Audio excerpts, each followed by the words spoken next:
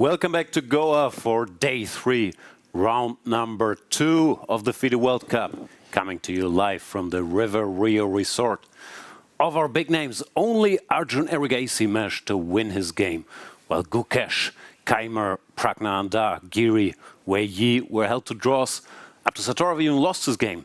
So that means today, one wrong move and you could go home. Stakes are high, despite of what you might have heard. Most of the players actually want to stay here in Goa for as long as possible. So we're in for an exciting round. I'm Grandmaster Jan Gustafsson, joined as usual by Grandmaster Yevgeny Miroshnichenko in the studio. Miro, what do we have today? Well, believe it or not, but we have a classical game of chess. Right, with all seriousness, of course, every second day of the round is much more tense, as Jan pointed out already. One mistake in the first game is painful. Losing first game with white seems, I don't know, catastrophic, but in reality, today is when one mistake eliminates you and there is no way back. Right, so some reputed players done really well, like I'm thinking Arjun winning with black. Today he's very comfortable, no stopping Erigaisi, it's just not possible. But we will have a lot of really, really tense games today.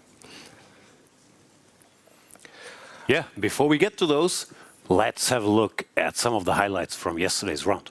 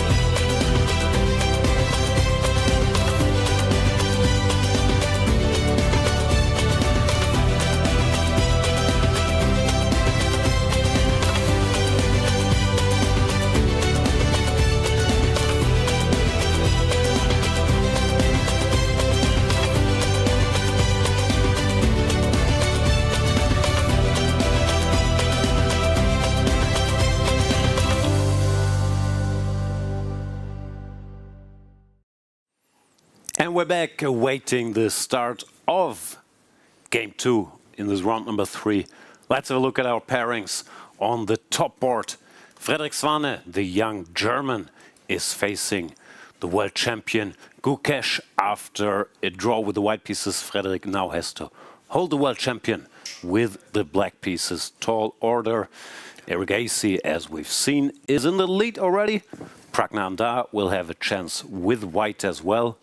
Well, Anish Giri did not win yesterday. Do not believe what it says there on the screen. He did make a draw against Donchenko, and today he will have to maybe make another draw with the black pieces to make it to tie breaks. We've seen Pranav winning. Indian players still going very, very strong. Pranesh also with a good result. Drew Vincent Keymer with the black pieces. Wei Yi against Gledura was a draw, and the big upset. Jose Martinez defeats Abdusattorov. Right. Well, there are quite a few sort of surprising results. Yesipenko losing to Puyaidani was a big surprise to me. Then, Kokolos Arditis losing to Grebnev. What do you think of that? Kokolos Arditis loses, I do think it's a surprise, right? It's not just a surprise. I still don't believe it. I think it's probably a mistake. Well, it wasn't. What else? Peter Leko, or Leko Peter, as we know, winning against Kirill Alexeyenko, now taking comfortable lead. Well, against Leko, if you think of it, it doesn't matter what color you play. It's very hard to get. Like if he doesn't want to, if he doesn't want to engage in any sharp games, it's very hard to get anything. Yeah, color still matters. Alexeyenko has to come back, and you want to have the white pieces to have a shot at that. But it won't be easy to stop the former vice world champion from advancing to the next round. Old guy's doing well. Levan Aronian, as you've mentioned, also has won his game. Mickey Adams, the oldest player left, failed to win a promising position, but has a chance today. In general, it is a very fun day where we will see some of our top players probably going home, but some chess is to be played first. We will switch to the playing hall, where Charlize is ready to inform us about the happenings and the first move. We are back and live in the playing hall. As you can see, there aren't many players that have arrived yet, but a lot of guests and fans have started to come in. It is, of course, a big day, second classical game. Big players like Abdusattorov have to fight to stay in the competition.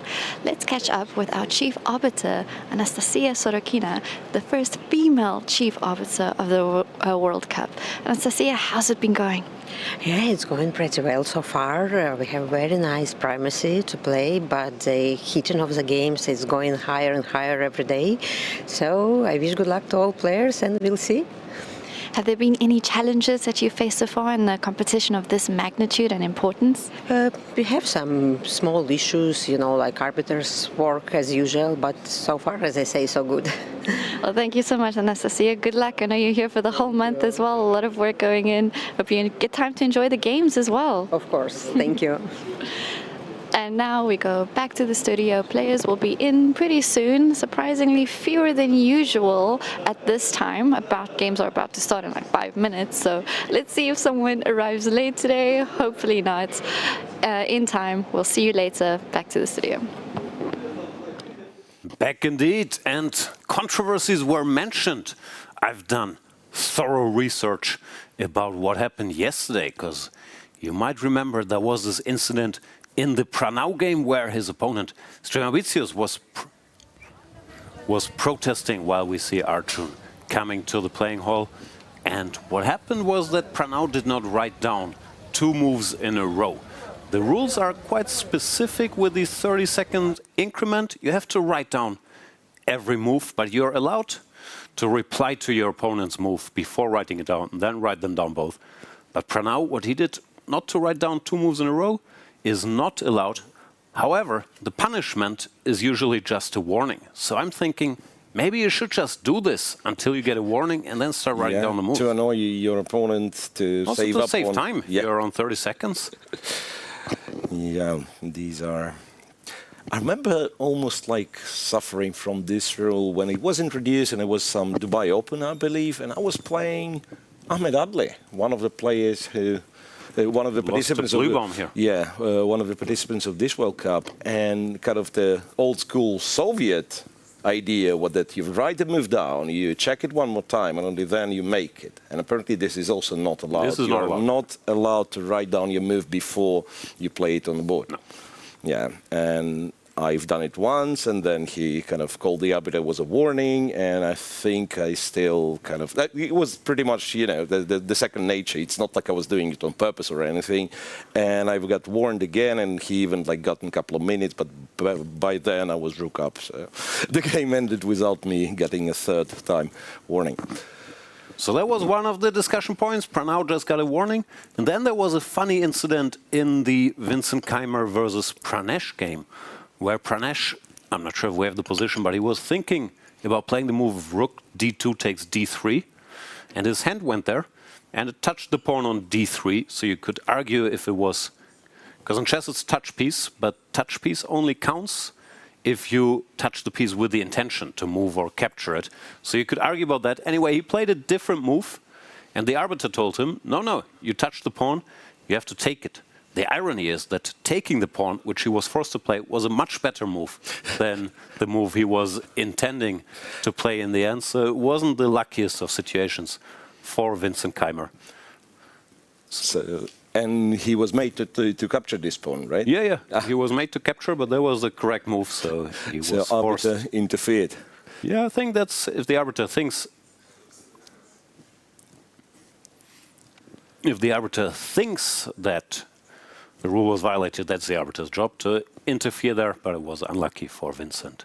Right. In that case. Here we see some guys arriving. Yeah, I've seen Svane F, but I believe the crowd is waiting for the older Gukesh Svane. D. No, they were waiting for Rasmus Svane, and there he comes, signing autographs. Let's hope he makes it to the game, or this could be $500 autograph, because 1 minute late, you're fined. Yeah, usually, well, not usually, but some people get paid to sign the autograph, and he's that kind that he's willing to spend his money. Very kind. Let's see if Gukesh D is coming. There's Leko Peter, rude, turning down the kids. Getting there, and they're in a hurry. The games are about to begin. Yeah, and there's a lot to play for. There's like thousands of dollars to be made in this event. So look. Yeah, so we are at what, round We're 3, round so that 3. means They made 11,000 11K so guaranteed. far. Yeah, 17 in the next round, and so on and so forth. And fourth, speaking of fourth, if you lose the semi-finals and then you lose the match for the third, you still get $50,000. But you don't get to go to the candidates, because only the first 3 go there. So being third or fourth is only, quote-unquote, a $10,000 difference. But Implied odds. it implies that you get to play the candidates tournament. Here we see the top prices. Right, and this. Yeah, and I think we are getting ready to start. Well, my clock still says a couple of minutes. So let's see, some players. Oh, actually, there are some empty tables if you pay attention. So even like both players 32 boards missing left. in some case. And there he is, Gukesh. Gukesh already there. Frederik Svane arrives. They do shake hands. So Gukesh was white. Yeah, we'll be looking to avoid the tiebreak. But Frederik Svane has been in good shape, hasn't lost a chess game for a while. Expecting a tough fight there. Speaking of not having lost the chess game for a while, if we are talking tournament games, I might have a better record than Frederik. Like I don't think we count years, but like years, right? Not games not played. the game. No. This is not the right way to count. You should count days, weeks, years. The easiest way not to lose is not to play. Yeah, and that. I believe that's what we are both sticking to. No. I'm You're an active player. constantly playing Thailand Open, Bundesliga, all the important stuff. All right, most of the players are seated. We see Prague versus Robert Hovhannisyan and Frederik Svane starting the position. E4, D4, knight of 3, G3. A lot of things Gukesh could do. Yeah. He already looks a bit depressed, right, even before the game has started. But that is, from what I'm picking up, that's his usual appearance. No, I'm not just saying he is concentrated. depressed, but Very far from it. Gukesh is concentrating. Prague also seated. Behind them we see Stremavicius, the sensation of the previous round where he eliminated Wesley So. now struggles and needs to win win this game today to stay in a tournament to go to tiebreaks. We do have a very special guest who will make the first move on the first board. Here come the VIPs. Indian Administrative Service Secretary to Governor Mizoram. Will make the first move for Gukesh. Right, yeah. Not a surprise, the move will be made for Gukesh. But will someone make Svane's move as well? Just one move. Let's see. E4. E5 almost. E5, that's too much. That's too much. Better. How cool would it be if you could go E5? I don't think it's that good a move. E5, D6. I think I'm doing all right. No, that is overextension. Yeah. It's like the Ayechin tempo up. Yeah, like, I mean, if you could go 3 squares with the pawn, what would you play? I think H5 is a very strong move then. Maybe. Or D5. D5 should also be all right. D5, some pressure. And E4 is indeed on the board. See how Svane reacts. He can play E5 or C5 mainly, and here he goes E5. This is the solid move, saying, I do respect you, Mr. World Champion. Let's play solidly. Knight f3, knight c6.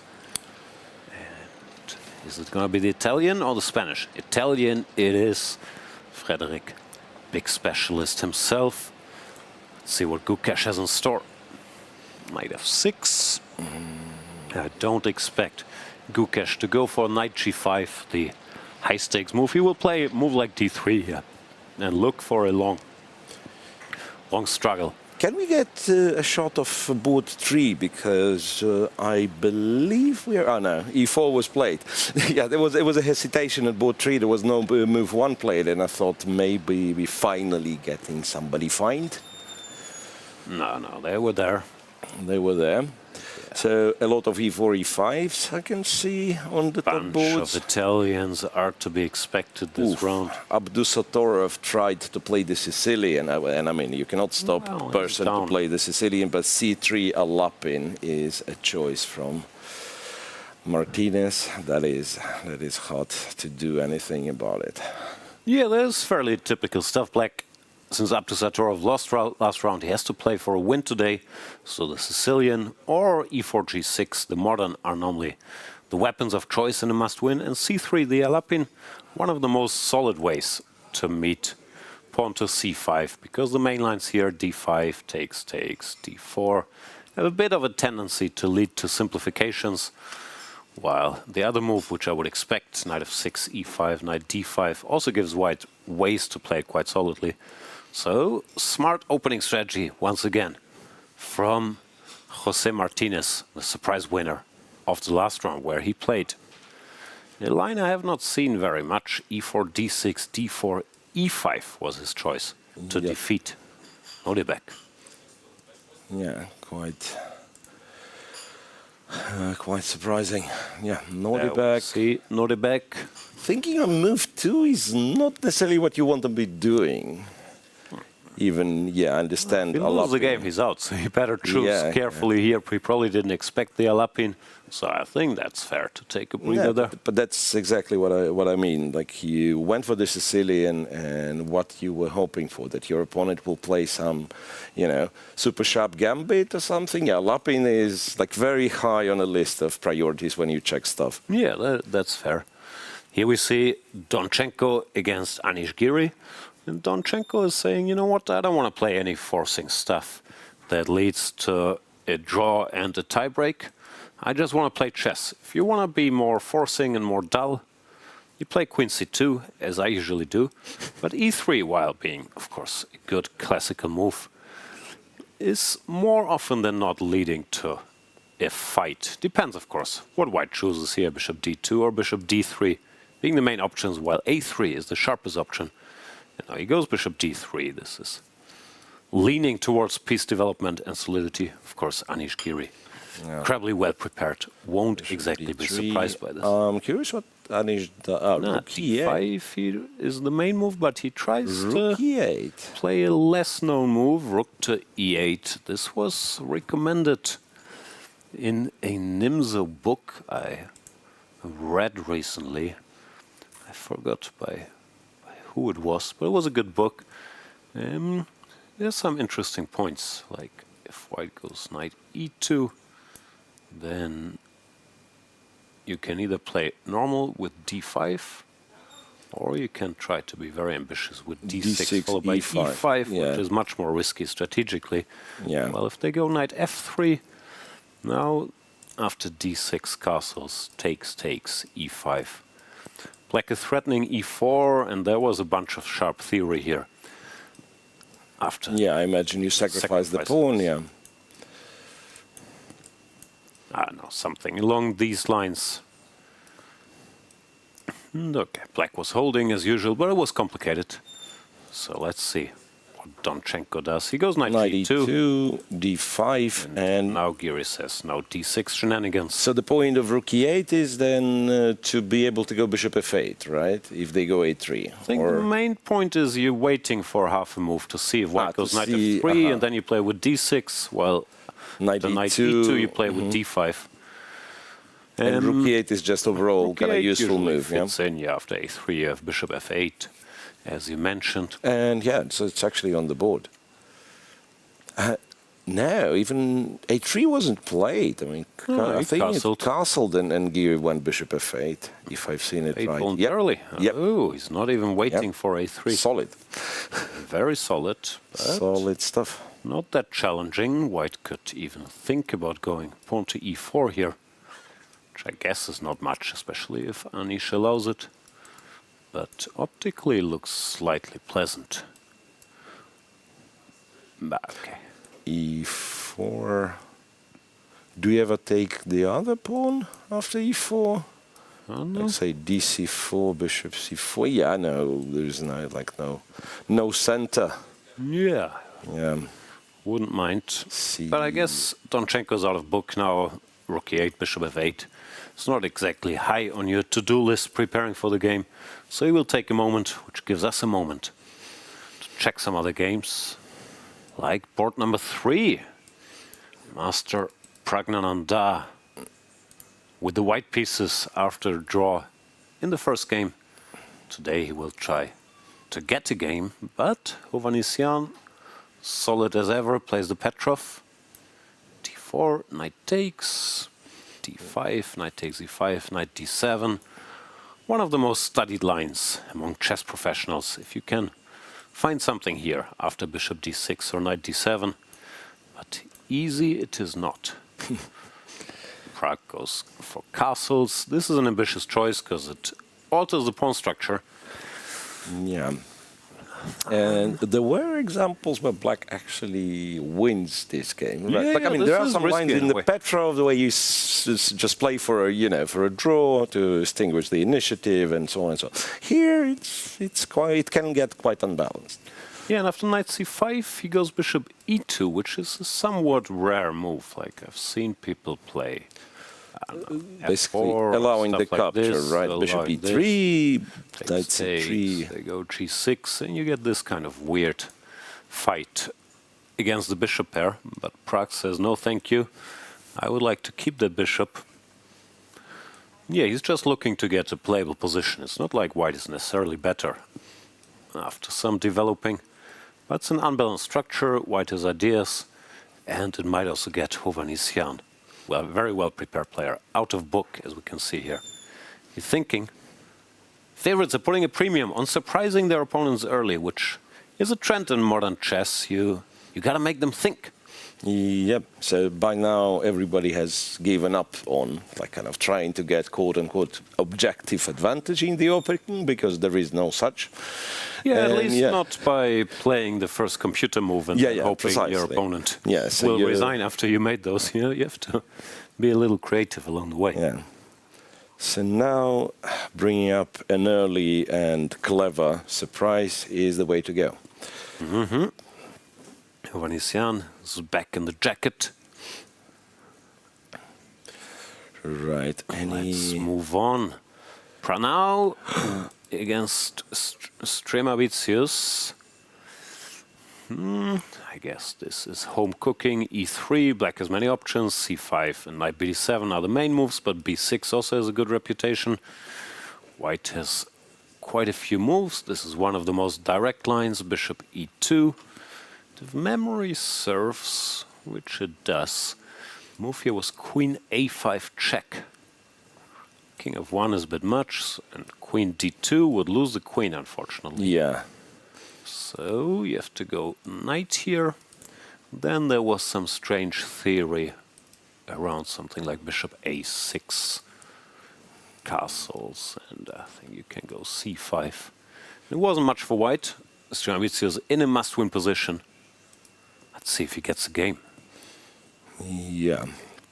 Yeah, people who are in a must-win position with black are trying various like really crazy stuff. I wanted to ask if we could check Wojtaszek and Fedoseev on board 18 because reasons. Wow, that is surprising choice. A surprise and a half. E4, bishop b7, bishop d3, and he decided to go for f5, which is known but not considered, what's the word, good. E5. And it's even more surprising to do this against Radoslav Wojtaszek, one of the best prepared players in the world, long time, Anand second. So very curious what Fedoseev has up his sleeve. He takes f, and I thought it was played with the idea to give a check. Yeah, that was, I thought, the main point. Some whole theory here, also not good. But at least there was some... Yeah, bishop g2 was considered to be losing. Winning a rook, but at what price? Because queen h5 check, you have to play g6. King here, queen g5, and queen takes g2. Yeah, so g6, fg6. Now g7 is quite a threat, so you have to block it. You go bishop g7. White takes h7. Here, this wins. Yeah. Bishop g7. Takes on h7, king f8. White had to know a few moves here. I actually checked this once. But my suspicion with Radek, especially if he enters this, he will just know. Yeah. So from what I remember, taking the knight, which is like what naive people do when they first see this line, this is not good. Yeah, but bishop g5, knight f6, queen h4, and if the rook is taken, was it knight h3 or? I think Compi says knight e2, knight d2. Knight e2 is good. Yeah. Knight e2. Maybe sometimes you go to g3, not f4, right? Yeah. Basically, knight white just wants to go knight out, long castles, knight f4, and checkmate. And probably knight to d2 after, let's say, here, has the added benefit that covers this square. So after we castle, bishop can't go here. It will get a little stuck. Yeah. So this is, incredibly risky choice, saying, Fedoseev is saying, I don't have a lot of confidence I can come back by playing a normal, solid line. So I will bet it all on Wojtaszek either not knowing or not finding, or both, the best moves here. But that's a bit risky, because Radek knows everything. Quite a gamble, one has to admit. Let's see if Wojtaszek keeps blitzing the moves out here, or if he will take a moment. Yeah, but maybe you just take a moment to try to understand, like, what do they mean by going for this line? Yeah. I think the move order didn't even matter. You can also start with knight e2, black has to take, or go knight f6, queen h4. More or less comes down to the same. And now this is the key move. You have to know this bishop g5 move. If you go for the direct knight f4, things aren't that simple, like knight to f6. Check king e8, and then h7 is hanging, But after bishop g5 and slowly bringing all the pieces, this was supposed to be quite bad for black. Yeah, so rook down, but black king is in a terrible shape. All right. Desperation there by Fedoseev. It's a bold strategy, Miro. I wonder if it will pay off for him. Yeah, that's... Yeah, but again, as you said, Radek knows everything. So it could have been out of desperation. So Fedoseev checks his black options, I don't know, checks his king's Indians, checks his Benonis, understand, I will not get any pleasant position, so let's just gamble, which I am not necessarily a big fan of, but let's see how it goes. We'll see. The longer Radek thinks here, the better his gamble will look. We shall find out. But normally I wouldn't bet against him when it came to knowledge of a sharp sideline. Yeah, what were the other? I think knight c6. Some people Yeah, you played can go knight c6, knight knight f3, c6, knight b4, knight f3, knight if you b4. really want yeah, to. yeah. It's grab not the great, bishop. but like it has some playability, I would argue. Well, the main move used to be Yeah, bishop check, b4, yeah. check here. When nowadays white can even go king f1. But he chose none of those. All right, back to our top boards. Vincent Keymer, the highest rated player in the tournament, according to the new rating list, has a tough task. He did not manage to defeat Pranesh yesterday, especially tough because of the incident I mentioned. And now with the black pieces, I don't think Pranesh will be looking for a draw, but he probably also won't be looking to burn his bridges. Yeah, so he's trying to be solid and play a little and see how it goes. Yeah, Yeah, and small surprise by Keymer. He goes knight to f6. Not exactly a surprise at the highest level, the Berlin, but not what Vincent normally does. He's been he's a long-time more of a martial player. Martial player, oh. So maybe he's doing what I've been doing. If you've played the martial for 10 years, then you start playing the Berlin. People are very surprised every time you don't go a6. Yeah. Of course, Pranesh will have some idea, but it looks like, yeah, Keymer anticipated the line that is on the board, and Pranesh also taking a bit of time here already. Yeah. Board next to that, Wei Yi versus Benjamin Was that, is that the same position? Yeah, no, I mean, it's not the same, but fairly similar. Similar Same. position. Bishop e3. Yeah, because like in Keymer's game, this c3 plan is a little bit different, right? As they used to play it, kind of good old days. Yeah, so the thing is here, the main move used to be castles for decades, but nowadays, after knight takes e4, if you want to play for a win, you have a choice between going for this endgame, which of course was made famous in the Kasparov-Kramnik 2000 World Championship match, where Kramnik held Kasparov to draws in this Berlin endgame. Kasparov couldn't crack it. And practice has shown that Kramnik there, yeah, was ahead of his time, and many top players started adopting this. Nowadays, black even has so many different setups that work. Yeah, that is amazing how they... H5, king e8, Yeah. h6, you name it. So it's not very practically appealing for white to go here, because black will just show you, I prepared this setup, which And works. it's a draw, yeah. That's You even have to be ready for 6 different ones. Yeah. So most players, when playing for a win, go for this, because the alternative here, rook e1, is basically drawish. d3, not that ambitious. You give up the dream of occupying the center in one go with c3, d4, but at least leave some stuff on the board. Yeah. And the other line, which was d3, bishop c5, c3, it's exhausted by now, right? No, it's also a main line people play. Yeah, like it's a bit more forcing. I mean, this like castle, d5. d5, or even start with directly, d5. Yeah. Start with d5. But it's been played like Pomnishi, who's popular in India these days, played this in the last candidates tournament against Ali Reza, for example. No, c3 or even castles you see every now and then. Yeah, castles allows knight d4 though, so black gets rid of his c6 knight.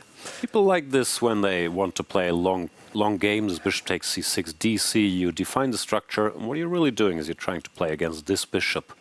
Because white plays h3, the bishop really doesn't have all that much to do. Black has the 2 bishops, but it's hard to find an active role for this guy. So it's always a complex strategic battle. Bishop e3, one of the many options. I never understood. Like, computer always says bishop d6 is fine, takes is also fine. Which structure to opt for here? I know that some weird stuff like this is a thing, and then putting the knight back here if needed. Let's see what Gledura opts for.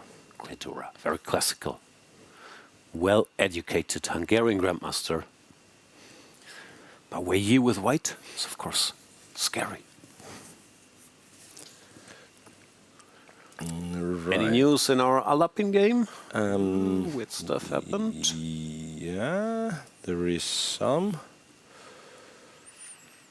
So he chose knight to f6, not surprising, Yeah. leading to slightly more fluid structure. E4, E6.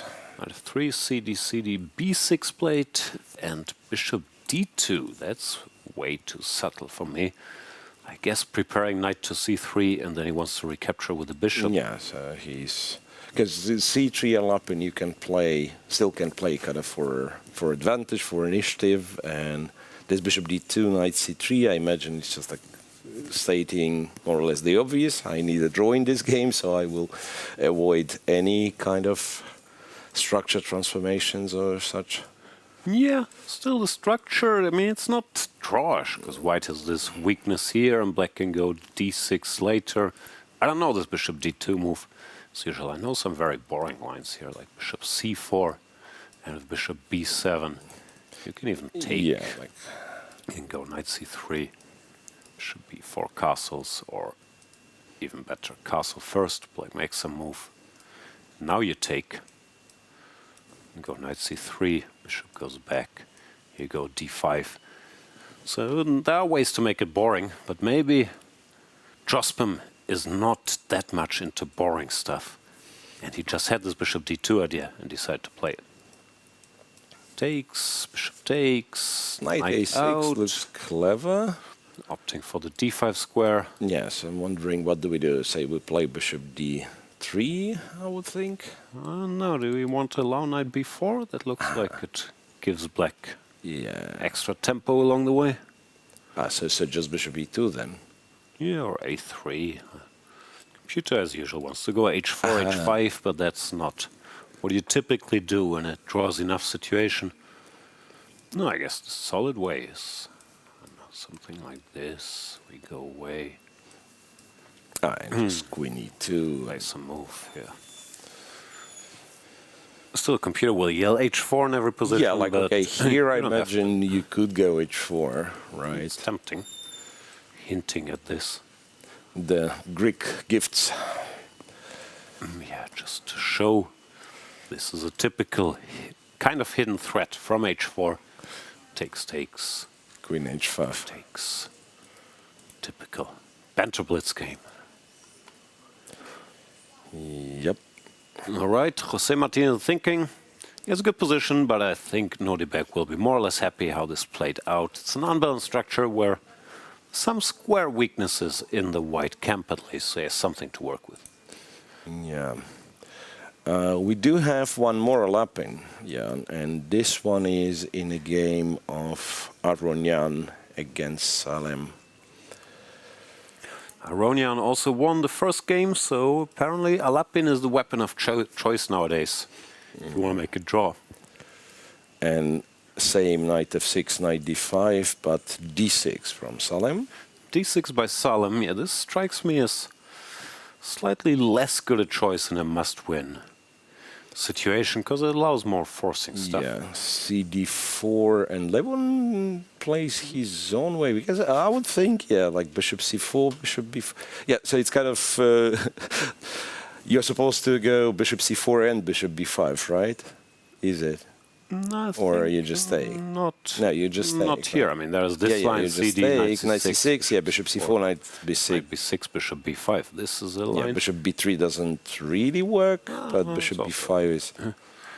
Yeah, bishop b5 is almost like impossible for black to avoid a draw.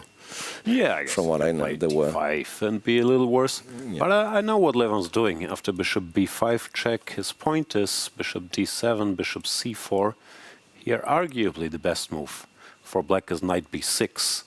Now what white does is bishop takes f7, King takes e6. f7, e6 check.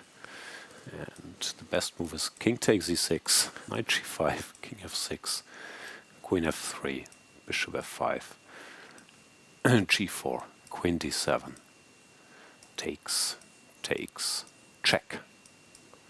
And a check. And draw, next round. So that's what he was offering, but Salem said no, thank you. Has to play e6, and then You just make it very dry. took, castled, d5, knight e5, bishop e6. Yeah, all good moves, but will you manage to get a game? Even c takes Yeah, d4, there's a bishop question, f4, knight c3. But there is more direct options as well, like queen a4 check. Yeah, maybe an a4 check is actually... Takes. Looks hard to win for black. It is quite hard to win. Aronian thinking. But yeah, some nice opening trickery there. But he goes queen takes d4 directly, which also looks very solid, but maybe less subtle than queen a4 check first. Because now black goes knight c6, I guess, takes. Yeah, At least there's black has some potential. no isolated pawn, right? Yeah, I guess his point is it's hard for black to develop. Which is also a valid point. Yeah, it is. Queen b6, and then you what do you do? Like you move somewhere. We only need a draw, and we try to go for g4 is nice. every perpetual. Controlling g7, the dark square bishop cannot really develop, or maybe it can. Maybe you just go bishop c5 in this case. Yeah, I'm just playing for draw. Takes, check. King d8. At least I have perpetual.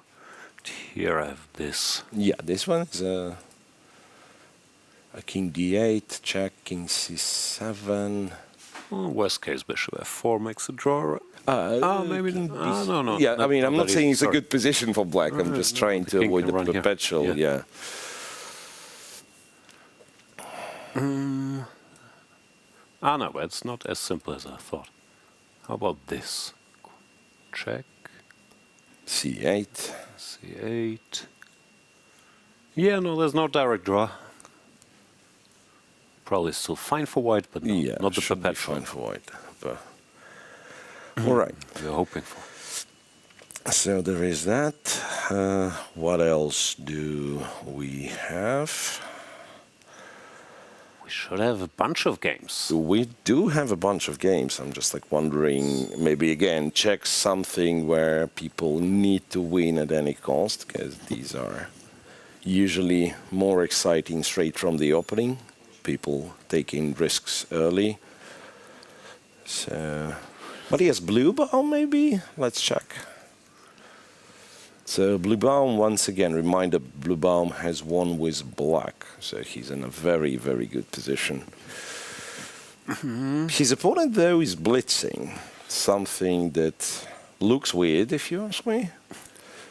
But For d6, knight f3, knight f6, c4, g6. King's Indian, sort of a typical choice in a must-win situation. yep, knight c3. Decides to add a little twist. Bishop f5, stopping e4. Has its drawbacks, of course. And blue baum says, okay, draw is fine. Goes knight h4, bishop d7, You knight won a f3 tempo. back. Good for you, sir. You won the bishop d7 tempo, though, Yeah. so good luck using it. Yeah, no. Of course, not what you would do in a normal game here, h3 or g3 or queen b3 or knight g5. There's a bunch of challenging moves. Yeah. So So what is this position after e4, bishop e2, e5? So basically your usual King's Indian with the bishop on d7. I have a feeling blue one was prepared for this scenario because he's also playing very quickly. And after e5, he doesn't castle when at least black could argue. I don't know, e takes d, knight takes d4, rook e8, that bishop d7. Yeah, somewhere like in this knight c6 line or whatever. Yeah, so probably not the end of the world for white, but blue one goes for a very direct move. D takes e5. D takes e5 and knight takes e5. And this you only do if you check this before and know that it's safe. If you know stuff. Right. Apparently it is. Knight takes, bishop g5. That's the difference, that black did not trade the queens, right? Yeah. Bishop g5 and then you can't go f6, or if you do, there's a check, king goes somewhere, and queen takes e5, which is nice. And this endgame, I don't know if black is lost, but you will most likely not win it after knight c5 or long castles. Yep. But this also doesn't look all that great, right? Bishop f6. But apparently there is some Both sides seem to know this. He's blitzing out a5, rook a6, which I guess you sort of have to do. If you allow white to stabilize, not only are you worse probably, but also you're never winning the game. So a5 played. Instead of a5 comp, he mentions the funny move bishop h3, which doesn't lead anywhere, but like just like a funny Don't look. even get it at gh queen c6. Queen c6, yeah. Double the funny double attacks. Just thought I'll mention, yeah. But then queen d5 is the move, and after queen d5, you actually have to move the bishop again. Queen d5, bishop f5, rook d1, blah blah blah. White slightly better. Yeah, it's cute. A5, bishop c2, rook a6, at least, you know. Why you bishop see where c3, it's going. by the way, if I castle, it's the same, yeah, rook a6. Yeah, I guess it's the same thing. And this apparently is not as safe for white as it looks, because rook d6 and the queen is a bit awkward. Queen e1, rook e6, queen c2, bishop f5. Bishop f5. So this was that one is actually sort of a trap. Yeah, if you castle rook d6, Compi already says black is better. Nice. So queen d4 and queen d4 played. Apparently blue knows what's happening here as well. 7 f6, of course. King f1 also blitzed out. King f1 blitzed out. Nice. Which is the first line, so both sides seem to be ready for this scenario, even though Matthias has taken a bit of time. What's the position?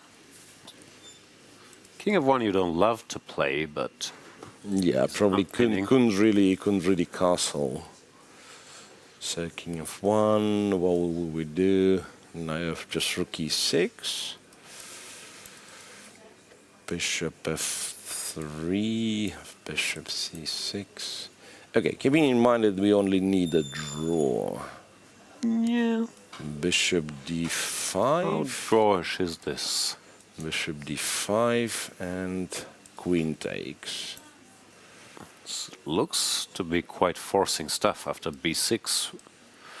There's rook to e1, and if not, maybe we can take a pawn. But the king is here. c6, you just take on a5, there is not much compensation, right? Here at least you probably will not lose. Yeah. Of course, that's a risk. If you prepare a very sharp sort of direct line, and your opponent knows what he's doing, especially with black, you will not be better. You have to play something. It's a desperate situation. There are no good solutions. There we see Ivan Zemlyansky, born in 2010. I had already been through many financial crises in 2010. 01, 08. He wasn't around for those. 15 years old. Playing tremendous chess here. Yep. What else? Some matchups. I don't even recall the result of game one. How's your boy? Dubov seems like he... Playing another symmetrical position. Yeah, he's tie-break bound. Tie-break bound, and he's like, I don't know if he does it on purpose to avoid having rest days. But does hate rest days. Yeah, but then on the 10th, we will have a rest day no matter what. So I don't know if he's eliminated. Yeah, true that. So he'll have to, if he wants to stay in the tournament, he'll have to adapt to having 3 days. What is happening in the studio? Are we part of the tour now? Like you get 20 minutes in the playing hall and then 20 minutes in the studio? Yeah, maybe. I don't know. Finally. I hope we get some revenue from the tickets they sold. Leko Peter won the first game. Needs a draw. Faces Kirill Alexeyenko. Okay, we don't know if it's the piano, pianissimo, or whatever. Something. Something, yeah. Knight c3. In order to spice it up, bishop g5 in any situation h6 is a popular bishop h4. But so also, what you do now? Peter allows it. If he doesn't play h6 or whatever, it normally means he will have studied it in great detail. He's diligent. But if you pay attention to the clock, it's Alexeyenko 1:31 and Peter almost half an hour gone already. Oh, I take it all back. What are you doing, Peter? How can you allow bishop g5? So if you were to go g5, this is one of the Is rare... one of those where knight g5 works? One of the rare situations, when knight g5 is actually a good move. Yeah. No, And I believe, like by now, in all these Italians, you're used to the idea that, worst case scenario, I go h6, g5. Yeah. And he might have kind of a bit carelessly entered this. And I'm not saying like the position on the board is terrible or anything, but... I'm just surprised he seems out of book. I'm vaguely... This looks a bit scary, but this may be fine, because knight d5, you can go g5 now. Bishop takes, and now you can go knight d5, g5. That's... Wanted to say a bit of a mess. It's not a lot of mess, though. No. c3, bishop a7, you just drop the bishop to a7, right? Yeah. Bishop g3, and we actually do get like something in spirit of this h6 g5 Italians, but no knights on the board, and this is This looks comfortable for black. Yeah. However, Kirill will have something up his sleeve. Computer says knight e2 here, for example. Well, king h1 might also be a move, preparing pawn to f4. Knight takes, bishop takes. Yeah, knight d4 played by Peter. I still believe he's in book. He just might be taking some time to go to his mind palace and recall his lines. Typically, he will say that he repeated every other line, but exactly not this that one, he didn't check, but he still knows everything. Knight takes, bishop takes. I suspect Alexenko will keep blitzing to put some pressure. Yeah, knight e2 played instantly. So now bishop to a Bishop back. 7. b2 is probably King a bit h1. much, yeah. I like pawns. Pawn Grubbers Association. Bishop b2, rook b1. This is scary, apparently. Yeah, not what you want. No, definitely not. This one is probably just lost, right? Queen g6, queen h6. Also good, yeah. All right. This one's okay. Yeah, this one's okay. Okay, so I guess this pawn should be spared. Yeah, bishop a7 played quickly by Leko. King h1. Kirill still blitzing as well. Logical enough. Prepares f4 and asks, g5's do probably... you want to go g5? g5's probably the move, right? Yeah. King h1 not only prepares f4, it even prepares f3, because his bishop... Sometimes we can get stuck here on g3. Well, now at least you can bring it back, play f3. You can go somewhere. So bishop g3 and... Yeah, it's still a game, right? Yeah, very much so. Those, nice opening choice by Kirill Alexenko. All those structures, you cannot really, let's say, exchange everything and just go home. No, that's the problem. All these g5 positions, like, I've looked at quite a few of them. With the computer, you're always fine, but then if you're there off the board, you play g5, and you're always worried that the position will open one way or another. You're sitting there with your weakened king. So I like what Alexenko's doing here. So hard, as you've mentioned, to get a game against Leko. All right, let's continue our tour. Apologies. Mustafa Yilmaz. Who also needs to win with black, by the way. Yeah, I'm checking. Tough spot. Shamsiddin. It's very solid. In this position, it's probably some theory, but doesn't look very appealing for black to me with the bishop locked up behind his own pawn. Yeah.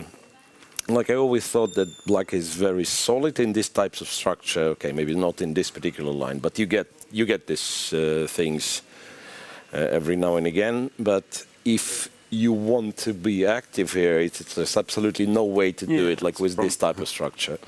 No, black's probably fine, but how do we create a threat? Right. All right, but yeah, as mentioned. What is Anish doing? Can we quickly jump to board 4, because we all know Anish is like has encyclopedic knowledge on all of that stuff. But optically, Yeah, I mentioned this e4 move looked natural, so he took, 97, looks normal, queen c2. He plays f5. Also, he's blitzing. So yeah, so, I mean, really- but that is quite impressive. So This is intentional. f5, bishop goes, and c6. c6, and the idea is what? Queen f6 and then e5, yeah? Yeah, Okay, this is the still some home Dutchman, cooking. playing the Dutch. Yeah. Okay, it's not the Dutch. It's not even the Queen's Gambit, but it was a Nimzo, and all of a sudden, f5, Queen f6, e5, and it might just Donchenko. work, to be honest. Looking sharp. He's got the pocket handkerchief and everything.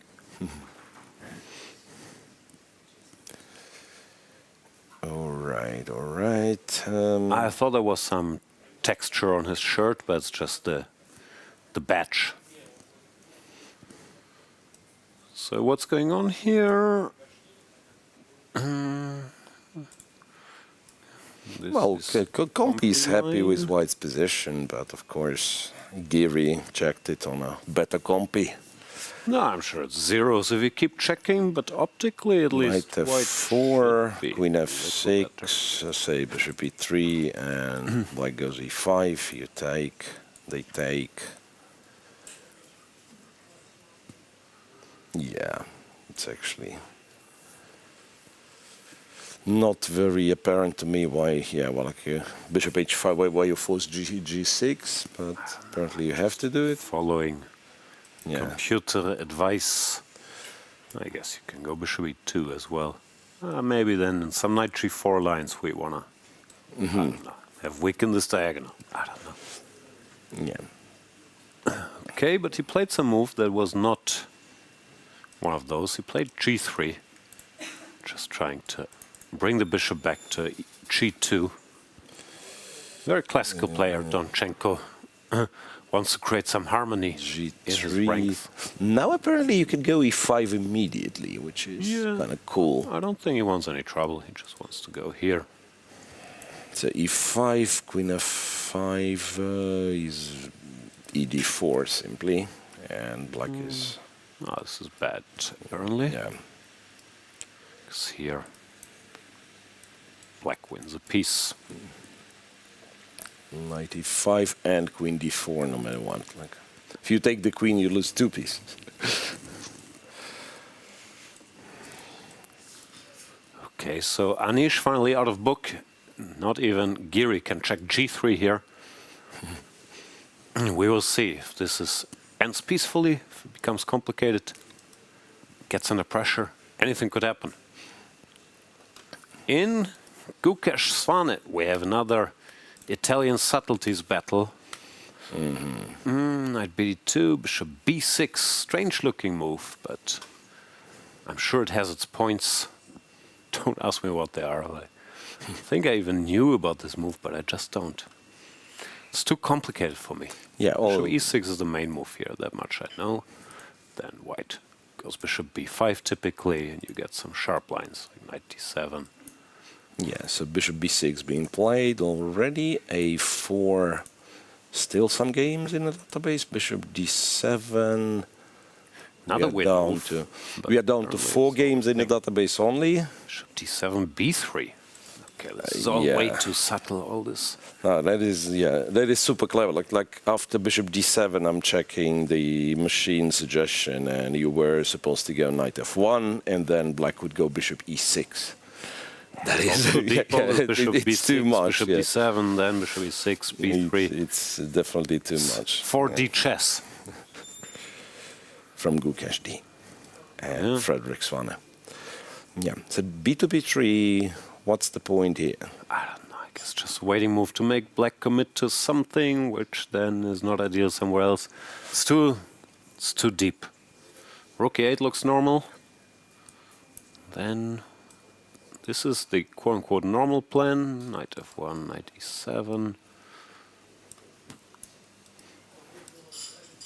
But Frederik out of book, and if he's out of book, he likes to think for a long, long time So once again, we see a favorite having a very good feel where to surprise the opponent. That's the main advantage we've seen from the favorites here. They are the first to surprise, make the opponent think. Somehow stirring the game into what they want.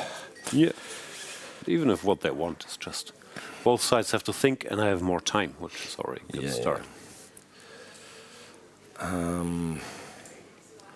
Yeah, this is a dangerous spot for Frederik because he's a deep player. He likes to delve into the position deeply. But if you give Gukesh in our time advantage, we've seen from Ding already, the strategy doesn't always work.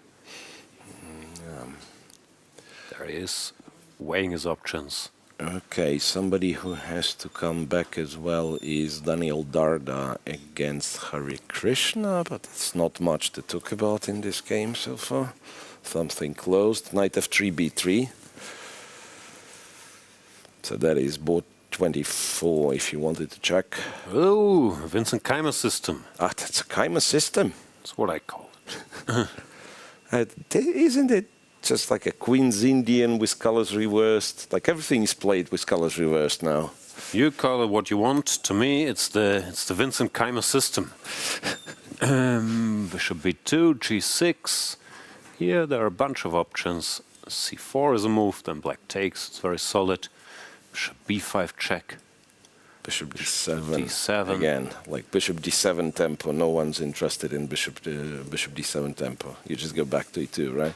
No, that's what he played in one of my many courses. I'm arguing for this position from the white perspective, which computers say is equal.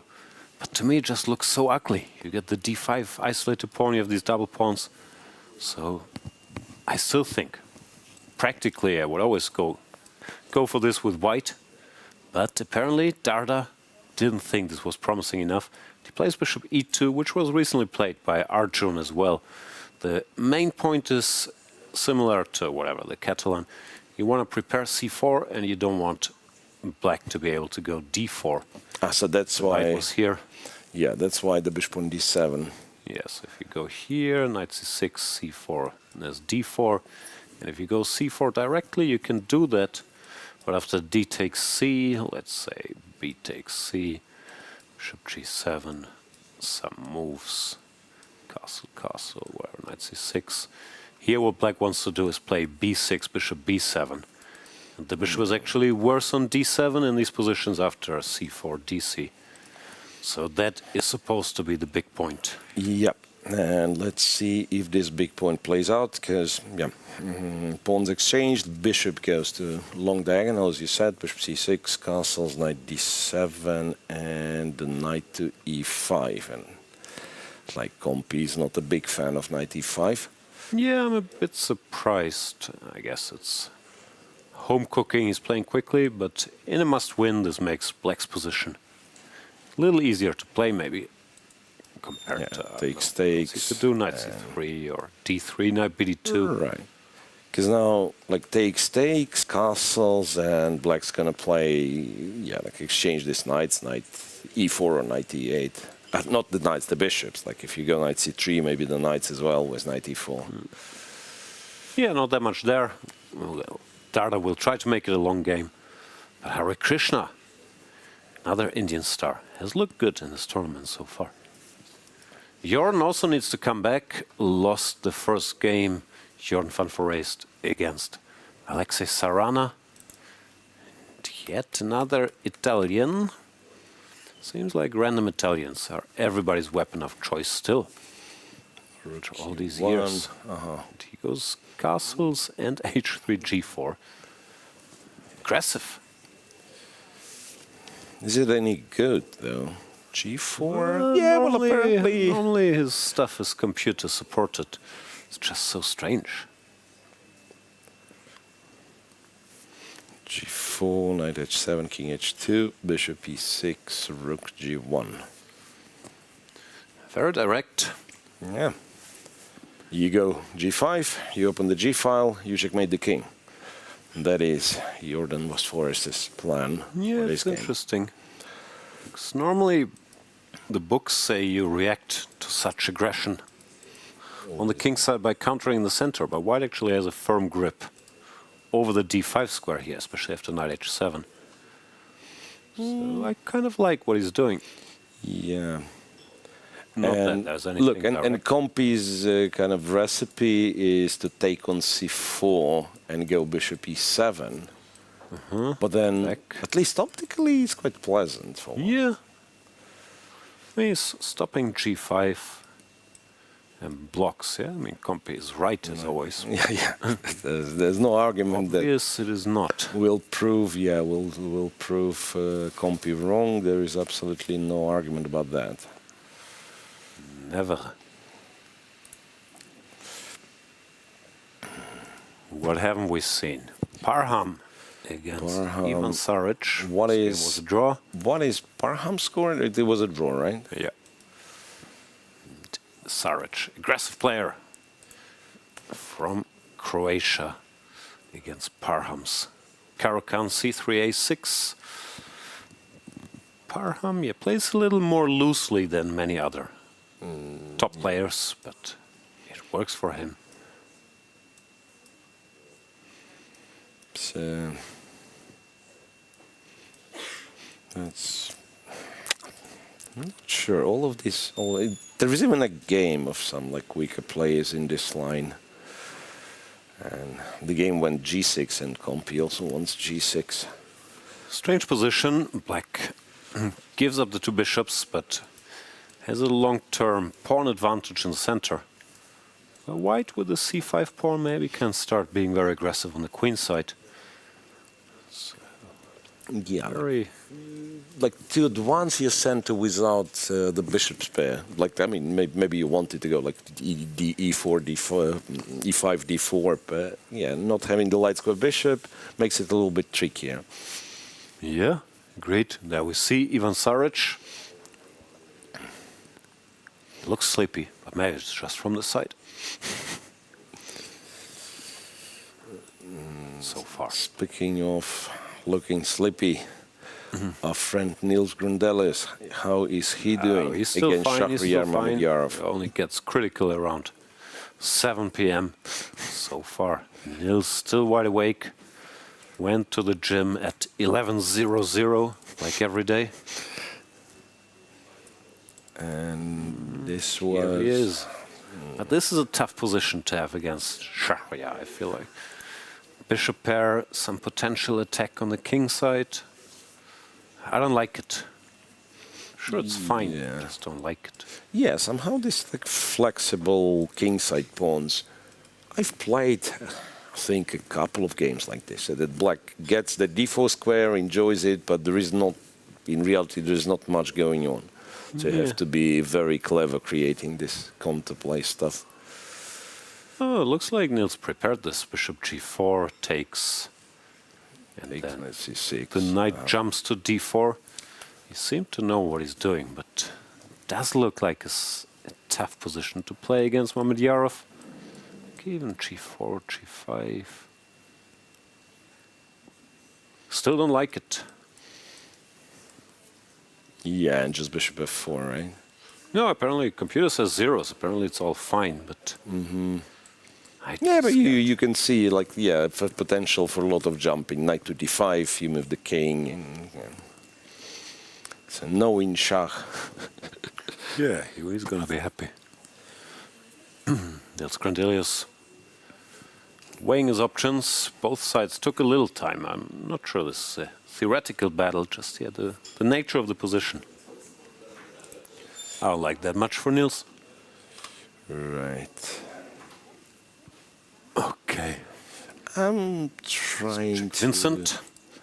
Yeah, let's do, but nothing. Not much going on yet. White didn't go d4. Played rook e1, queen e6, directly against d4, targets the knight. Looks like Vincent. And it feels like pretty much every favorite has managed to get in a surprise first. It's also an advantage. Guys that have more experience at the top level can play more openings with a better chance of surprising their opponent early on. Right. What else? What else do we have? Vincent Serbia. looking sharp. Here's the vest. Here's the Berlin. Here's the ring. What's not to like? In other news, Anish has not yet made a move. Wasn't G3 played here like an hour ago, or was that Yeah, I think my imagination? It might have been that Anish's game got disconnected. Because, G3, the bishop's already on G2, but we are not getting updates here. Sad. So, what it was, G3, E5, bishop G2, that's it, right? Yeah. And then apparently E4 will be met with F3, or you can just like make some move, not E4. Yeah, black looks fine, but it's just a game to be played. And speaking of updates, let us switch to Ketty, who will update us on Matthias Blühbaum's game. Yeah, that's right. This is the game I want to talk about because here we have Zemlyansky, 15 years old, young talent who has been coming here at the World Cup for the first time. He played really well, but yesterday he lost his game and today he is in must-win situation against Blühbaum with the black pieces, and the game is very interesting. Let me show this moment when black played bishop to f5, white played knight to h4. Guess what? White is happy to make a draw, and after this he returned back and he's ready to repeat the moves. So black decided not even continue this little play here to make second move and went right away to this position where we have sort of King's Indian with the bishop on d7.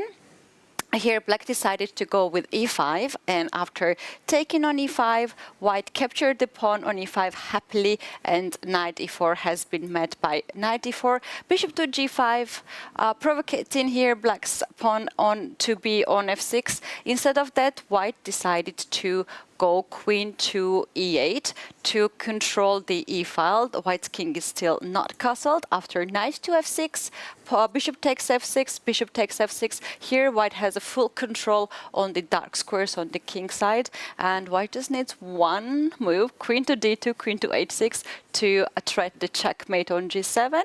So here we have this move a5. The idea of a5 is that black wants to play rook to a6 to attack the bishop on f6. So white just dropped this bishop back. And here we have f6 anyway played, and currently we have this position. White has pair of bishop. The king is not castled, which means that this rook on h1 is not connected to the rest of the pieces. But beautiful pair of bishop. Black also has its own problems, some weaknesses on the king side. And currently this is move 18 and seems like to be a very, very interesting match between these two. Yeah, it looked like the problem for Zemlyansky, who needs to win here now. The best move is bishop to c6 to stop bishop d5. White still goes bishop d5, bishop takes, queen takes. And if black wants to keep the pawn, he should play pawn to b6. And then he's pinned, so white goes rook to e1. King f7. King f7. Yeah. And okay, it's not like black is in big trouble, but after, let's say, h4 to go rook h3, this was the computer idea. I don't see how black can generate any winning chances, even if everything gets exchanged on e6 and white goes rook h3, rook to the center. You can't lose with white. So Zemlyansky has to find some way to keep the game going, which doesn't look straightforward, which I guess is also why he's thinking. Yeah, do you think that this kind of choice of the opening was not the most accurate one for black? I mean, there's no good solution. It's an eternal discussion. If you lose the first game with white against a strong opponent, there is no good way. You like pick what something, do you do? and you either hope to surprise like you did with bishop f5, or you accept a worse position in whatever, some King's Indian line or some Benoni line. But there's no easy answer. Normally, the odds are low. Whatever you do, so I don't think there's a right or wrong, but I think today he got unlucky that Blühbaum just seemed to know this line. And even for this scenario with knight h4, knight f3, and taking on e5, I don't know if he checked it for today's game, but he clearly knows what he's doing. He played all this very quickly, and if you don't know, you don't take on e5 twice and go for this forcing stuff, so he clearly knew. Yeah, and here in this position, perhaps f6 is not working f6, right queen away. d5, and queen takes e5, and you get a worse endgame. And trading the pieces is probably not in Black's agenda in this game. Well, I counted that we do have 13 players in must-win situation. Zemlinsky is one of those. So we had quite decisive day yesterday, and today they have to do a miracle to come back and to go to the tie breaks. Another information, the players have been informed before the round that there will be a doping test. Those who are gonna who are going to win at the games, they have to then pass the doping test. And this can be very tricky, you know, a topic among the chess fans or the followers, what kind of doping it can be involved in chess, right? It's not a physical sport, you don't race, you don't run. What's your thought about it? No, it's a common topic, and of course the doping everybody is scared of is computer doping in chess, which we have other measures for. But at least in Germany, where chess is considered a sport, the players and even me as a German coach, every year you get some letter from the National Anti-Doping Agency, and it lists all the substances you're not allowed to take that are considered doping in chess. I think it's more or less universal for most sports, but there are some exceptions, like in shooting pistols or whatever the sport is called, you're not allowed to drink alcohol because maybe it steadies your hand. But in chess, you're allowed to. So I always tell the players, you can drink as much as you want. Have you been informed how much coffee can you get per There was game? a topic like, I don't know, like 20 years ago, it was on the doping list, caffeine. And some guys like Yusupov threatened to retire if they can't drink coffee anymore. But that got revoked, and I think you can drink as much caffeine as you like. No, it comes more to like, I don't know, you have a cold and can I take this nose spray or that nose spray there. Sometimes you have to check the list, but normally it's not a big worry for chess players. Exactly. Mir, do you remember any case that we had some doping issue with the chess players? I don't think we had, like mostly the cases we have, like somebody being invited to a doping test and then refuting. I mean, these cases we all know. Well, there's always an argument about, like, can you take any sort of performance-enhancing substances, let's say. And the problem I see, like if you get the computer help, it's like it stops the competition. Like it's not even a doping, it's just done, right? With these things, you never know when you need to be like at your peak form, right? So there is no, well, at least not that I know, substance that keeps you like at your peak for 5 hours, 6 hours, whatever the game lasts, right? So you take something, it makes you work for, say, 40 minutes, 50 minutes, and then inevitably the peak passes and you want to sleep, and maybe this is where you want it to be like alert and concentrated. So. Well, let's see how the player's going to pass this doping test One thing today. I have to recheck, but normally marijuana is on the doping list, no? Not saying any of the players are using it, and probably these checks, I'm not sure if they account for it, but last time I checked, like it could be proven for a month. I haven't heard of any cases where someone got banned from chess games for wheat, but I think technically you have to be careful to quit your wheat intake 1 month before a tournament. Just saying. Oh, yeah, that's it for now, what I have. All this information. Hopefully the games will get very exciting. One of the exciting things that as a spectator for me when I was in the playing venue was Fedoseev and Wojtaszek's game. You guys were covering that one. I noticed that Fedoseev was smiling and it was very much visible, and I was like, who is he smiling to? And he was just walking in the playing venue and he had this big smile on his face, and he was, I don't know, it was funny thing. He was remembering some lines, but he seemed to be just a very, very big smile. Well, the computer says plus 2.3 for white in his current position, but maybe he was entertaining himself. You don't know. Like maybe he was smiling because he found like a nice, cheap way to fly home, and like I mean, judging on the position on the board, there's no reason to be smiling, to be honest. We shall see. Frederik takes some time here. Maybe he will be proven time. And Frederik thinking 92, not an obvious move. But we will find out after the break. Thank you so much, Ketty, for the update. We'll go for a brief breather and be back with you in a couple of minutes. Are you ready to witness the most intense and unforgiving format in chess? A knockout, where one mistake can send you home. This is the 2025 FIDE World Cup.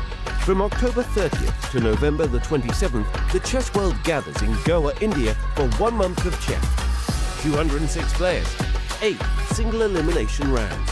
With a $2 million prize fund, every round is a test of nerve. 2-game classical matches, rapid and blitz tiebreaks, and even Armageddon if needed. For the top 3 finishers, the prize is even greater. A ticket to the 2026 Candidates Tournament. This is the chance to earn the right to fight for the World Championship. The FIDE World Cup 2025. Only the strongest will survive.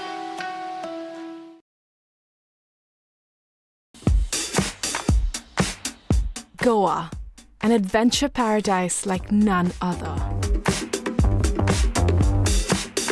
From lush forests to rugged hills, from pristine ocean beach stretches to stunning lakes, there is something to explore in every corner of the state.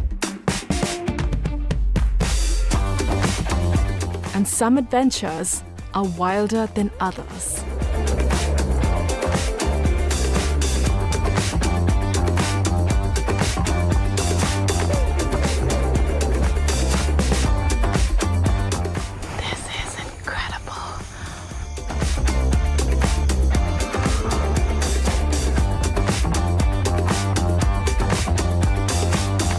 Watch Postcards from Goa on National Geographic.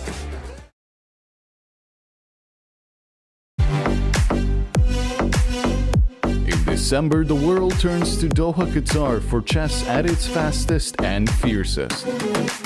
The 2025 FIDE World Rapid and Blitz Championships bring the globe's elite to battle under lightning time controls. December 26th to December 30th, rapid and blitz formats designed to reward precision, courage, and creativity. In the heart of the Middle East, Doha offers more than a board, a world-class venue, a cultural backdrop, and a stage worthy of legends. With a €1 million prize fund on the line and the title of world champion at stake, the 2025 FIDE World Rapid and Blitz Championships, the ultimate test of fast chess.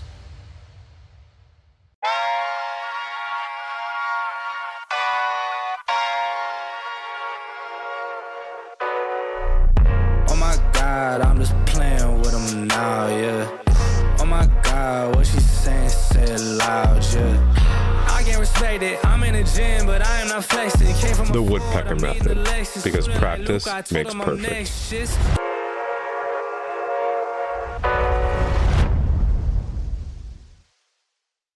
Favorite comfort food?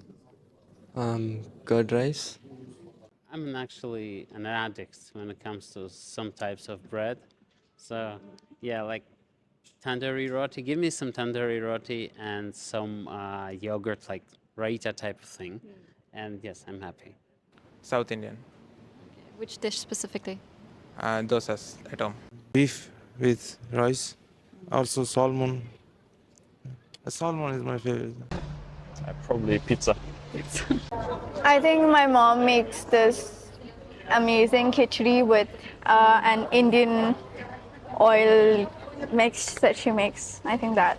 Does she ever make it at events for you? Sometimes, yeah. Indian. Teriyaki chicken. Dosa. Comfort foods. Sushi I like. By far my favorite food is plof. This is our national food.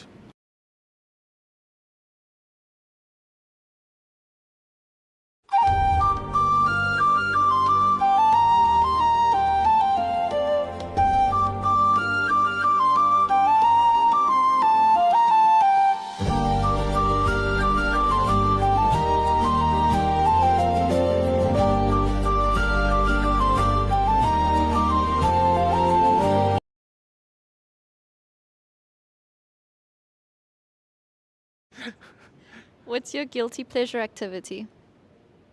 Playing Counter-Strike. Do you play it during tournaments ever? Yes.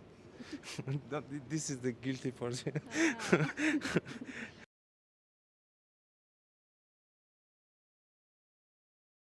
So I'm going to name a few countries, and I want you to just name a chess player from that country. We'll start with Norway. Arjun. China. Van Gaal. Spain. David Anton Chiaro. Ukraine. Vasily Ivanchuk. US. Robert James Fisher. Egypt. Amin Bassem. Hungary. Hungary. Petr Leko, let it be. Argentina. You're teasing me for Faustino hours. Okay, let it be Faustino. Finally, Uzbekistan. Rustam Kasimjanov.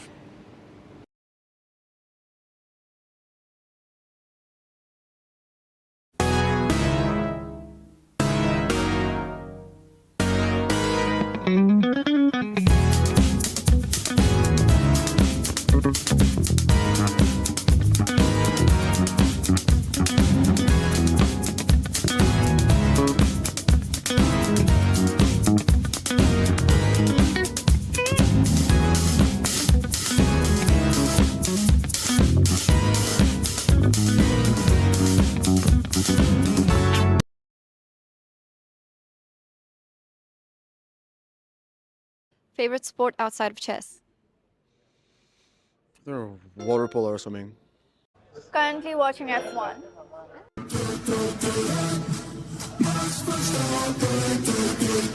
Maybe tennis. Squash. Figure skating. Basketball. Basketball. Football. Football. Table tennis to play, yeah. To watch maybe soccer if it's like the, like the big final my country's playing, yeah. To watch, I like gymnastics, tennis, figure skating, so a lot. Yeah, but obviously I'm not so good at it. Table tennis.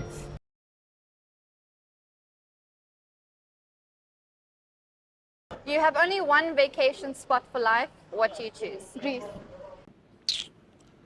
Havana. There are a lot of, beautiful places that I would like to stay, but let's say Switzerland.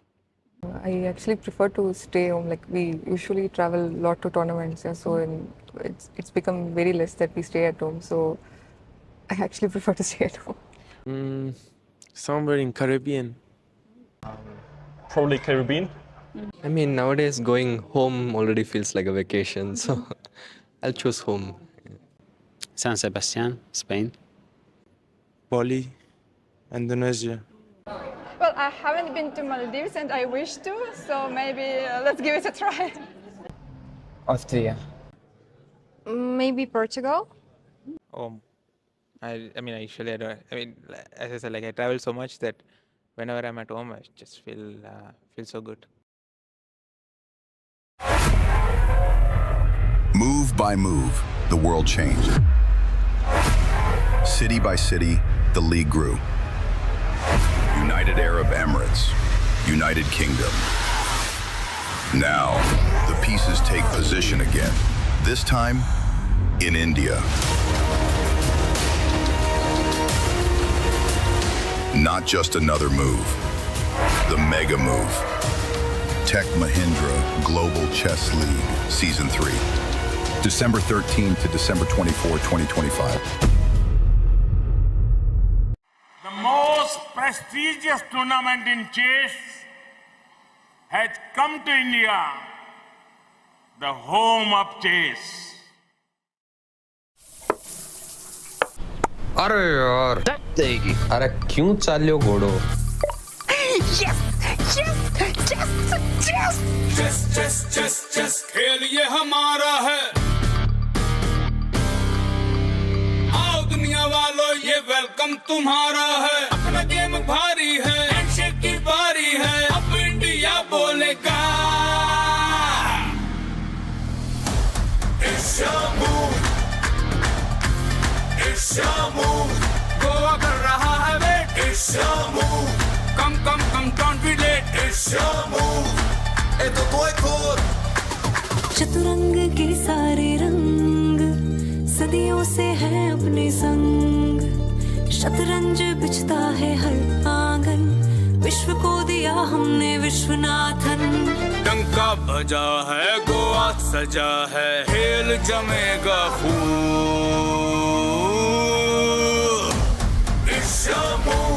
हो न जाए checkmate check में भी होगा just Goa कर रहा है wait come don't be late es tu turno एक दो ढाई it's your move it's your move it's your move The FIDE World Cup 2025 starting from 31st October to 27th November in Goa, India. It's your move.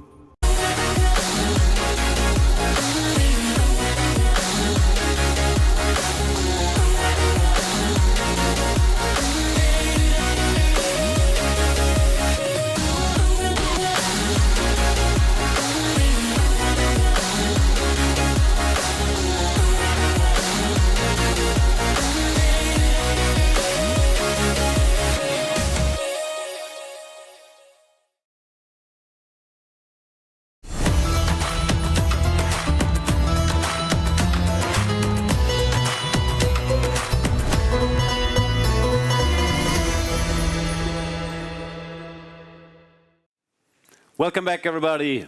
Round 3, day 2. If the matches end in 1-1 after today, players go to a tie-break. If they have half a point or even less, they go home. So it is a tense day. It is one of our 2 elimination days, because you can get knocked out today or tomorrow. Let's check back in with the games. Miro, any place you want to go to? Yeah, I guess something that we did not check yet. For instance, Liek Van Gliem, who won his game with black, facing Jeffrey Chong today, and this game got stuck on move 11. And I don't understand what's going on here. Are we having some transmission problems? Doesn't look like knight takes f6 would be something you need an hour for. Yeah, precisely. Check the screen. Yeah, he has played knight takes f6, and this game progressed quite a bit. So I guess it's it's just a transmission glitch.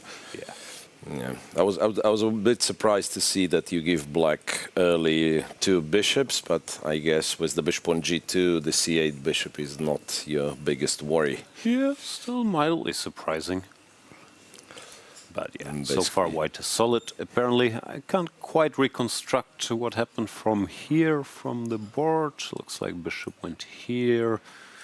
Castles, castles. Where's the queen? It's somewhere, probably here. Here. Don't quote me on the move order. Something like something's this on the board. a4. Queen c2, say queen c7 and knight a4. No, but it looks like as good a position as you can get under these circumstances with black, with the 2 bishops. At least you have some long-term potential. So Jeffrey should be happy, but still a long way against a very solid Liek Van Gliem to make anything happen. Right, what else? Yu Yang Yi with Narayanan. Something that I believe is not having any transmission delays, but something very sharp. And Narayanan still blitzing on move 17 in what appears to be a dragon variation. Yeah, I've seen this before, I think. Takes bishop e6. Sharp attempt, long castles b5, king goes away, b4. Now he decides to take. Knight d5 is also knight the move d5 here. is the move I know. Sharp stuff. Queen b5, a5, a4. Knight takes, pawn takes, knight e2. Queen goes away to clear the way. For this pawn, h4, a5, g4, e5. Yeah, now he decides that a4, h5 is risky, so he throws in e5, bishop e3, and I think the point is, after bishop e3, you can actually go d5. If e takes d5, rook d8, and all of a sudden black becomes very active. This bishop looks stupid, but if knight takes d5 or rook takes and d5, some e4 is going to happen, can wake up. So probably after d5. white should not take, but go g5 or knight g3. Yeah, g5, d4. I guess. gf6, d3. It's some home cooking from Narayanan. The rook comes here. Black has some counterplay. Yeah. Nice prep. Yu Yang weighing his options after e5. Yeah, I just thought, like, you know, first game was a draw. You were against higher rated opponent, and that's what you do. You go for sharp Sicilian. Yeah. Maybe, Not sure. Maybe it's just his repertoire. He seems to know what he's doing. Can't just play the Berlin if it's not a part of the thing you've been doing. So looks like he's comfortable. There we see SL Narayanan. And look, and still no game from no move from Radoslav Wojtaszek, and that is that also seems like, could it be that it's again you know, transmission problem? Can we get to this game? I have a feeling, because I see in like half our games, or in almost all our games here, that apparently one side is down to 20 minutes, and so that seems unlikely. It shouldn't be the case, yeah. I have a feeling a bunch of the boards are frozen. We have to zoom in on the Wojtaszek Fedoseev and try to reconstruct what they played. This was this sharp opening by Fedoseev, which is not supposed to be good, but he's basically banking on Radek, not knowing or not remembering stuff here. Yeah, there's a pawn on d4 already. Yeah, there's a knight on c3 as well, so apparently Wojtaszek did not play the best move here, which is knight to d2. And I think that's what Fedoseev was counting on, that he would not know this particular move, which seems incredibly strong. Because now, after long castles, the bishop doesn't have anywhere to go. If it goes here, rook g1, it's unpleasant. I'm sure he prepared something here as well, but Compi says this is bad for black. Yeah, so instead it seems... Radek played knight c3. e5? Okay, I'm just guessing, but looks like e5 castles and e takes d4. And for the first time, even so very briefly, the Compi was showing something with the minus. Yeah, and not a pleasant spot for Wojtaszek. Amazing gamble by Fedoseev, and to get away with this in a must-win situation, to play quote-unquote losing line and hope the big theoretician Wojtaszek would not only not know it, but still go for it. But that is exactly what happened, and now stuff isn't so easy. You have to calculate your way home, being currently a rook down. Yeah, and apparently the line is knight takes. Okay, I mean, it's maybe not the only line, but there is one line. Knight takes, queen takes, knight to e4. But even here, like, knight to e4 seems to simplify stuff. If I go away, I'm still a rook up for now. Yeah. Compi says white has enough play, but... Rook g1, queen h4, something, yeah. It seems to... It's sort of long-term enough play with bishop h6 or whatever. But being a rook down, not a fun spot. Yeah, anyway, but what is this one? Knight e4, yeah. Queen g7, king g7, takes on d8, knight to c3. You get some endgame where white is only an exchange down, and apparently it's equal because this pawn is strong enough. It's the pawn on h7. It's kind of good enough, but still. I don't like Wojtaszek's chances going forward here after running into this and not punishing it. Yeah, we've actually gotten this PGN updated, so it's not as drastic of a time difference. Wojtaszek on 57 minutes, Fedoseev on 115. It's not as bad. And finally, we've gotten a lot of games updated at once. That's nice. So click on some of them. Prague with Hovhannisyan, maybe. Both 3, because we don't pay enough attention to Prague in this match. I think we've covered excessively his tiebreak match against Guibokharov in a previous round. But now, well, at least Compi says Prague's much better. Yeah, not too surprising. But, well, I've already forgotten by now it was a Petrov, by the way. Yeah. After b4, Hovhannisyan tried to simplify with knight to e4. Which I guess he already intended when he played f6, but maybe it was more circumspect to play f5 and then after b4. You can put the knight here, which at least to me looks reasonably sound. But he went for f6, b4. f6 here. Yeah, and Compi still argues knight e6 was a better move, but somehow, I guess, f5 you have d4 or something. f5 is tough. Yeah, I guess d4, but still, like it's quite tricky, especially if you don't know. Yeah, so knight e4, but knight e4 is an unlucky move because now you take, you go check, you go ad1, queen e8, and e6. No, this went wrong. Rook d7 is very unpleasant, and you can't even stop it. No, has already played f5, by the way. Yeah. Now you enter. Rook to d7, and in case, say, bishop c6, can you? No, bishop c6, you'll take it, right? What do you even do? The rook somehow always finds a square. If it gets targeted, it goes here. No, Prague is just better. I don't even know what you do.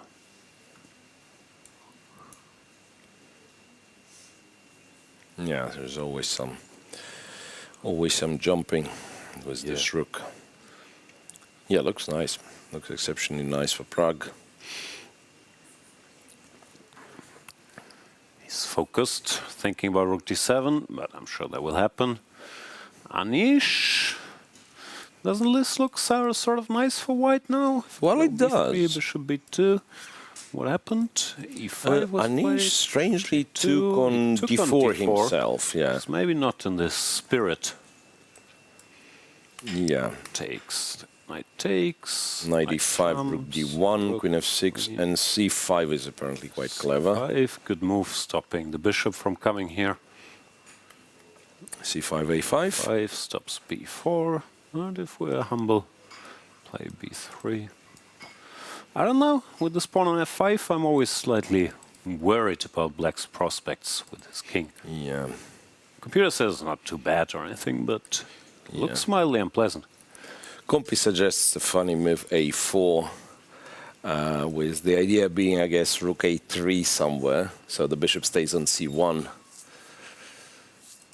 No, I mean a4 instead of b3, white's a4. Subtle. a4, but yeah, I think you play b3. b3 is very natural, of course, yeah. It's like any sane person would do. But it's also good, yeah, it's also good, right? Yeah, it looks very harmonious.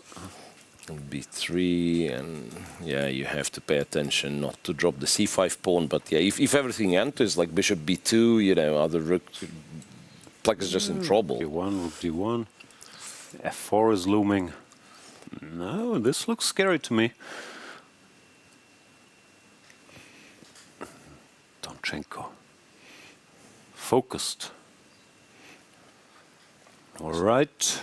So I guess Anish's point is he wanted to sort of try to keep the position more complex, right? With this line, I mean, originally with this line. Less complex than e4, no? Like, I mean, originally maybe, but then e takes d4. Yeah, e4 is strange. Yeah, e4 trying to keep it less complex and being a bit worse. Yeah.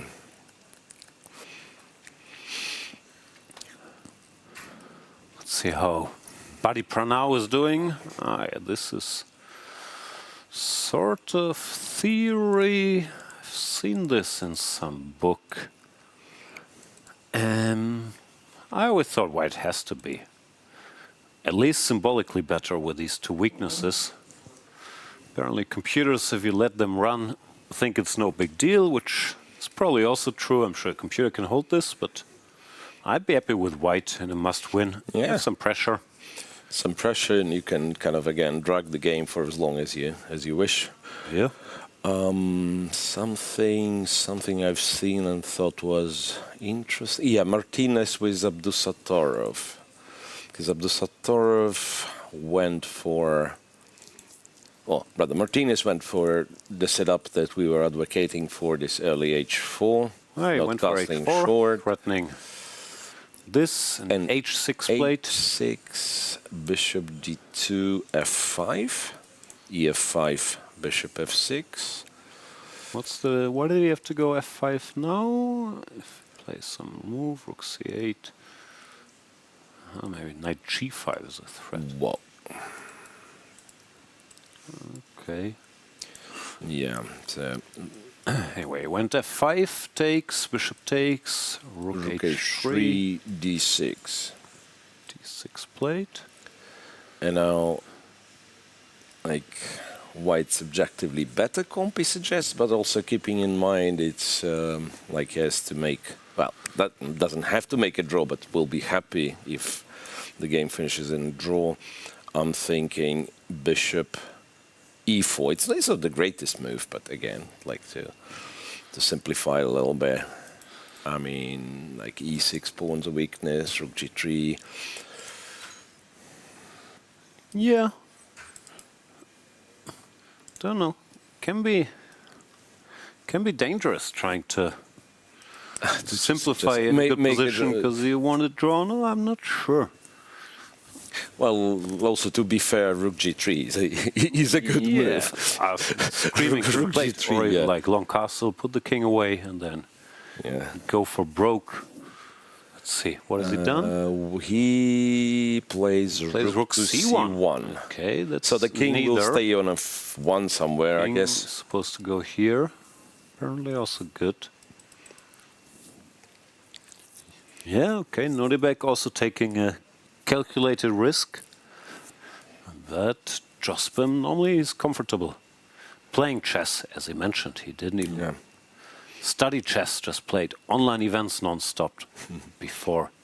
Get a sponsor end of last year, and now he's rethinking his priorities. But he's always been a very, very dangerous player. So won't be easy for Nodibek to win this. No, it won't. Then what else? Mamedyarov, maybe? Mamedyarov, Grandelius. Mamedyarov, remember we said looks like a nice English opening, at least for a practical game from Mamedyarov. Yeah, still don't like it for black. Yeah. He has the two bishops now and the center. Black has some squares and the knights. But yeah, this looks like your typical classy maneuver. Yeah, rook a2 has a very pleasant feeling to it. Yeah. No, I think Nils is in trouble. Like not move by move, but just long term. Yeah, White's position is just like pleasant to play. Yeah, rook a2 or Compiagus f takes first, and then rook a2 is another option. But yeah, rook a2 I kind of like. Could even go. Yeah, I was thinking this one. I don't know how they... Maybe rook b... Because knight d7, bishop, we don't like bishop h3, right? Yeah, I don't like anything. I don't like...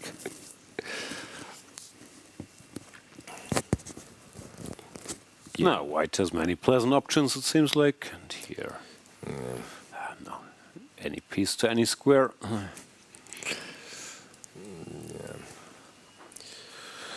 Well, and apparently Michael Adams once again gotten a huge advantage against Lorenzo Lodici. Not plus the first time, 2.8. but this looks even more serious than last time. What happened in the opening? How did Lodici... Well, yeah, this is another story. I mean, he played the French. Open players, they play sharp openings, and sometimes it backfires. He played the French, and this is how you get in trouble. Yeah. Knight g6, knight e5, and this knight 5. b4. And he should have tried to keep it close with c4 here, but he chose violence. Greed. It's just bad. 4, bishop c6, bishop g4, falling apart apparently. Yeah, the spin. The pin. of e5 knight will cost him dearly, it seems. Queen e2, rook e1, all of that. Yeah, I mean, there is just no sufficient line, it seems.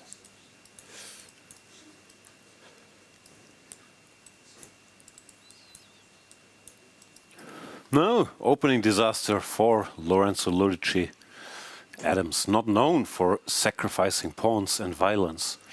But here, if it's winning, yeah, he'll do it. In a way, yeah, like he was made to do. Yeah, like when e5 pawn got taken and then... Yeah, the c5 is a nice trick. Yeah, c5 is a nice trick. Okay, Ludici kicked out Hans Niemann, but now he's very close to a trip to the airport himself. Because if he loses this game, he's out, and it looks quite lost. Yes, it does. It does look like we have our first qualifier for round number 4, and that is none other than Germany's Matthias Blübaum, who made a draw after this forcing line played by Zemlyansky. So maybe Charlize will get to ask him how terribly he played today. Let's find out. Is it his theory that he always plays terribly? He normally says so, at least. Ah, no. He ran away in shame, but at least he made it to round number 4. Yeah, it was a bit unlucky, or whatever. As we mentioned, it's a tough spot. Zemlyansky chose this line. Blübaum knew what he was doing, only needed a draw. He just he like didn't straight even bother up with take h4. and, He just exchanged everything. Yeah, okay, Zemlyansky didn't try all that long to win this endgame, but chances to do so were kind of limited. Anyway, so, draw will do. Blübaum, following the German expression, a good horse never jumps higher than it has to, scores 1.5 points, and is through to the next round with some extra rest. No tie breaks, no long game today. Won't be too unhappy. Yeah, that's a nice expression there. Then maybe a lot of wisdom. A lot of wisdom, yeah, and like thinking, could it be that I have some German blood theoretically? That's my attitude very often. Ah, okay. That is, you can't blame your lack of any effort on the Germans. Yeah. Right. An update. Wojtaszek apparently is already objectively worse. Yeah, so Fedoseyev's gamble. Fedoseyev is a genius. Fedoseyev's gamble pays off. So after ED4, rook takes h1 was played. dc3, knight f4. Frankly, humanly being a rook down looks kind of logical. You want to do something. But knight e5 covers g6 and keeps an eye on this. And here, I don't know, don't ask me why, but bishop e4 was clever and bishop c2 is not clever. Ah, it covers f3, so now you can go knight f3. Apparently, and okay, check on g6 is only one check, and you go to e8, and still looks mildly scary, but no, where rook up, we can get away right with some stuff. But here, the king runs to safety. Black still has an extra piece. Wow, that would be quite a comeback, I gotta say. Yeah. Very rare this strategy works to play some sharp forcing line that's bad. But also Radek, I'm a bit surprised. Okay, I guess he couldn't anticipate this. Maybe he knew other moves here after EF. Maybe he knew bishop b4, which is what they commonly try. Yeah. King f1, and now whatever, knight h6 or knight f6 or queen h4. So he was just caught off guard by this. Often as a theoretician also, he knows this is winning for white, and he probably thought, okay, if I ever get this, I'll find my way. But he didn't. Yeah. Okay, the game is still not not over, of course. But black is all of a sudden much better.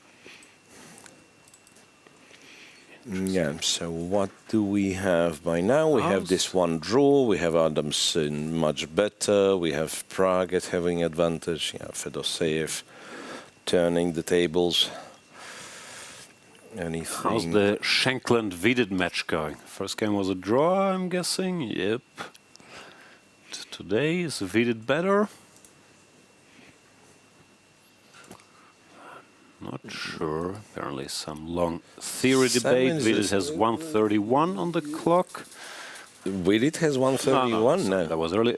Sorry. No, but all of this is theory. Sam has 122 now in the final position. Sam's being like the prep guy. The prep guy, yeah. E6. Do we believe it happened? Yeah, why not? Yeah, I'm sure played it. Sam's finally out of book. The man from the Bay Area. Yeah, I guess he swapped the rooks with black, right? I mean, they take with the rook first, and there's still takes. White is and apparently queen c5 is queen c5 is very clever, and if bishop b3, you trade, you go rook d6, and at least if you trust Compi, there is not much. Wesley So would have won this. Possible. Okay, just keep clicking on stuff here. Kartik against Bogdan Daniel Derz. This is what? Knight bd7 takes bishop g5. Subtle. Bishop f4 to g5. Okay, you probably know this line very well. No, bishop g5 I've certainly never seen. a6, a4, knight b6. I mean, I know the old days they used to just play this and this play one. White is better here, which he might be or might not be, I don't know. But this I've never seen. Seems like he had gotten somewhere. Bishop takes. Yeah. Is this something? Takes. I guess knight. Bishop d7. Yeah, maybe not much. And Derz returns to the board. Does take with the knight. Yeah, not that much happening, but of course, with this king, we'll be a bit careful. How's Rasmus doing? Oh, solid stuff. First game was a draw against Wanda Liang, who also doesn't seem to be in too aggressive a mood, because this line, first of all, is very solid for black anyway. If you want something with white, normally nowadays they try this stuff more often than d takes c, after which c3, knight b5, knight a6. This is a long forcing known line,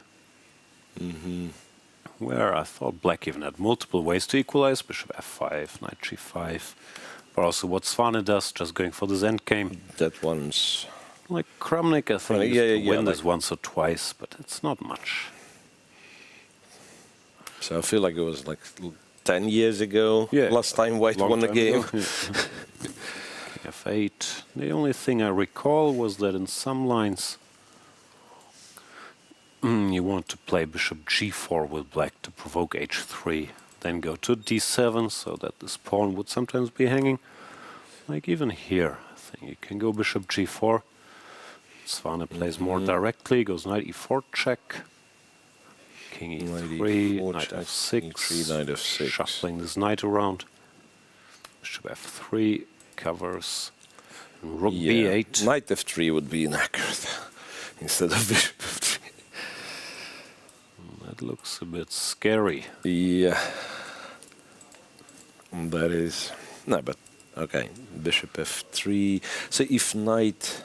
actually, that's something that Compi suggests. I was thinking knight g4. Compi says knight d5. Basically, like knight versus bishop here.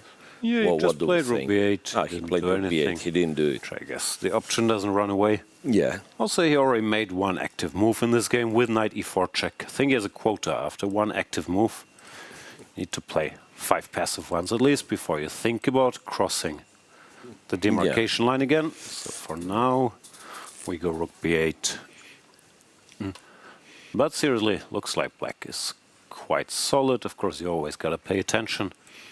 But why would white be better here? Rook c7. Yeah. Okay. I'm not sure. Somehow a bit more space, right? Still a little play, but I refuse to believe it's too bad. Also, I guess knight g4 check is not exactly forced. Yeah, it's the nature of this line. Black has to be careful, then he's fine. If he's puts the foot wrong, he could suffer a little bit. But I guess Liang is thinking, okay, I'm not taking any risk. Maybe I'll win some of these, and if not, tiebreak is another day. All right. And in Vidit's game, Sam actually kind of didn't play queen c5, so could it be... And he's on 1 hour 21 still. So maybe he should have taken a break to think a bit. Confused something? No. Is after king f7? It's not even kind of one move, right? But just like rook b1, rook c1. Okay, black is just worse if he can't exchange queens or generate some bishop activity. b3 is better. Yes, pretty much the same kind of e6 weakness, but with the queens on the board, it's much more dangerous. So it's surprising, like how fast he just thought, okay, king f7 must be in my files, and it was Sam, but only the queen straight. Yeah, Vidit focused. Vidit. A chance now. We have a draw finally in the Yu Yang Yi Narayanan game. After they played for 8 hours. Sharp Sicily. 2 versus 1 yesterday. Today they decided, you know what? Tie breaks are fun too. And they found a move repetition, but it looked like both sides had to work a bit to get this move repetition. Queen d3, looks like black is better. Queen a6. And yeah, this is this. You're the slight rating underdog. You think a draw is fine. You get to play tie breaks. But you're better with black. And if you win this, you're in the next round. Maybe after this queen is his d3, best like chance. just keep the queen, right? Yeah, like your king is super safe, and then you try to make try to make this a4 b3 break work at some point. Yeah. I'm not saying it's winning, but clearly he was better. More promising for black. f3 is also a weakness. But he decided to go for the draw, and we will harshly criticize him if he loses the tiebreak and praise him if he wins the tiebreak. Yep. So we've already gotten one match winner, and we've gotten one tiebreak confirmed. Yeah. Which is not that much. Like, how far are we now? 2 hours. Not even 2 hours in. Yeah. Let's check back in with the world champion. And Frederik, yeah, he's spending a bunch of time. And also King h8, to me, doesn't feel like priority number one. This is like if we've commented on b3 being too clever, how about bishop b2 and rook a2? That is next level stuff. I'm sorry, but it's too deep for me, but next level stuff, absolutely. Deep stuff. Knight h5, the bishop goes back here. This is all too difficult. As usual, I, with my German glasses, mainly worried about Frederik Svane playing too slowly. Okay, the camera wants Prague, and who are we to disagree? Prague blundered. What? And by blundered, I mean did not play the first computer move after bishop c8. No, that is a terrible idea, not to follow computer advice. This bishop h5, and it was bishop h5. Take. So that the point is g7, right? And what after g6? G6, rook C7 now. Takes. And the check. King goes. No, this is far from being obvious. It's not that simple. No, because like Compi just piece down like for nothing. Rook D1 or B5. Random moves. And Yeah, we win, and white is winning. Yeah, yeah. So it's Five especially is very nice. Black just can't move apparently. Yeah. Sort of rare being a piece up, but yeah. The bishop can't move because of E7 check. This doesn't have a square. This doesn't have a square. Queen moves we take. So only logical move is Queen D8, and we just go Bishop E5. And we continue Still nothing playing. moves. Yeah, Rook D1 next, I guess. D8, and then we win the queen because black had to move something. Okay, that is sick, but very computerish. Practice Rook like D1 this. is very human kind of. That's my outpost on D7, and I sacrifice an exchange. Yeah, that is. But it's an exchange. An exchange. And Hovhannisyan took. Rook We 5 also pawns. mentioned Bishop Yep. D6 here. Rook 5 pawns, Bishop 3 pawns. Takes. Rook takes, or yeah. Yeah. Pawn takes doesn't make much sense. Yeah? Queen G6. No. He took with the rook, and now what does black do? That's actually tricky still, right? Yeah, it's still difficult. Maybe blundered was strong by us. Bishop H5 was very cute. Yeah, that line. Because give a piece and do nothing.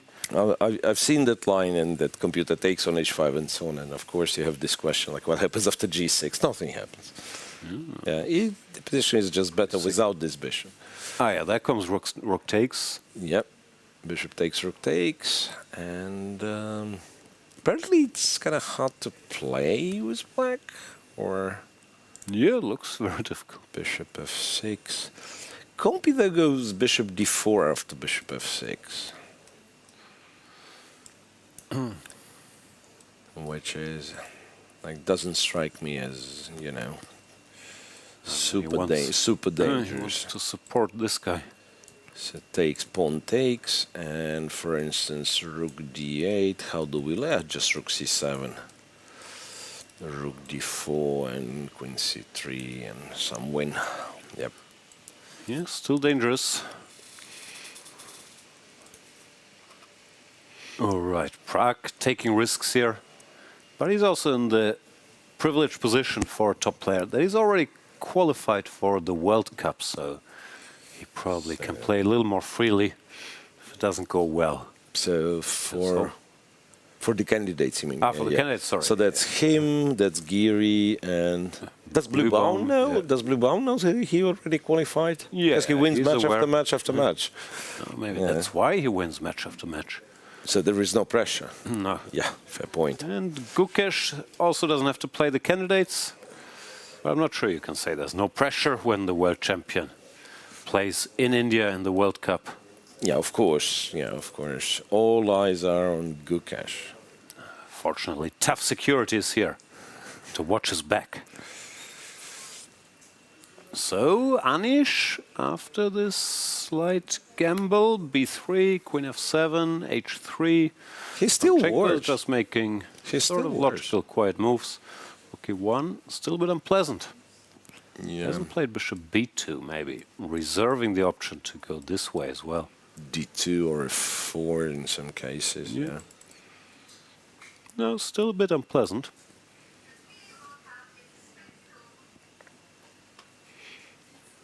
Yeah, it's not clear how black puts his pieces there. Yeah, like Compi goes bishop d7, but it's like it's not that you're happy, like developing to d7. Yeah, it's not like it collapses. Just with his pawn on f5, there's always long-term weaknesses. Yeah, he's played bishop d7, and white is to move. Donchenko focused. Pranav, still a bit better. Still a bit worse, sorry. Vincent doing all right, working on solving the problem of this bishop. Put it here, of course, can be blocked with c4, but then white loses. The flexibility, breakthroughs. right. Yeah. Then knight will be rerouted to e6 somehow. And Now, looks all right. Here's the vest. Yeah. I wonder what the rules are for when it's the turtleneck, when it's the full suit, when it's the vest. 3-piece, yeah. Yeah. Must be nice to Does always he- have a 3-piece advantage. Must be nice. I'll ask him if there's a system. To him dressing up this way or that way. Yeah. The world deserves to know. Oof. Some pawn moves in Kokulos Arditis game. Wow. So That is breaking news. Breaking news. Pawn Moving moves in some Kokulos pawns. Arditis Yes, game? G5 and then H5. No, I mean, funny move, which funny board? pawn Ah, moves. here. That is 22. Funny pawn moves, not Oh. just some pawn moves. But Let's go, Kokulos Arditis. no, and G5 was actually clever. So G5 was H5 actually was too much. clever. Queen G3 and H5. H5's a bit too So much. aggressive. So you can't take because Yeah, the trick knight is H3. knight H3, of course. But Okay, queen went away. just gun queen. Might as well go E3. F5 as well. You already went G5 and H5. Yeah, I guess G3 is what white wants, or Can't I keep anyway, rolling? he already went. Yeah, he already F4. went F5. Yeah, He's done it, yeah? He already went F5. He's pushing. Yeah, I imagine doesn't matter what Compy says, but like with white, you are not enjoying the game. Like you, well, draws enough for you, but then your opponent has some serious play. Yeah, gets attack. Like pawns are pushed, and Not sure if there's anything happening, but looks a bit unpleasant. Nair. How did Nair do first round again? Draw. Yanni Nair made Doing the well in this draw. tournament. Yep. Looks like he's solid again. Rook here against Samuel Sevian, one of the many remaining strong young US players. Ray Robson got eliminated, but Sam Sevian is still here. Awanda Liang, Sam Shankland, Jeffrey Zhong. Jeffrey Zhong. Youngest of them all, Levon Arona. The youngest? The youngest of them all. Yeah. Lev's probably, yeah, in full control by now, right? Didn't look like he ever lost control. Don't know if he's better, but it's so hard to win such a position. Now, the veteran, the two-time World Cup champion, So Levon Aronian, set for a deep run here. Won the first game against Salem. And Black will, of course, try to make something happen, but I don't see how. Very hard now. White to move goes bishop f4, you know. Yeah, I was trying to figure out why isn't a2 hanging? Like, apparently it's not. Who? Just bishop d6. Ah, yeah, that's the And- same way. I saw bishop b8. Bishop b8's funny. Go for this. Yeah. Okay. Bishop b8's funny, alright. But then after queen c4 you go bishop d6. Yeah, I mean, it's just a bluff. never, Which I guess is still very fine. But do we have to give that pawn? I like pawns. Kind of play, I don't know, a3? yeah, there is nothing wrong with that one as well. And that's what he does. He apparently also likes pawns, Levon Aronian. Yeah, a3 played. Not the most ambitious choice, but draws enough to move on. So there he goes. It is good. H3 is good. What else do we have? Somehow Martinez Alcantara is no longer better. How dare he? How dare he? Is he worse? Well, no. And no, maybe it was false alarm. I just seen Compi no longer claims it's like. Oh well. By the way, after Queen D7, apparently White missed Knight to G5. Yeah, it's tricky since the draw is enough for him. How happy are you to play like, all these crazy moves? Like even to consider moves like that, yeah. Probably doesn't even enter the radar. But that's the tricky part psychologically. The more solid moves he makes, the more chances Nordibek has. Yeah, precisely. Sort of get back. But now after Bishop B1, like, because Compi says, yeah, like Black is almost equalizing with E5, right? Yeah. And but I know, and now it doesn't. So I don't know what happens with. It's sharp. It actually gets sharp, right? Okay, but Bishop B1 hints at Queen D3. Yeah. And Queen H7, I guess. I don't know how big a threat that is, but maybe at least some perpetuals. I mean, it's annoying, right? It's annoying for sure. Queen B5. Well, yeah, it's a thing. Funny part was, yeah, I guess it could be that Nordibek will actually get some chance. Yeah. Hard to say. All right, we'll keep an eye on it. Let us switch to Katy, who will update us on the oldest player in the tournament. And 9-time English chess champion, well, Mickey Adams. He's playing with white pieces against Lodici, and yesterday he had such a great chance to take a lead. However, the game ended in a draw, and today he's trying the second time. Let's see how the game continued. I don't know how much you covered this game at the beginning, but here Black decided to take the pawn on e5, and then after a few moves, he again decided to build up the pressure on e5 pawn. Here, Mickey Adams just decided to give up the pawn, and knight to e5 was a bit inaccuracy here for Black, because after c4, now White is trying to open up the queen side and center.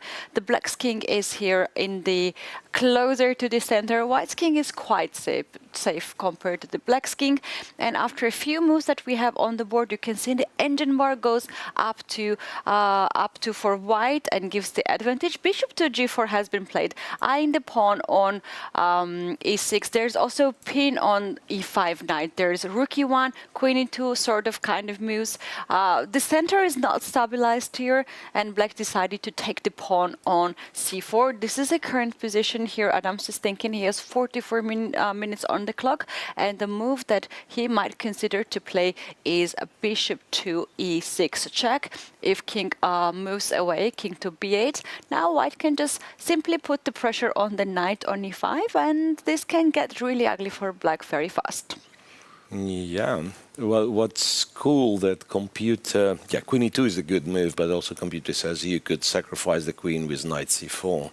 Or maybe temporarily sacrifice the queen, because if rook takes d1, rook a takes d1, Black cannot really defend his position.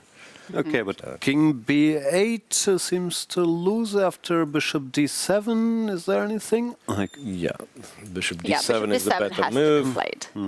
And then White... That's just bad, yeah? Bishop takes c4. Bishop takes c4, yeah. Yeah, it's just a terrible position. Yeah, White is happy. There's a pin on e5 knight, and yeah, who wants to play in this position with the knight on e5? Black needs one or two moves to develop the bishop and bring the rook into the game, but I don't think that Adams will give that much of time to Lodici, at least in this game, because he gave some chance yesterday. If Adams wins this game, then he's gonna have actually day off tomorrow. He will not go for the tiebreaks. And also, we have a day off in general at the tournament, so he might earn 2 days rest with this victory. Can fly to Mumbai and back if he wants to. Can you take a train to Mumbai and go back in 2 days? It might take long. Cutting it You can close. barely come back for the next round, so flight is a better option indeed. No, Yeah, that's this is the amazing. current position. Don't play the French kids. You see what can happen. Thanks, Katy, for the update. And we will go on a brief break, then come back with more drama. Favorite comfort food? Curd rice. I'm actually an addict when it comes to some types of bread. So, yeah, like tandoori roti. Give me some tandoori roti and some yogurt, like raita type of thing. And yes, I'm happy. South Indian. Which dish specifically? Dosas at home. Beef with rice. Also salmon. Salmon is my favorite. Probably pizza. I think my mom makes this amazing khichdi with an Indian oil mix that she makes. I think that. Does she ever make it at events for you? Sometimes, yeah. Indian. Teriyaki chicken. Dosa. Comfort foods. Sushi I like. By far, my favorite food is plof. This is our national food.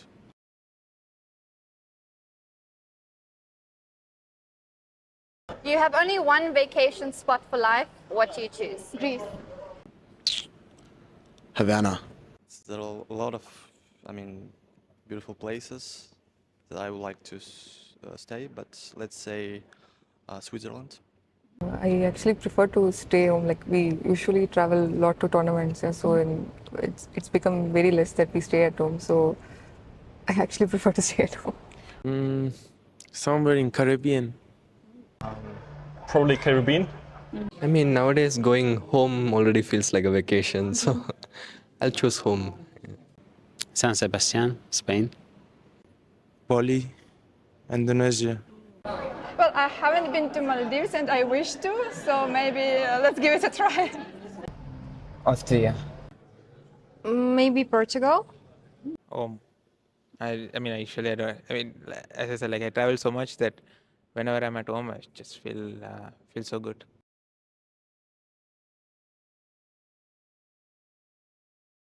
Favorite sport outside of chess? I don't know, water polo or something. Currently watching F1.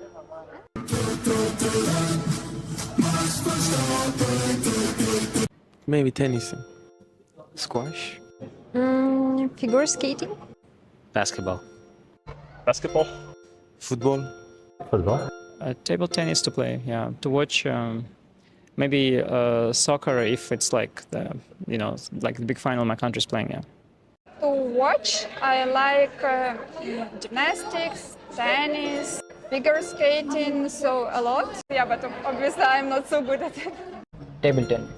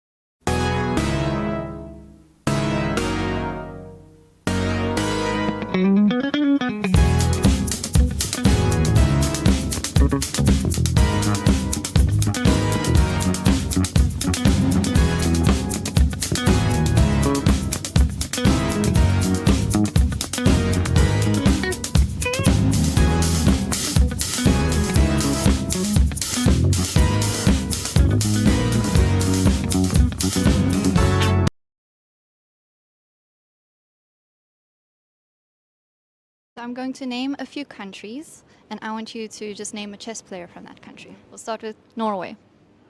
Arjun. China. Van Gaal. Spain. David Anton Giaro. Ukraine. Vasily Ivanchuk. US. Robert James Fisher. Egypt. Amin Bassem. Hungary. Hungary. Petroleko, let it be. Argentina. Teasing me for Faustino orders. Okay, let it be Faustino. Finally, Uzbekistan. Rustam Kasimjanov.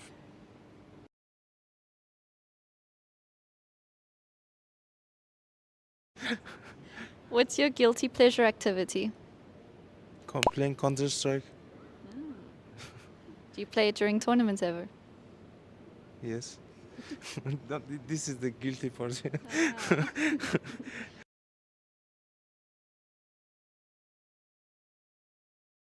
Favorite comfort food?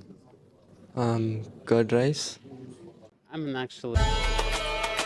The FIDE World Cup 2025 in Goa is one of chess's most intense events. A knockout that tests stamina, strategy, and nerves. Here's how it works. It's a single elimination bracket played over 8 rounds. In round 1, lower seeded players face off while the top 50 seeds receive a bye into round 2. Each round runs for 3 days, 2 classical games, and if the match is tied, tie breaks on the 3rd day. The drama builds until 2 players reach the final. The semi-finalists who don't advance play a separate match for 3rd place. And that match matters because the top 3 finishers qualify for the next candidates tournament. It's simple. Win the match and advance. Lose and you're out. Every game takes a player one step closer to the title and to a possible shot at the World Championship itself. From start to finish, it's a fight to survive, one match at a time.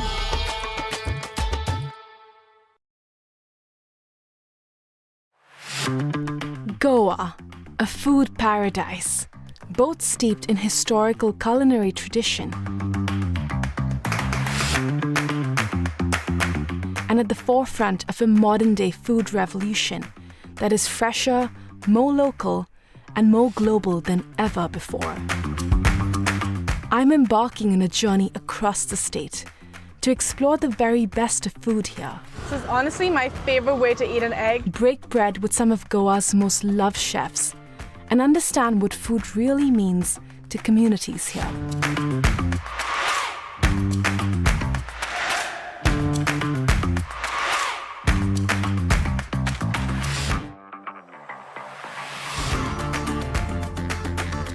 Watch postcards from Goa on National Geographic.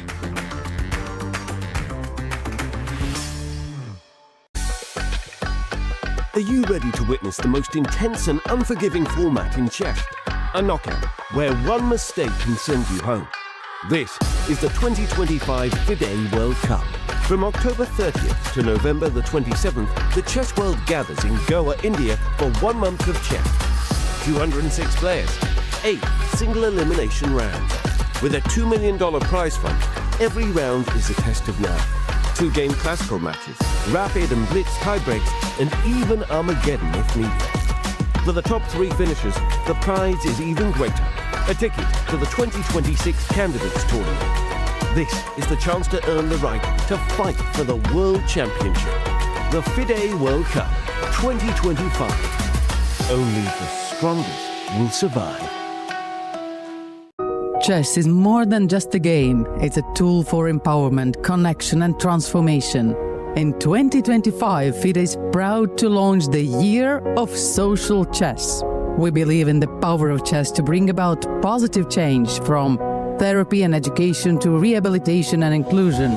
Social chess is our way to build a better world. The Year of Social Chess will introduce groundbreaking initiatives across the globe. Monthly themes will address critical social challenges: chess for protection in refugee camps, chess for cognitive health among the elderly, and even chess for addiction recovery. Through this initiative, we are mobilizing communities, conducting research, and creating opportunities for all to experience the joy and impact of chess. Join us for online chess events, global conferences, and even a documentary film festival that will showcase the power of social chess. Let's make 2025 a year to remember. The Year of Social Chess is here. Let's change the world, one move at a time.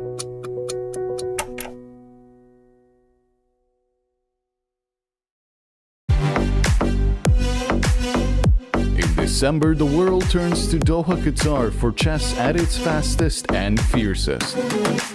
The 2025 FIDE World Rapid and Blitz Championships bring the globe's elite to battle under lightning time controls. December 26th to December 30th, Rapid and Blitz formats designed to reward precision, courage, and creativity. In the heart of the Middle East, Doha offers more than a board, a world-class venue, a cultural backdrop, and a stage worthy of legends. With a €1 million prize fund on the line and the title of world champion at stake. The 2025 FIDE World Rapid and Blitz Championships, the ultimate test of fast chess. Welcome to the FIDE Online Chess Museum. The International Chess Federation proudly presents the FIDE Chess Museum, an online space celebrating the rich history and evolution of chess. Explore exhibits that trace the game's fascinating journey. Discover the origins of chess, beginning in the distant past, and follow FIDE's centenary journey. Rare chess sets, unique books and memorabilia, autographs of chess legends, trophies of historical tournaments, and stories of the chess champions. Explore the game's legacy and future. Chess is more than a game. It's a global culture of strategy and unity. Join us to experience this unique online journey where history, culture, and passion for chess converge. And also on your phone.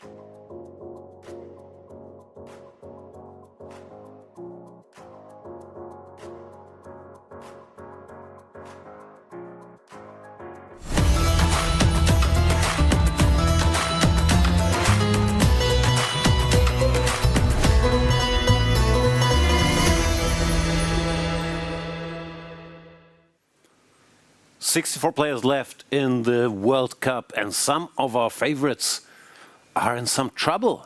That means if they were to lose their games today, they'd be going home. You never know when your tournament ends in this World Cup.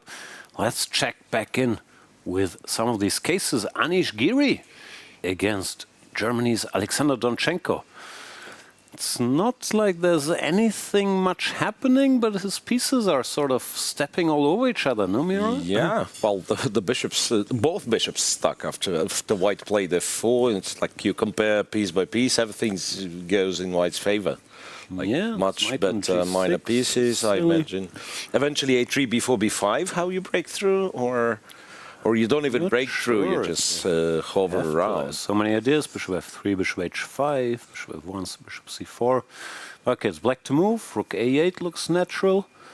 Then computer expertly avoids the rook trade, which is not that obvious to me, but it makes sense. D1 or even to F1. Yeah, they're all standing in each other's way. So rook ED1, and it becomes very hard to maneuver. Like, what do you do? Knight H8, Queen F6, Knight F7. It's not particularly pleasant. No, not at all. The good thing he is going is he is ahead on the clock, and there's no direct threats yet. So Donchenko will have to take some tough decisions, but dangerous spot for the Dutchman, who's very well liked in India, has worked with Indian top players. But he could be going home today. Yeah, speaking of Indian top players, Erigaisi seems to be in full control, and he also won board game 1. Gukesh and Frederik Svane, something This is like about change. to get sharp, G5 played. I'm worried about Frederik Svane's clock management, because he's down to 13 minutes on move 16, which is not ideal, I would say. Yeah, and like him playing G5 in this position, not that it's a bad move, but it's like, you know, this scenario that I remember we were criticized in, like, say, Soviet chess institutions. So it's that you play a tense position and then, like, closer to the time trouble, okay, let's push some pawns, right? Before that it was not working, and now I don't have time to calculate, so let's just do it. Yeah. So I mean, the move makes sense to me. yeah, the move makes sense, of go course. G4, but the problem is White has so many options, so it's not like he could have calculated anything. White can go D4, White can go Knight H2 to stop G4. Yeah, so and there's still a lot of maneuvering. My argument was like, yeah, it will get, say, super tactical the moment when he'll be on 30 seconds. Yeah. This is, of course, very, very dangerous. And as they say, there are no heroes in time trouble, like some guys mask it better, like Grishuk, but everybody makes mistakes when low on the clock. So yeah, this is a tough spot. I mean, also computer says it's slightly worse, but that's not even the main concern. That is not the main concern indeed, but and also very what's dangerous situation. Often not mentioned about this being low on the clock is you have to take so much more energy, because you can see there he's trying to calculate while his Gukesh's moves. You can't like get up, take a stroll and relax a little bit. You have to maintain the tension for hours if you don't have time, and that's very, so very it hard will to do. be a very intense next hour of play for Frederik Svane. And with this time control, it's not like you get a break after move 40, which Leko was Peter. complaining about. Give me an extra hour. Yeah. How much should you give Peter Leko that he'll say, okay, this is enough time? Roughly 5 hours per game? No, I think he was fine with the old mode, the 7-hour system, which he grew accustomed to. And I understand it a bit. If you're not used to this new world order, then yeah. Young man stuff. yeah, but generally, it's your habits after the time control, after move 40. You go for some fresh air, you go wash your face, and then you start the game again. And if you make it to move 60, you get more time. Here it's constant tension, so it is a young man's game. Even though some of our veterans, like Leko, like Aronian, are very much hanging around still. Praggnanandhaa, he's a young man, but he's an exchange down. Sure how bad it is. It's probably not C5 played too by bad. Hova, and Pragg played B5, which computer didn't love. Bishop F6, A4, Queen G6. White still has a nice grip on the position. Yeah, E6 is not going anywhere. No, you can say it's a little bit. Bring the bishop, but you don't have unlimited resources to throw at black either. Yeah. And what would black do? Like rook E8, E7, maybe? My first question is what happens if I just... Okay, it's white to move, so I don't know. Let's make a move. If I just challenge this rook, rook D8. Queen D5 in this case? Yeah, still hard to untangle, but also hard for white to threaten anything. His pieces are already operating at max capacity. Yeah, sometimes there are positions where you, well, the general advice is like improve your pieces. Like, what if they already, it's like you've squeezed the maximum out of it and still it's not enough? I guess this bishop has some potential, but if it moves, it also starts giving up some squares. No free lunch. Both guys very, very focused. Prague is behind on the clock. Yeah, and Prague being somewhat struggling in this tournament. Yeah, hasn't looked smooth yet. Although sometimes a favorite, if he makes it through the first couple rounds, struggling, tie breaks, close to elimination, and he keeps gaining in strength. Sort of the velocity kicks in, and then each next match he's playing better and better. Right? Yeah. A5 played. So far, Hovhannisyan. Good shape here. He has the red T-shirt. What are you thinking?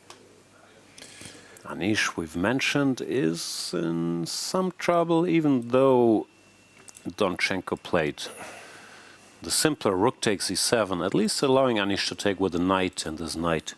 The knight gives hope for a good d5, square. Right? Although the white knight also has some squares now. Yeah.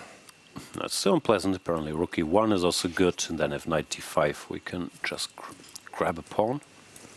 Question mark. Rook takes, queen takes, knight f5, and Compi pretends nothing happened, goes bishop e6. And yeah, I guess now you get, now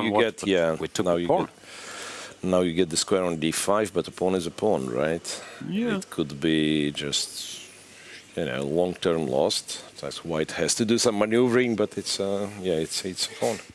Yeah, no, this looks very unpleasant for Anish. Let's check back in with Vincent Keymer against Pranesh. Yeah, tense maneuvering game. Compi keeps changing his mind about who's better, which probably is not because Compi is indecisive, but because of the moves played. Now, after knight g5, it says c6, knight to f8. Black is back in sort of control. f6, this pawn could be a potential weakness. Yeah. Yeah, this looks fine for like black potentially gets a lot of space, right? f6, knight e6, maybe even b5 somewhere. Yeah. Still a standard problem. Yeah, the bishop is an absolute idiot, but it is so in many of these systems where bishop takes c6, be it the exchange Lopez or Rossolimo. It's very hard for this bishop to be useful. I guess eventually g5, and you know you expand there as well, and maybe this is where your bishop lies. Yeah. Yeah, but for white, Pranesh focus. How's the clock? Equal more or less. For white, it's also hard because, like, basically you have to sit and wait, right? Does all this? What can you do? f4 seems off the menu. b4 or d4 also. So you're down to shuffling pieces. Maybe knight a4 can sometimes be an idea. But no, looks fine for Keymer. Let's move on.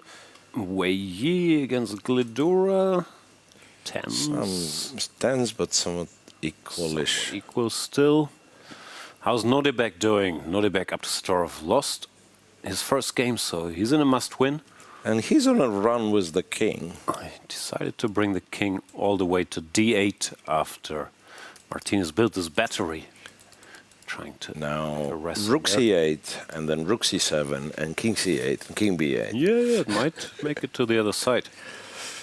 So king here, rook here. Maybe you don't even need rook c7. I mean, it's sometimes when they have two rooks connected, then you can't really take on c1, but you go rook c7. Here, you just like swap the rooks, yeah. I think black is alright. Like computer still gives white a small advantage, but it looks somewhat easier to play with black. There are also some weaknesses. Rook on g3 can be misplaced. I think he's doing well under the interestingly, potentially even like white king is weaker. If black makes it all the way to b8 and then g5 starts, you know, all this type of things. So we're in for a heated time trouble in this one as well. But right. For now, Mamedyarov gotten a huge advantage, it seems, against Grandelius. Yeah. Not sure who's to move. Queen f3 was the last move. It says 1.8. Yeah, Didn't like anything about Nils's game in this one. The choice of opening and the choice of position. I'm sure he prepared it, but yeah, it's asking for trouble against Shakhriyar. And trouble it was. Yeah. Mamedyarov is so good with the initiative. His pieces are operating. Now this looks bad. Yeah, d5 and they're just crushing through. Oh, and is history repeating itself? Is Lodici swindling his way out of a totally lost position against Adams? It's only 0.7 left. Yeah. So wow. We've seen this. He played rook takes d2, queen takes d2, queen d7. And Mickey should just have taken according to the machine. Slightly surprised he didn't do this. Maybe he wanted more. Queen f4, bishop to d6, a d1, and now what's the big plan? Okay, it looks like black has to play knight f3. Yeah, knight f3. How many threats? Rook d6, bc5. Queen f3. What's going on here? Bishop takes, and could it be that Michael underestimated this bishop takes g3, returning the queen thing? It's the only move. Yeah, it is the only move, but like when you look at it from afar, you think I'll be a piece up, right? Rook d7, king d7, and we take with something. Compy wants the f-pawn, maybe the king runs faster, and c takes b4. Still looks good for white, actually. Well, it does. Maybe it is good for white, yeah. Could be. No, maybe it's still fine, but it feels a bit like their first game, where Adams was also quite winning, and then Lodici found some tactics to survive. And it looks like he doesn't have a choice either, like knight f3. Yeah, like you don't play knight f3, you resign, you don't return the queen, you resign. Yeah, so that is...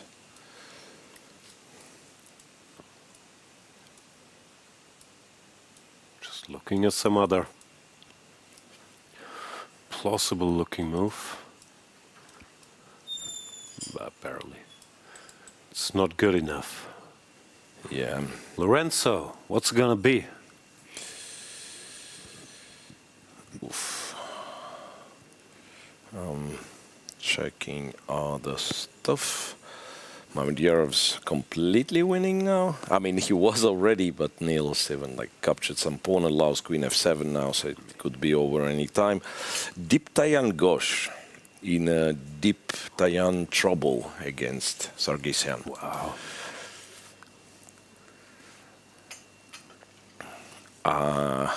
We kind of missed what opening there was. I mean, I kept an eye that till some point it looked like fairly even. The English, the experience. Bishop c5, d e, d e. Armenian laboratory came up with a game plan. Pair of bishops lesson. Okay, once this knight hits a5, it freezes the entire black queen side. Oh, yeah. This looks terrible. Yeah. So the Deep Tayan Ghosh fairy tale might also be coming to an end. Yeah. To an end, because b5 is just breaking through here. Before bishop e6, yeah, like b5's breaking through. Knight b7 is plus 2.5 instead of b5. Oh, also winning. Yeah. That b5 is even more, but yeah, knight b7. No, it was b4 bishop e6. Yeah, for bishop e6, and then it was saying just take, take on e6, take on c6, rook e7, c5, the caveman. Might be winning. I'd never do it. Why sacrifice a piece when we can win? I mean, you don't sacrifice a piece. You trap the rook then. Ah, the rook is trapped. Yeah, rook e7, you go c5. I mean, you could go bishop d6 immediately. Okay, apparently he's just lost it. Rook d1. Let's see what Sargsyan does, but he should find a way to inflict pain here. Also, probably even if he does nothing, his position remains close to winning. Yeah, like... No, it's just a dumb move. F3 or 3, F3 is plus 2.5 as well. Not bad. No, it's just for a move like F3. Really bad. Okay, moving on. Richard Rapport against Erdogmus. Ah, that is the match which we should have watched more, maybe. But somehow, first game it was like fair square draw. Now Richard with black. No, I don't think Richie is losing this, but if anybody's worse, it's black. It's not on d4, the other on e2, and goes g4. The young man has control, right? Yeah. Alrighty. Dr. Levon. Dr. Levon. Still going. Opposite colored pawn down. bishops. But it's after king h2, rook takes, rook takes. Taking on b2 is not great. Ah, h5's cool. Clicking on computer moves. h5's it's not cool. that simple. Because if you block, you're just a pawn down. How bad? Queen g3, you're a pawn down. So, so somehow you have to get like king. You're not supposed to lose, king h3 or king. Okay, this is not straightforward. Even this. Some hope maybe you for could try. Salem, or am I going crazy? Maybe not that much hope here. Ah, here there is. There is a puppet. Salem's traditional dress was cleared by the dress code officers, by the way, if you're wondering if it's allowed, yeah. Are wondering, yeah, these. You normally have to ask, but of course that is allowed. The bigger crime is Levon's shirts keep being allowed, although today's it's not that loud. Yeah. Sindarov, where are we? Aimlessly clicking at games here. Sindarov winning against Gledura. Yeah, couldn't do anything with white, but seems to be completely winning with black. Okay. Knight d5. Yeah, it's kind of cool. Like rook endgame, equal pawns, absolutely lost. Yeah, as always in modern chess, there's this guy on a3 restricting the king. Yeah, black just too active apparently. Too many weaknesses. Yeah. Okay. And he's done. Yeah, he went knight d5. So will be really, really tough. So Theodora. Let's see. Yavukir Sindarov. Another Uzbek star next to the Nordibeks. Has improved quite a bit recently. Wow. Was a top scorer in the German league last year. Was my teammate. It was comfortable having him on the team because he won like his first 8 games. Normally he wins quickly too. So you're up 1-0. It was very comforting. Very friendly kid too. Speaks perfectly understandable English, but always says, very sorry, my English not so good, but always seems to be in a very good mood. Tremendous chess player. Right. Wojtaszek is absolutely winning. So Fedoseev, gotten his chance, was better, but then failed to find the trick. So we've seen bishop c2, and he didn't go for this knight f3 business, allowing knight g6 check, and king f7, but that's apparently the wrong direction. Knight h5, and it's back to suffering. Now everything's pinned. He went knight f3 one move too late. Yeah. Because now queen f4. And you can't take? Take, and knight h5. Queen h5, king queen f3 is the point. Queen f3 and and queen he f6, because this is probably missed it.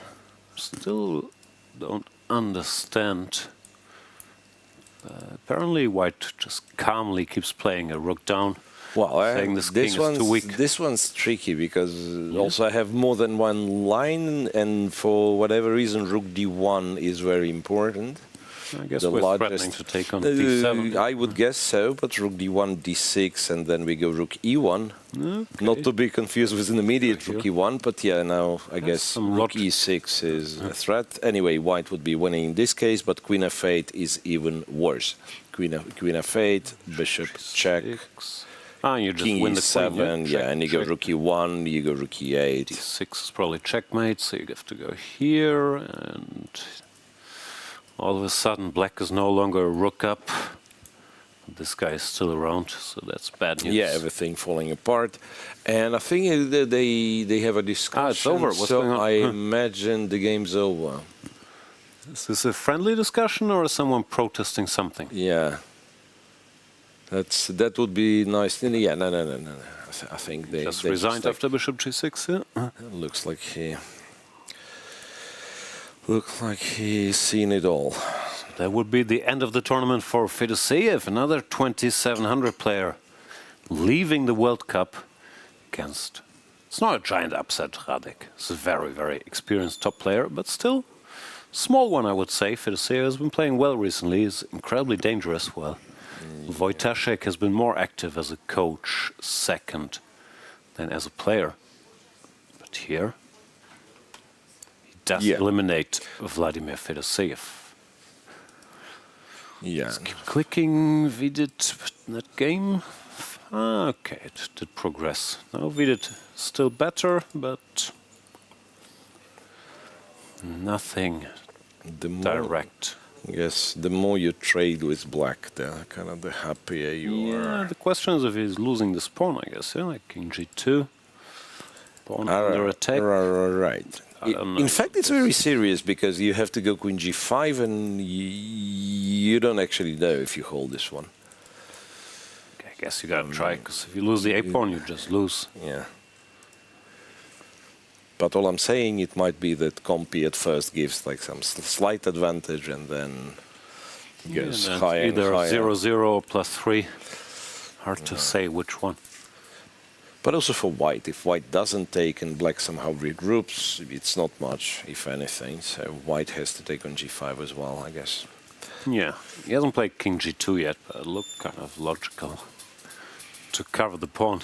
So we take this one. What's he doing? I know, it looks like he did something else, or maybe not. Oh no, he didn't. He's thinking. They already reached move 40 somehow, so he has time to think. Yeah, king g2 played. Now king g2 played. Probably has to go queen g5. Sam somehow still plays very fast with an hour on the clock. Yeah, maybe he's still in book.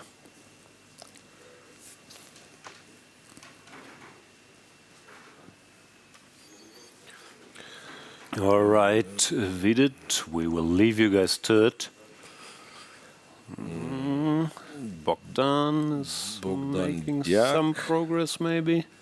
Maybe not. Expert analysis. It's one of the two. Complicated position is my final verdict. Yeah. Too complicated too. Rasmus, I hope he hasn't made any active moves since we last checked. Let's look. Rook b8. Very solid. Rook still on b8. Okay, it exchanges pieces, so we'll qualify it as not active. Exchanging pieces, a6 not active, king e8 certainly not active. Bishop d7 back, no. h5, nice. no. 6, no. Bishop e6, First of all, I don't like it. Why not here? Secondly, nah, still not active. Rook b4, b6, certainly not active. No, I think we can count it as no active moves. Yeah, solid. Good job. There we see. I wonder Liang, the 2700 player. Bit under the radar, or maybe it's just my radar. We talked about this. These new wave of American stars, of not on the Olympic team yet, which is dominated by the likes of Aronian, So, Caruana, Nakamura if he chooses to play, Lenier Dominguez so often only leaves one spot for one of the quote-unquote young guys. Ray Robson was on it, but we haven't seen Awanda Liang or Sam Sevian representing the USA at Chess Olympiad. Or has Sam never represented? Or Schenkler was on the team every now and then. Sam Sevian. Yeah, Schenkler was, of course. Yeah, Schenkler was on the team. Yeah, interesting. A pretty good B team, the Americans. Okay, if we move on, can we check one for rest? Oh, Rook C8. I know what he's doing. This is a quiet draw offer, saying, "You go Rook before. You go back. I go back too. I promise. I will not go Rook C6. Never." Okay, this should be tie-break bound. Solid performance by Rasmus Svane there with the black pieces. Our boy, Kukulas Ardītis, he is just going to come back, then win the tie-break.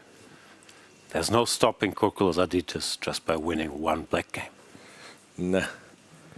And in fact, yeah, like pushing those pawns proved efficient. So, what's the line now? Take on A6, take on D5. Doesn't matter. Doesn't matter, he's going to win, right? D5, Queen E4, Queen F7. Maxime seems done. Tie break for and we French number 2. But the French number 1 in this tournament, because Alireza Firouzja is one of the stars missing here. Which is a short list. Magnus Carlsen, Hikaru Nakamura, Fabian Caruana, Alireza. I guess that's about it. Yeah, and then we start. Whichever top 10 player I'm forgetting, but I would guess the rest of the gang is here. Yeah. Well, Kukulas Ardītis made it, so nothing else matters.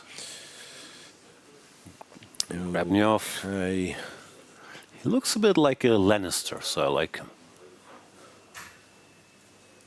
One of the Lannisters? Yeah. Could be any Lannister. Not the Tyrion Lannister, though. No. No, not him, but any other Lannister. Yeah. All right, so Rook A6 played, right?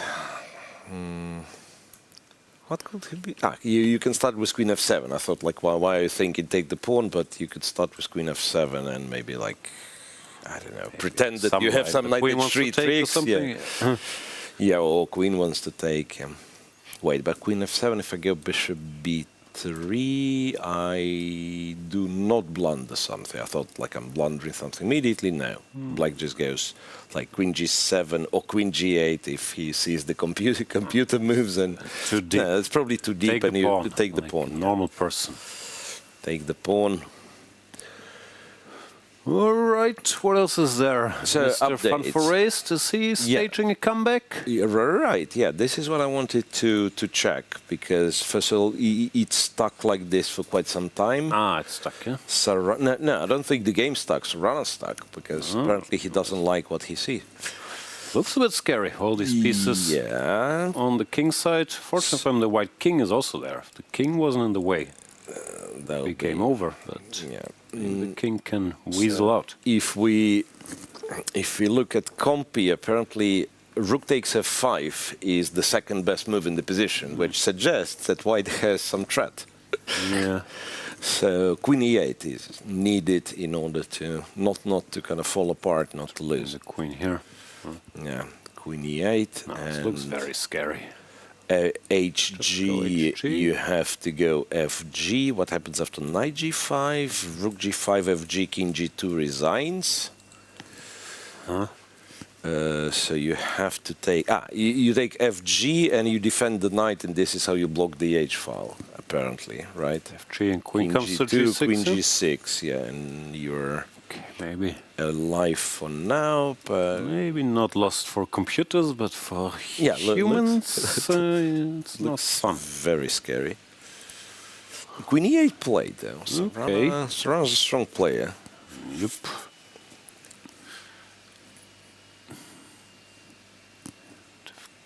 here, also queen g6. There's no direct finish. He would need one more rook somewhere.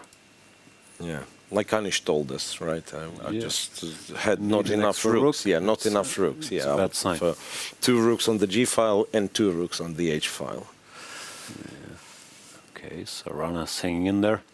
Always looks very calm, Sarana, no matter what the position. Yeah. Nordibek's king made it all the way to b8.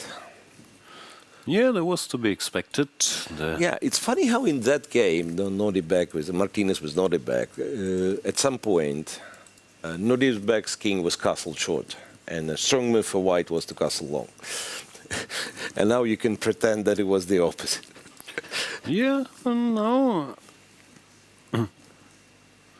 Yeah, now it looks like Peterson says white is slightly better, but I think Nordibek's chances keep improving. His king is safe. And comeback, I guess, is still very much in the cards. Yeah, kind of do more shuffling, and at some point maybe even like go g5 again, or this or that. Yeah, so not easy it is for Monsieur, or should I say, Senor Martinez. No. Someone who is probably not going to make a comeback is Nils Grandelius. Ketty, what games have you been keeping an eye on? I wanted to talk a little bit about this position, Martinez against Abdusattorov. Abdusattorov is in must-win situation. He lost his game yesterday, and he's facing against new Jose, as he called himself yesterday at the interview. And he wanted to surprise his opponent and show his best, not only to get lucky. There was the position when all this madness started. White king has never castled in this position because both rooks moved away. And now black also decided to escape from this danger on the king side. And I will just very quickly show the moves, what has happened. Miro mentioned that it looks like the both kings were just castled. If you just see this position, you would never imagine that white has never castled, and also black has never castled. Currently, here we have this position. How do you judge this? Is it enough? Is it a good position for Abdusattorov to be when you need to win? I think so. I think the trend is in his favor. Now it's apparently equal, but there's lots of play. He has this d5 square, and it's not so obvious what white is doing. Also, it looked a bit like Jose wasn't sure if he should go all out for the attack or keep some control. Like earlier, he could go for some g4 or some knight g5, some sharper stuff, which he didn't do. So I like Nordibek's chances here. Mm-hmm. And you also mentioned, Jan, the Grandelius against Mamedyarov. This is currently the position, and it has been very, very nice game. All the madness actually was around here in this position. So much tense in the center. Everything is hanging, and here we had this pawn takes pawn and pawn d takes on e4. Was an inaccuracy. This gives Shakhriyar a huge chance. Instead, white could just take it with a knight, attacking the pawn here on c3, and if white wants to take this pawn, you have to give up your c3 pawn, and you could carry on here according to the engine. This is just fine position after taking on b5 and d5. This might look scary, but you do have knight to c5 move, and white's position, black's position is just fine because those pawns are kind of hanging as well. Instead of this, here we had black decided pawn takes on e4, and well, this swipe of the pawns on e4 and c3 has not really happened that well as black wanted to do, because now black had to give up very important the key pawn on f7 with a check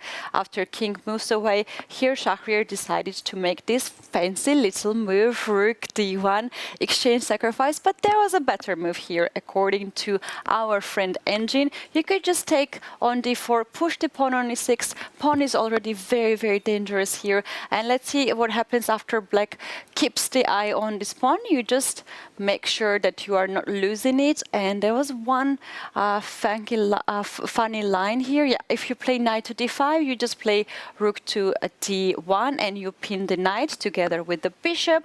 And here we had this move after queen to e7. Yeah, bishop to c6 is the move I wanted to show to you. Bishop sacrifice, attacking the rook and forcing here black to make some changes, because obviously after taking this bishop, there we have the checkmate on the back rank, and this game will end in this way. However, bishop d4 has been not played here. Instead, Shakhriyar decided to play rook to d1, as we mentioned. This one is also just fine move to me, because, like, for instance, after taking here, you can take with a bishop, scan this diagonal, rook is hanging, black has to play here queen to e7 to offer a queen trade, but here two bishops are quite tough. They played rook f8. Yeah, rook f8 has been played. This is the move that I have not seen it. It has just been played. Here Grandelius has 9 minutes and he still has to do 14 more moves in the very, very tough position. So how dangerous this can be for Grandelius? I think we thought resigns a couple of moves ago. So now he's, I guess after rook f8, he's still much worse. He should have taken on e5 and it looked scary, but at least like you are not losing immediately. Maybe he missed this queen e7 trick. I mean, it's like it's the only move, like it's queen e7 or resigns, but somehow +1 is not maybe not the end of the world. How do we judge this endgame? Rook versus two bishops. I'd say good drawing chances. If we get rid of, if a5 is not a move, Yeah, which I don't think it is. I'm just on time to keep the pawn on the board. You can, right? Yeah, it's white to you can. No, but I was thinking maybe white gets into some pin. Yeah, rook d8, rook Apparently f1, not. yeah, some tricks, and rook d7, bishop h3. Yeah. No, if it's lost or drawn, but it looked like a better chance. But in the game now, after rook f8, I guess his point is queen a7, he has some knight c6, or some unpinning trick here. Then he'd be okay. So white has to go queen b7 or somewhere. But then rook c4, at least for now, keeps the knight. Yeah, and h2, h4 Compi wants to play in this position, and I guess this is kind of a long-term pin, and he will win this knight eventually, so which is tricky, of course. No, I thought instead of h4, you just go to win it now with queen a7, because now there's no more knight c6. Instead of h4, queen a7, and I think we win it. Okay, doesn't matter. Looks like Nils is in big trouble either way, but he's not resigning yet, which is good. Yeah, I have a question to you guys. Like the moment when here Shakhriyar decided to give up the exchange, right, in this position, what do you think, why he missed this option to take and to push the pawn? Or maybe he didn't miss and he just said, well, wait, rook d1 better move? Or what would you... I don't think he missed anything, but bishop d4, e6, it's not that obvious to me. It's winning. Well, what he did looks very good too, so I think humanly it's quite understandable, even though, yeah, he probably... I mean, he knows he has a good e7 position, is coming on winning. the way. Yeah, if you have the pawn on e7, there's pretty much already game over, because the queen f8 comes with all the threats. Seems like a very comfortable position. Yeah. Don't know. Yeah, we could ask him, because he probably wins this game nonetheless. And then in the interview, we could ask him, was he thinking of rook d1? Was he thinking to take the knight? Yeah, I will try my best to get him with us to ask all these questions. And yeah, as I mentioned earlier, the players who have won their matches, they are now going to the doping test. And we know that Wojtaszek is one of those who is now passing the test. We'll see. I never know about Radek. We will go investigate what's going on with the doping test and then come back with the time trouble here in round 3, game 2. Are you ready to witness the most intense and unforgiving format in chess? A knockout where one mistake can send you home. This is the 2025 FIDE World Cup. From October 30th to November the 27th, the chess world gathers in Goa, India for 1 month of chess. 206 players, 8 single elimination rounds. With a $2 million prize fund, every round is a test of nerve. 2-game classical matches, rapid and blitz tiebreaks, and even Armageddon if needed. For the top 3 finishers, the prize is even greater. A ticket to the 2026 Candidates Tournament. This is the chance to earn the right to fight for the World Championship. The FIDE World Cup 2025. Only the strongest will survive.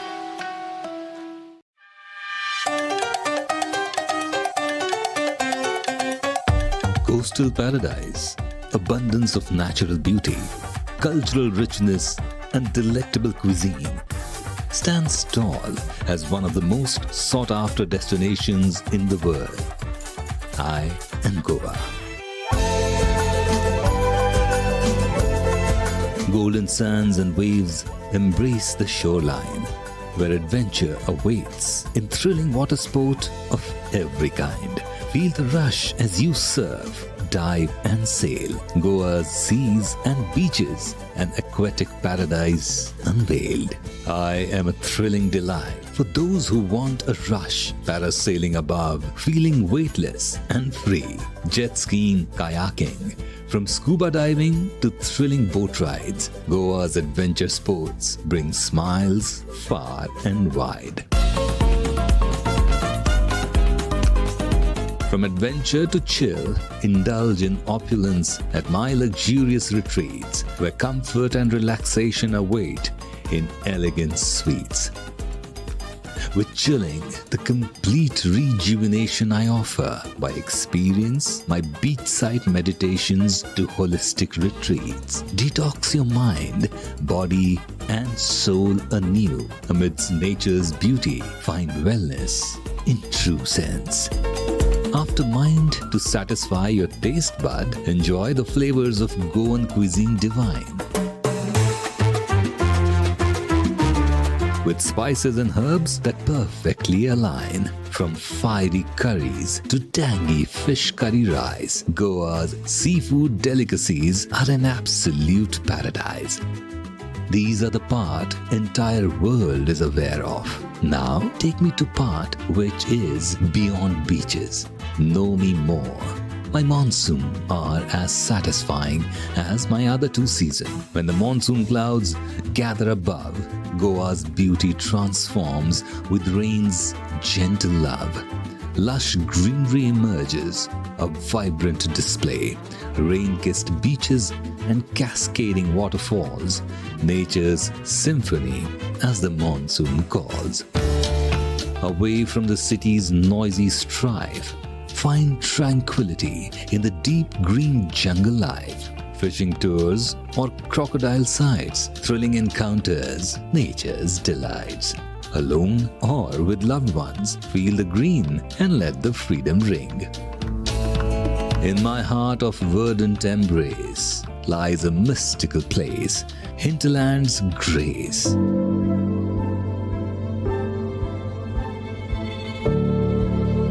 Where palm-fringed rivers gently flow, nature's splendor unfolds at every bend. As lush jungles and hills descend, tranquil villages hide amidst the green, rustic vibe yet to be seen. I offer a blend of comfort and local flavors. Homestays offer authentic cultural savors. From traditional meals to heartfelt stories, Goa's homestays create cherished memories. In the tranquil embrace of a Goan village, a warm welcome awaits, a gesture of homage. Experience the essence of Goan life, where you won't be welcomed as guest, but as my own. Experience my festivals, vibrant and grand. From carnival's revelry to Shigmo's colorful band. Monsoon time mud and Chicalcalo's thrill. Sao Jao's waters, a joyful and refreshing spill. Unveil my rich history. Witness civilizations spanning centuries. explore my colonial legacy and the profound impact I had on the world. Embrace the unity of diverse cultures and religions enamored by my charm.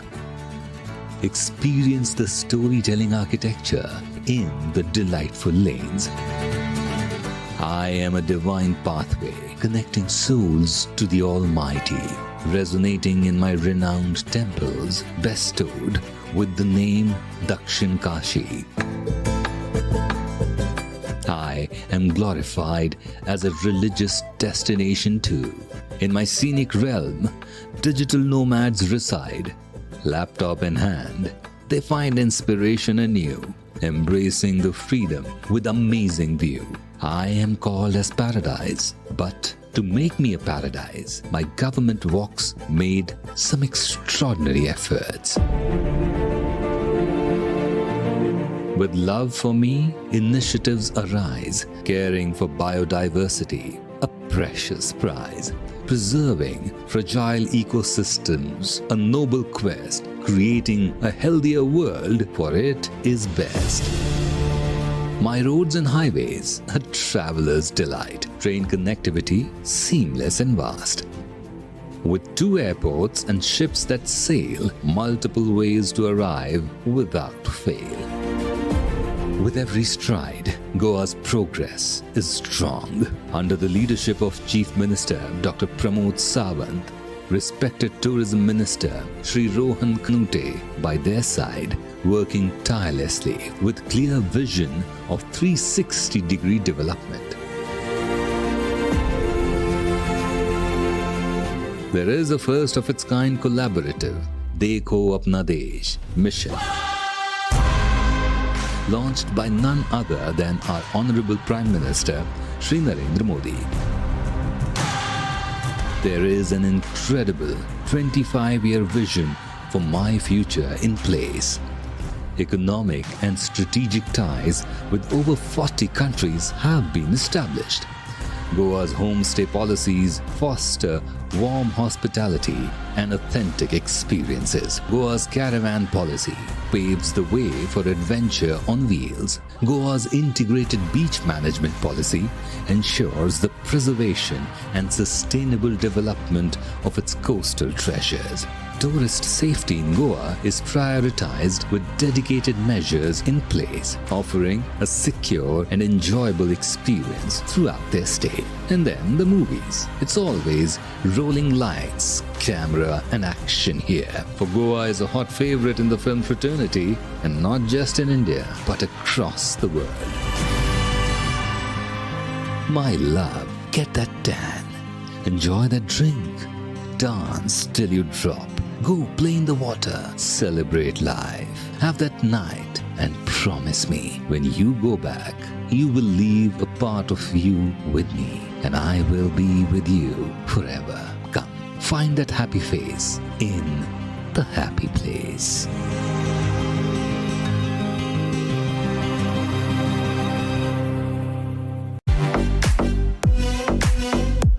December, the world turns to Doha, Qatar for chess at its fastest and fiercest. The 2025 FIDE World Rapid and Blitz Championships bring the globe's elite to battle under lightning time controls. December 26th to December 30th, Rapid and Blitz formats designed to reward precision, courage, and creativity. In the heart of the Middle East, Doha offers more than a board, a world-class venue, a cultural backdrop, and a stage worthy of legends. With a €1 million prize fund on the line and the title of world champion at stake.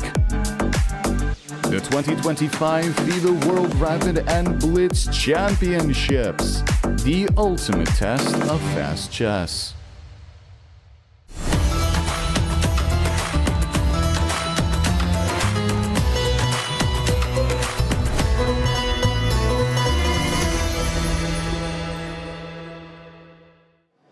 I'm here with Grandmaster Radosław Wojtaszek, who just won a very insane game against Vladimir Fedoseev. Wow, tell us about it. Were you expecting this preparation from Black side, this opening? Well, I expected something unexpected today, that Vladimir is such a player that even though I won yesterday with black, I was pretty sure that he will go for a big fight and he will try. And so I was sort of expecting some sideline, and this is exactly what happened. I didn't expect that he will go exactly for such a sideline, because I know for a fact that it should be like lost for black, but to find all the details over the board, it's like another thing. And okay, I mean, I've seen this line like probably, I don't know, 8 years ago, 10 years ago. So so obviously I didn't know all the details. But on the other hand, I thought before the game that I will not play something very solid, because okay, I just wanted to get a fight and see how it goes. Like in general, I thought the strategy is quite okay when you are leading. But then, okay, then I'm pretty sure that something went wrong during the game. There was one moment, or probably even more, where I was really thinking that I messed up, and probably I was lost. It wouldn't be a surprise for me. I mean, I already heard that it was like +4 for Vladimir, so obviously I was lost. But like on the other hand, I thought that this is such a messy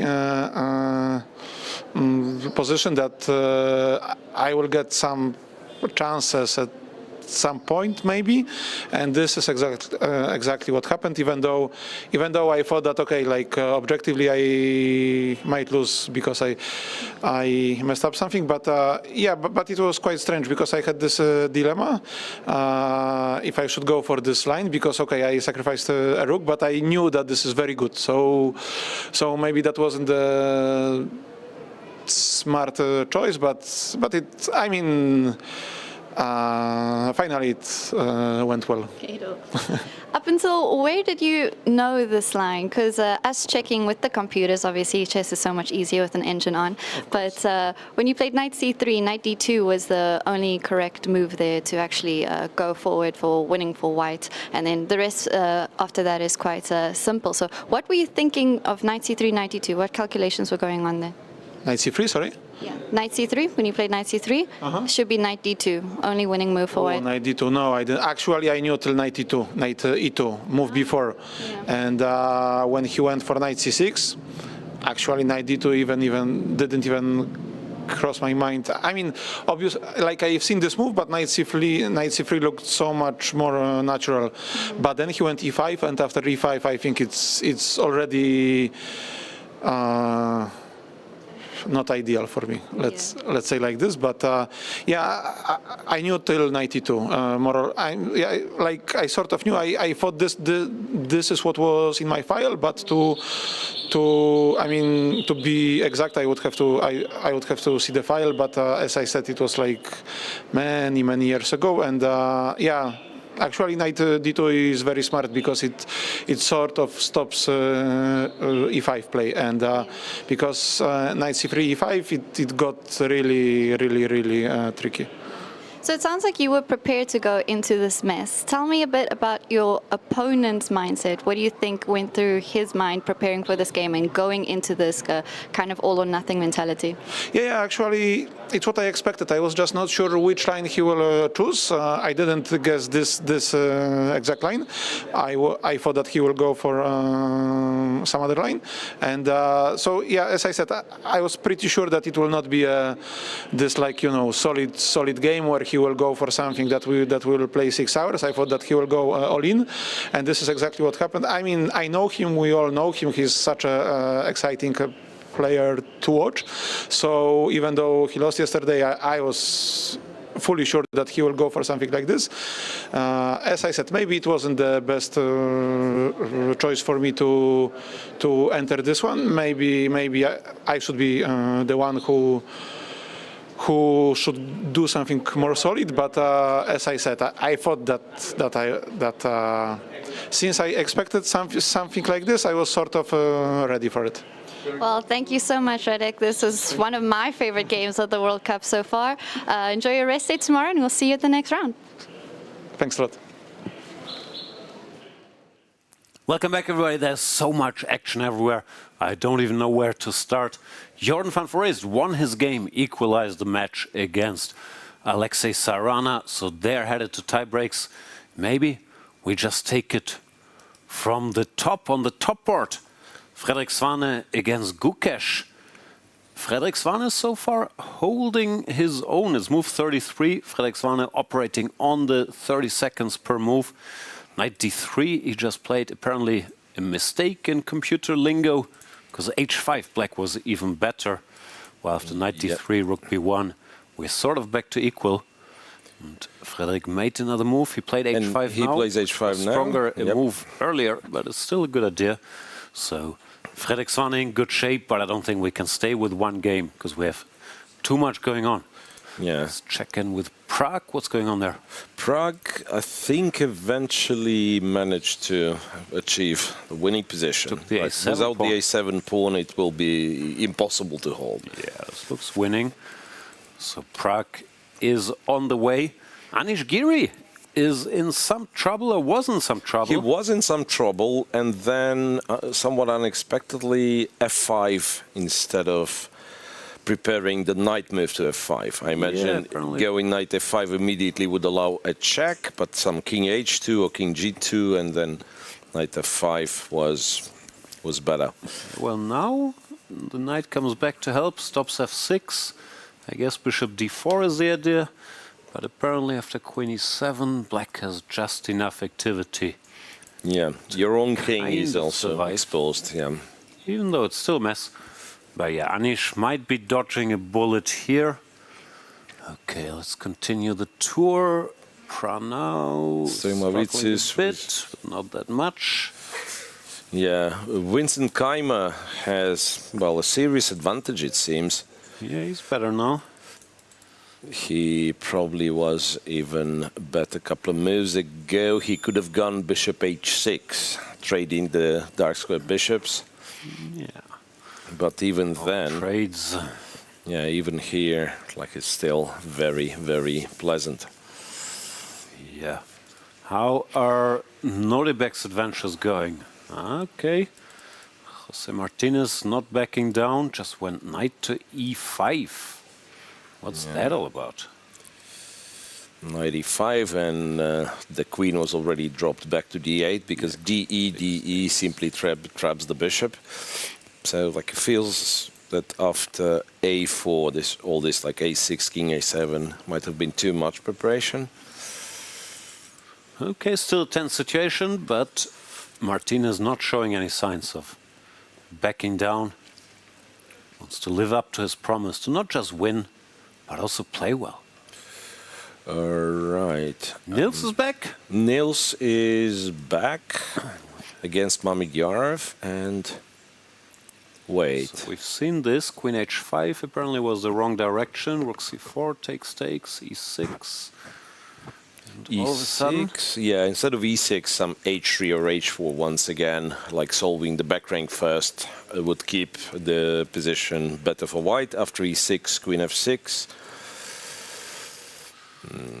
Okay, rook takes e7. I always believe in the two bishops, but one of them is pinned for now. The b-pawn offers some counterplay, and the rook can maybe join. Apparently, black is just okay. Yeah. Nils Grandelius, after we've harshly criticized. So if he escapes, it's a tiebreak again, right? Yeah. Who will probably not make it to tiebreak is Michael Adams. But yeah, that's sick. Last time we saw he was more or less winning, but things changed. After knight f3, he took with the bishop, when the critical line seemed to be to take with the queen. Yes, it took with the bishop. Black took on f4, rook d7. Now black had to take king d7. Instead, bishop f3 allows white to take rook g7 and be much better. And instead, Michael took on f4. Yeah. Took on f4, king d7, gf3, cb4. This also looks scary, no? Very surprising he went this with these pawns. In our line, we had the light square bishop, which was capturing on b7, and here it's like just 4 pawns, or 3 pawns for the piece, 4 pawns on the queen side, very close to the promotion square. So Really surprised. Apparently it's just winning for black now. Rook to d8, king a3. These guys are just sort of unstoppable long term. So yeah, that's tough for Mickey, who had 2 winning positions against Lodici, and now it looks like he will be eliminated from the tournament. And Lorenzo Lodici's incredible run might continue, eliminating 2 chess legends, Hans Niemann and Michael Adams. Yeah. Michael. Where else do we have action? We've already mentioned Sarana losing, right? This is the definition of action. Wow, what a complex position that is. As mentioned, no Rook active C8 moves played allowed. with the intention to offer a move repetition after Rook B4 with Rook B8. Because why would you put your Rook on a better square? So Rook B8 played, Knight D5, and we continue. Black is still very solid. No active moves allowed. Should still be a draw, and it looks like Rasmus is also making sure not to advance anything. Potential comeback for yes. No! What? Kokulos Arditis didn't win, he's out. Kokulos Arditis. What did he do? Draw. He must have missed something because it was an advantage. Rook F4, Queen E1. Just shocking. Shocking use. He blundered, man. He blundered on move 37, going Queen G6. Oh, he missed Queen takes E5 check. Oh. And with the check and everything, everything ends. Painful. Ooh, that's rough. Kokulos Arditis eliminates 2 Indian players, but then Grabnyov grabbed his E5 pawn and ends his tournament. Yep. Vidic Shankland will be a draw in the tiebreak. Well, I'm not sure why the game's still going, or maybe it's already a draw. Levon. I learned the king reaches this King square. C8, yes. King C8, very important. Aronian already a draw against Salem. Yeah, he's through. Congrats to Levon Aronian. What else? There was something. Le Quan Guillaume draw against Jeffrey Chong. Means Le Quan Guillaume through. Yesipenko gotten some chances against Pujaidani. So it looked fairly equal for quite a while. Which board is that? That is board 27. It's just Pujaidani won the first game in a nice fashion, so Yesipenko really needs that comeback. But somehow, he makes progress. This looks very unpleasant. Yeah, Rook C5, Rook B7, so just like black has this protected passed pawn which goes nowhere, and white pieces are so much more active. Yesipenko will stage a comeback. I believe Alexeyenko will have no such luck, question mark. Leko was controlling the game very nicely, but now we get the time trouble. After. Something can happen, to be honest. Something can happen. There will be jumps. There is like this battery, bishop on c2, queen on d3, trying to kind of force. I mean, you cannot force, but maybe black somehow loses his f5 pawn, or something happens to this f5 pawn. In yesterday's time trouble, Leko actually offered a draw after he had missed the move queen d2, and then he did offer a draw, which Alexeyenko refused in a position where it looked like Alexeyenko had 0 winning chances, and Alexeyenko indeed went on to lose the game. So he might regret that decision. But for now, it's still a battle, and Peter's talked about how nervous he gets with this limited time. Bishop c8, rook takes on b4. What do you take with? Do you take a b4? Do you take queen b4? Both seem to be fine. Both legal moves.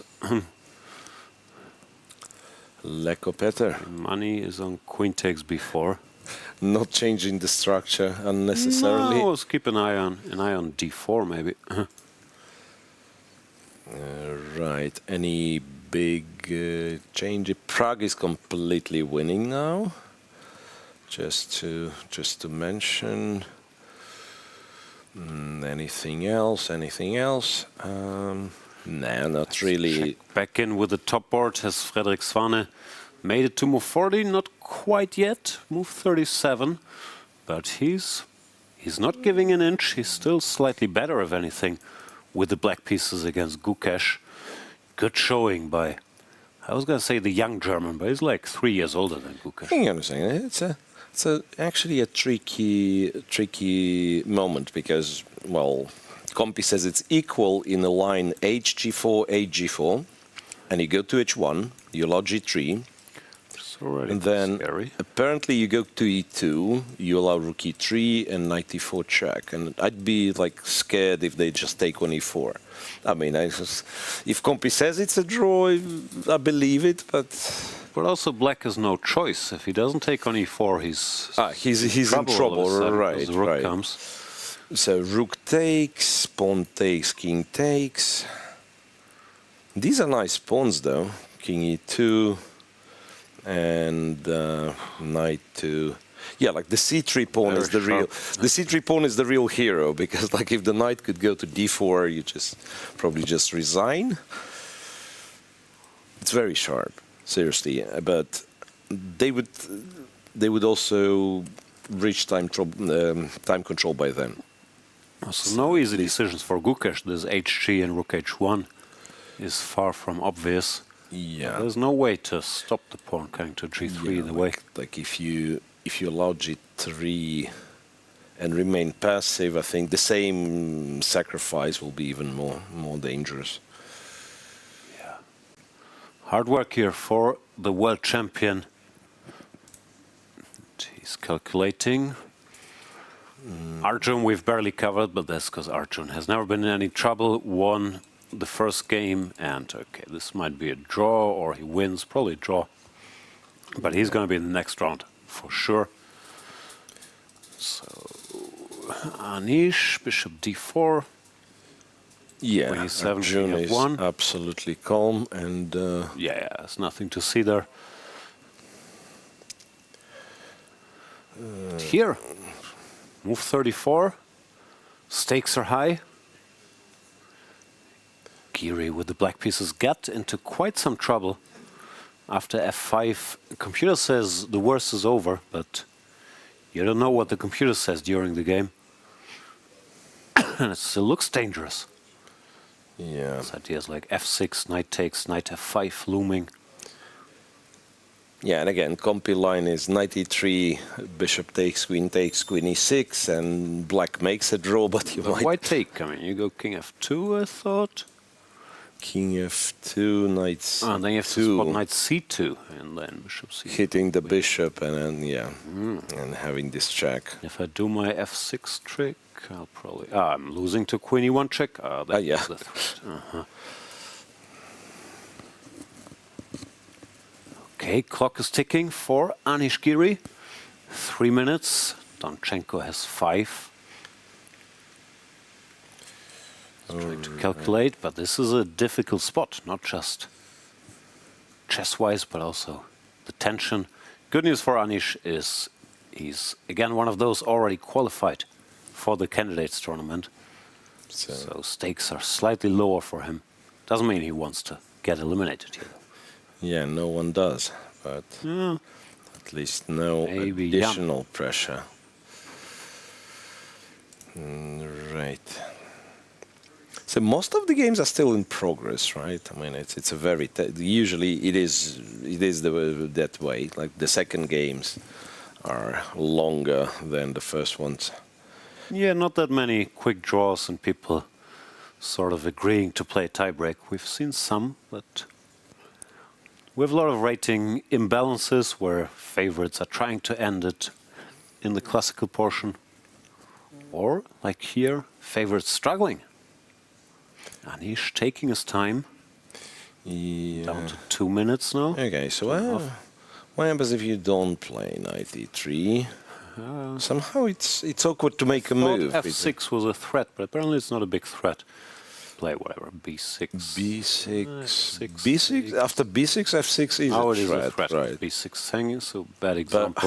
how do we? Knight takes, and we just go knight f5. Yeah, that was the plan.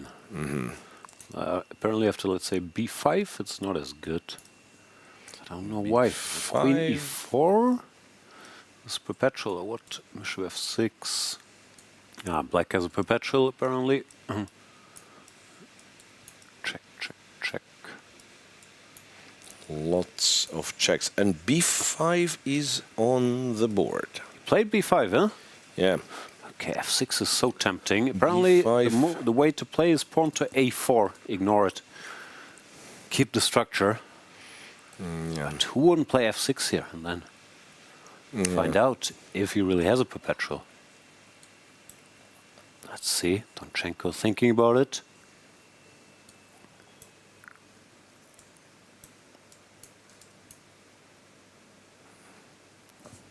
a4 would be very, very cold-blooded. Yeah.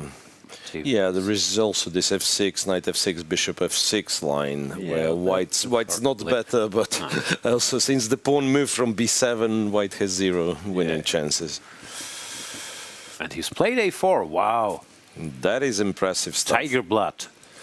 That is impressive stuff indeed. So a4, and now I think black eventually gets to this moment where he needs to find knight e3.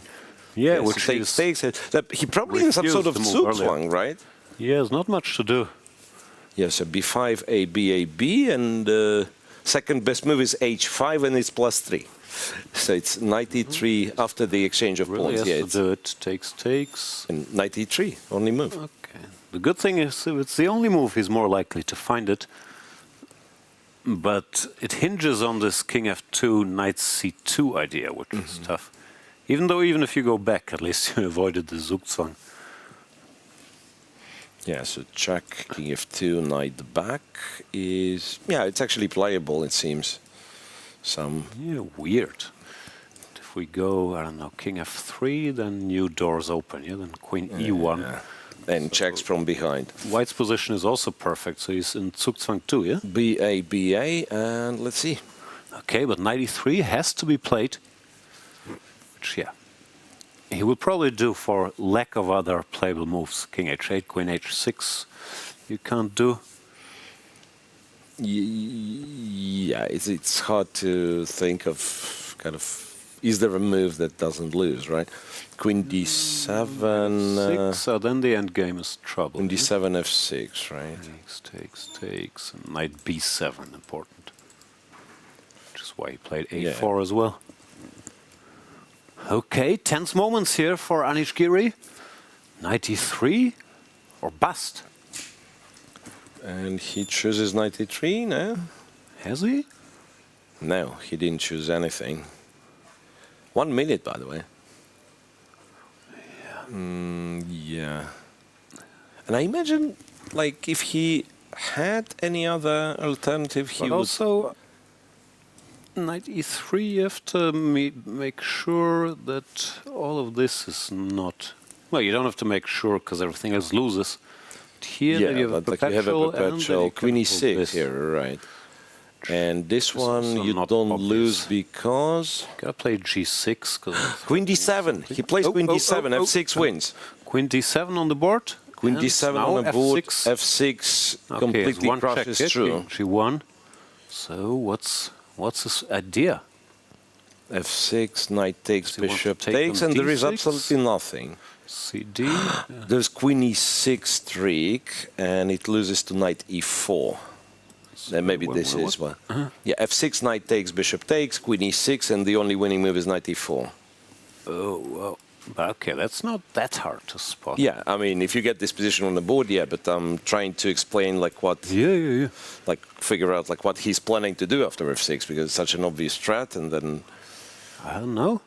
Donchenko has 4 minutes. Ironically, king g2, Compi, after some thought, says king g2 is plus 2.4, so apparently also winning. Continues the Zugzwang game. Yeah, it's funny, because king g2, queen e7, king f2, and here it's this reciprocal Zugzwang, whatever it's called, and black is to actually move. Has to go to d7 Very again. weird, yeah, either side. can't improve their position here.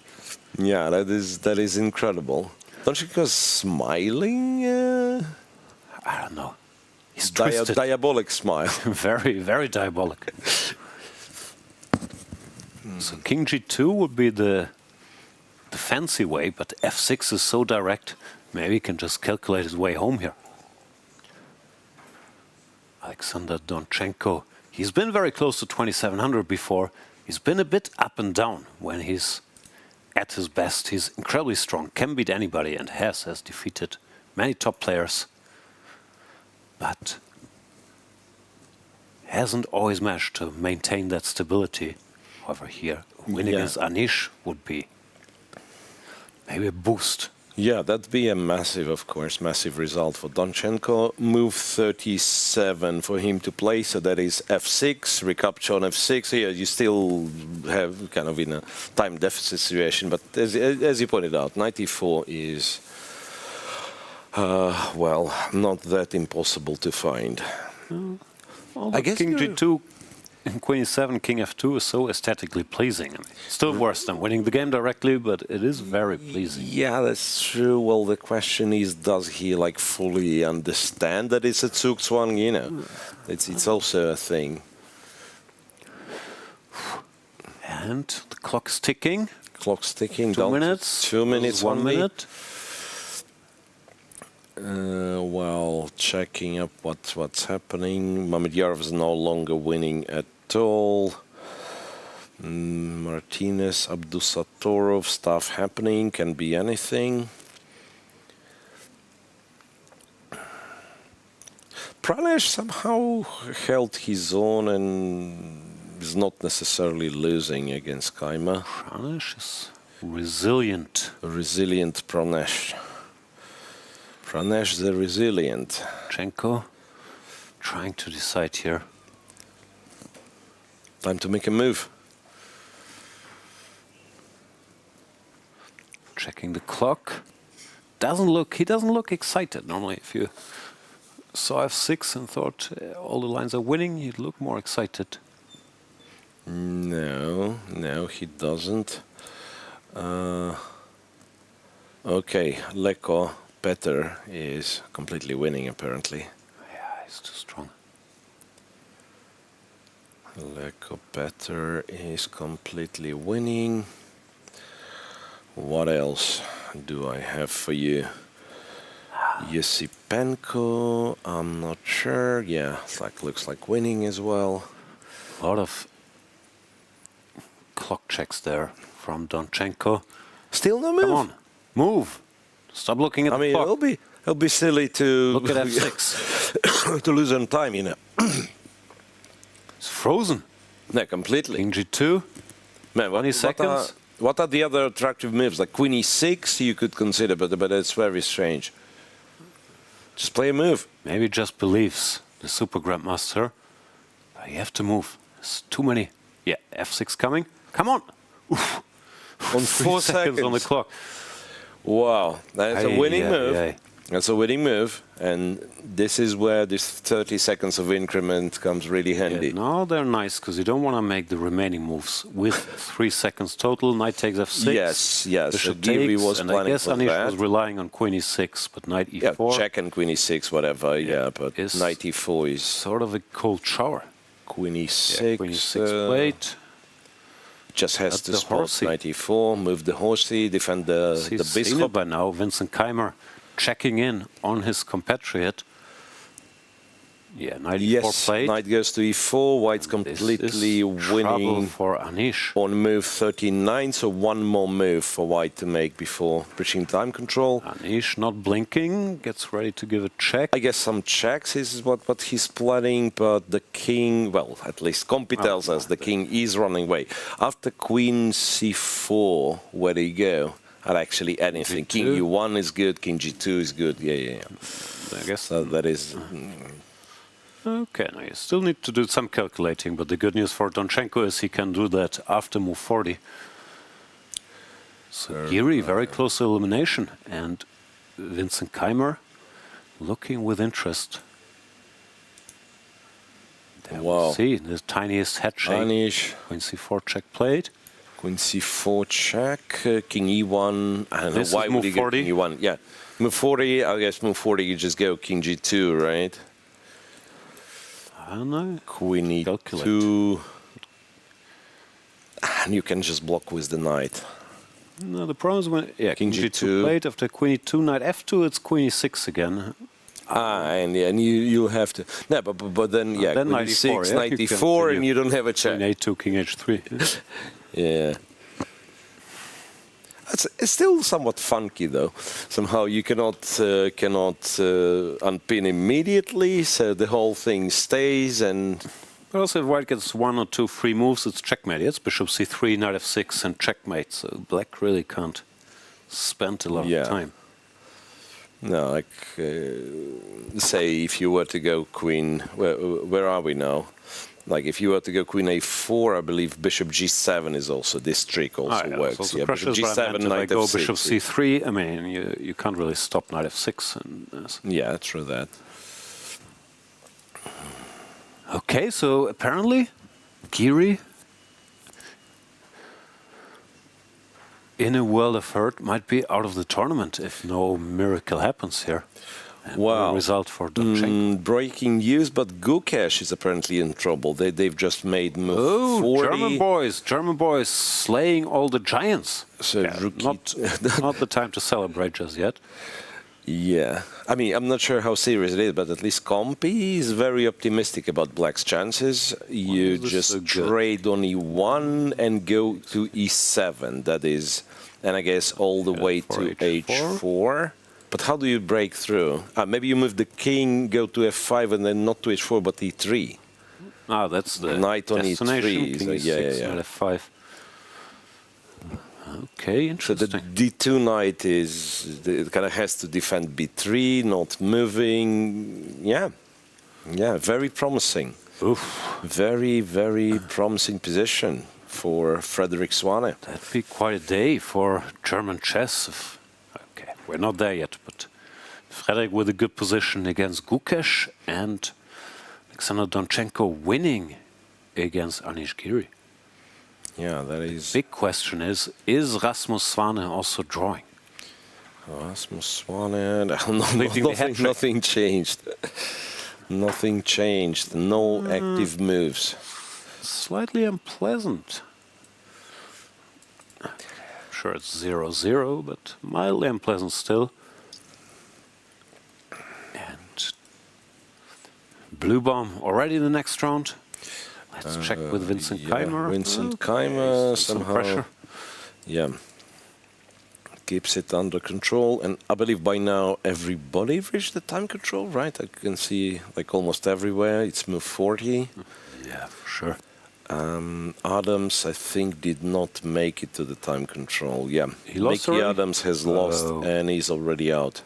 Michael Adams out of the tournament. That's rough. 2 winning positions against Lorenzo Ludici. Such an unlucky match for Ludici defeats Niemann and Adams back to back. Yeah. Diak with Kartik will be playing the tiebreak, right? 2 draws. I mean, draw today, and I think it was a draw yesterday. And the same is the situation with Vidit and Shankland. Sargsyan through defeats Diptayan Ghosh, who started this whole mess by beating Nepomniachtchi, but now he's out of the tournament. Hari Krishna is in the next round, made a draw. Parham Masudlu still playing. Puyaidani still playing, but looks like Yesipenko will come back. Mustafa Yilmaz is eliminated and Shan Sargsyan goes through. Kirill Alexeyenko is lost against Leko Peter, so Peter will make it to the next round. Okay, Queen 2 check played by Giri, and now they have passed the 40th move, so Donchenko has some time to collect his thoughts. King h3 is possible, allowing Queen f1 check, but apparently the checks do eventually expire. However, it's not that straightforward, at least not to So what do we do? King h3, queen f1, king g4, queen d1, king f5. Yeah, and if there's a check from the d file, the king goes to f4 and no more checks. After queen f3, the king goes to e6. Yep. The entering king is safe. And we are shown Leko's the done. end of Peter Leko's game. In the next round. In the next round with 2-0. Congratulations. Very, very strong showing by Peter Leko, eliminating Kirill Alexeyenko. The veteran, turning 46 these days. Prague's game will be ended any time now. Okay, Prague and Arjun are safe. Arjun already made a draw, made it through to the next round. But Gukesh could be in some trouble, even though it still doesn't look easy at all. Apparently his plan to bring the knight to e3. Yeah. Quite promising. You're going to go to f5 and then maybe white doesn't have a setup to prevent one of the two, right? So if he somehow magically covers e3 square, there must be with the knight from f1 and then you go knight h4. Yeah, I don't know. Also, there's still the tension on e4. Not sure. There, that is Praggnanandhaa's game is over. Yep. He wins, makes it to the round of 32. Congrats to Praggnanandhaa, who had some minor scares today, but nothing compared to last round. Wei Yi's game against Benjamin Gledura is finished, so 2 draws, and these two will be playing the tiebreak. What else? Keymer now is much better. I don't know what happened. Maybe it's a tactical chance or something, but yeah, after white's last move, the evaluation bar went down. Apparently queen h3 is very, very strong, and then rook a8, rook h8 is the plan. Okay, yeah, this looks very unpleasant, because whenever white has to take here, after cd, the bishop can also enter. Yeah, it's just awful. It looks so far, absolutely awful. So amazing far. round for the Germans. Right, yeah, Lorenzo won. Nils doesn't look like he can lose at all, to be honest.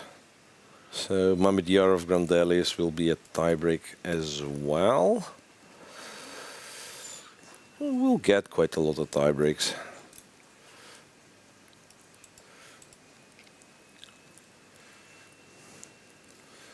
Speaking of the tiebreaks, Dubov is 2 pawns down, and yet the position's absolutely drawish according to machine. Which board is that? Dubov, somewhere on lower boards. Yeah. Huh.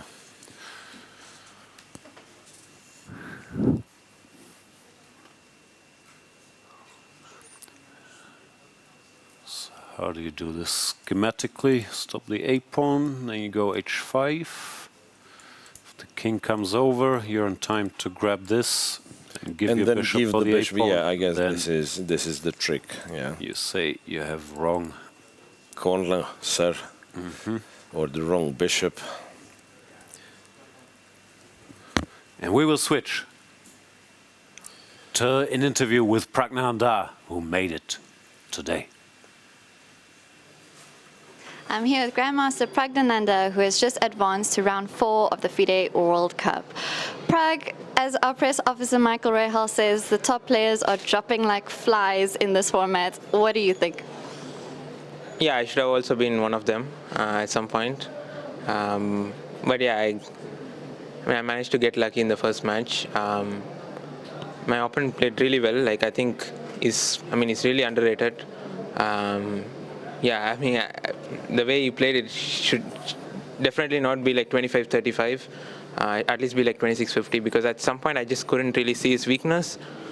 he was outplaying me in every game, and but at some point, the World Cup nerves, I think, got to him, and then I managed to get some chances and break through, but it was not at all easy.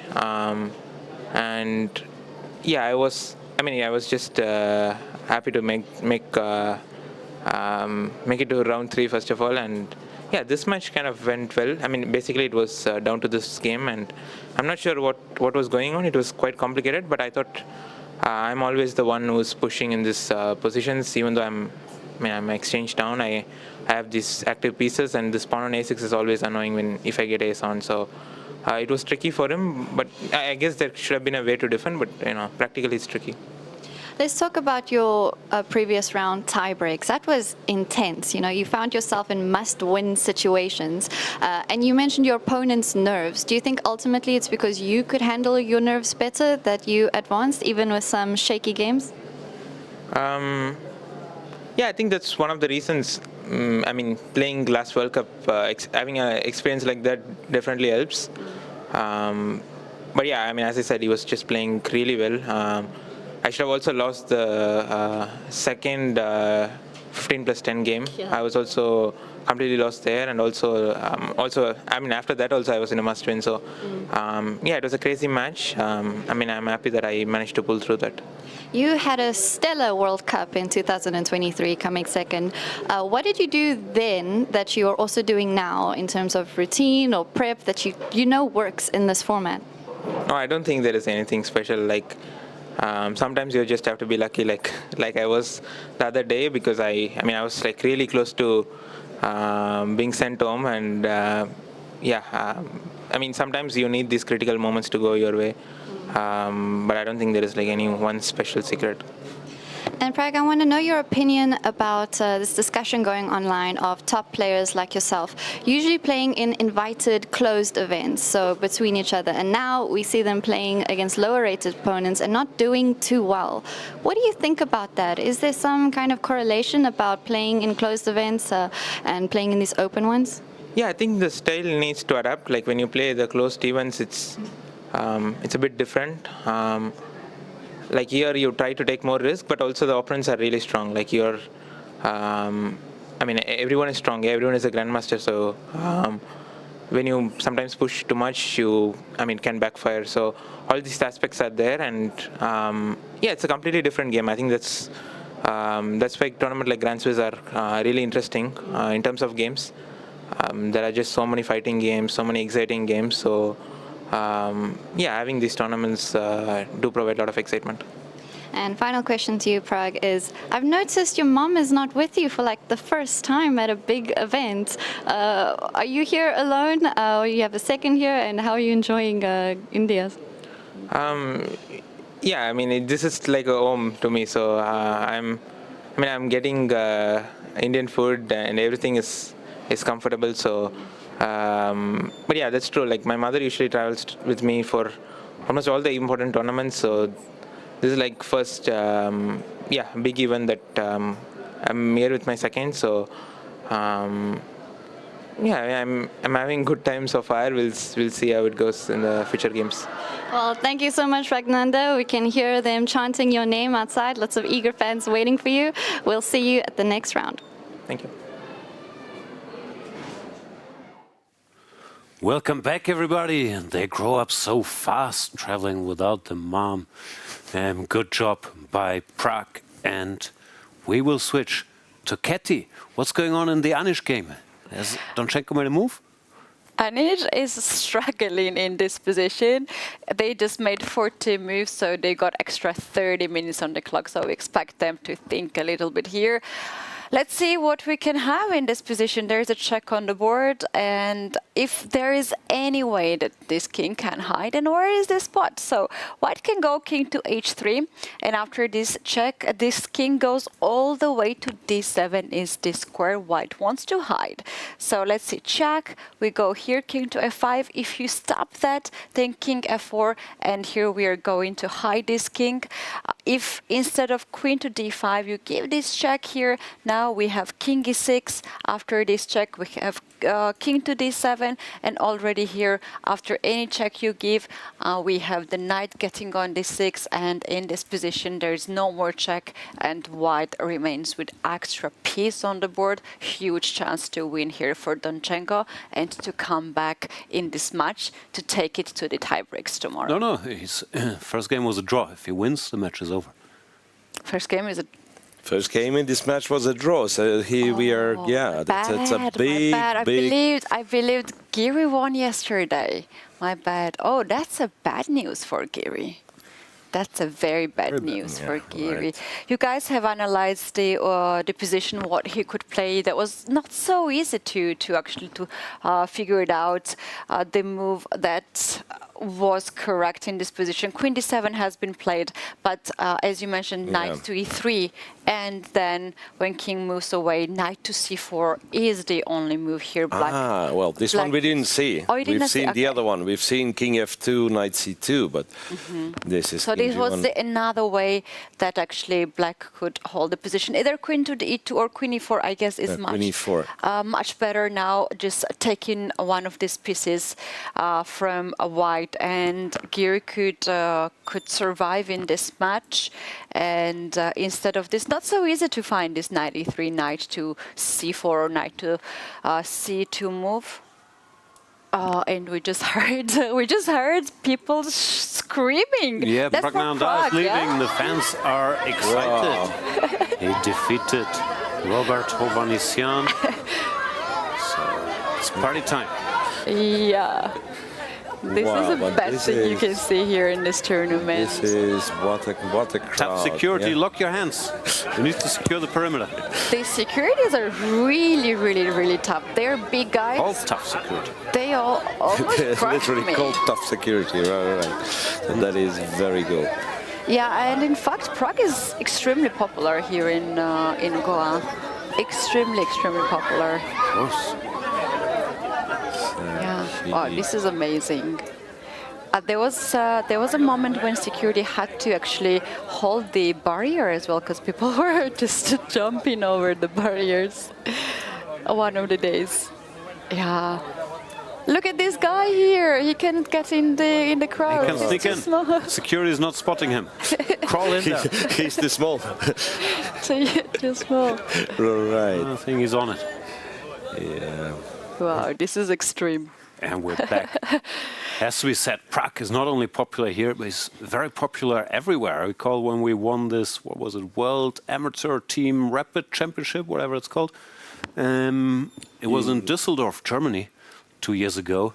And we won the tournament, and there are many stars on amateur tournament. On the team. It was like Vincent was there, Jan Nepomniachtchi, Duda, Wesley So. But when we came out of the venue in Düsseldorf, Germany, there was a crowd of 50 Indian fans just waiting for Prague. So wherever he goes in the world, he has a huge following.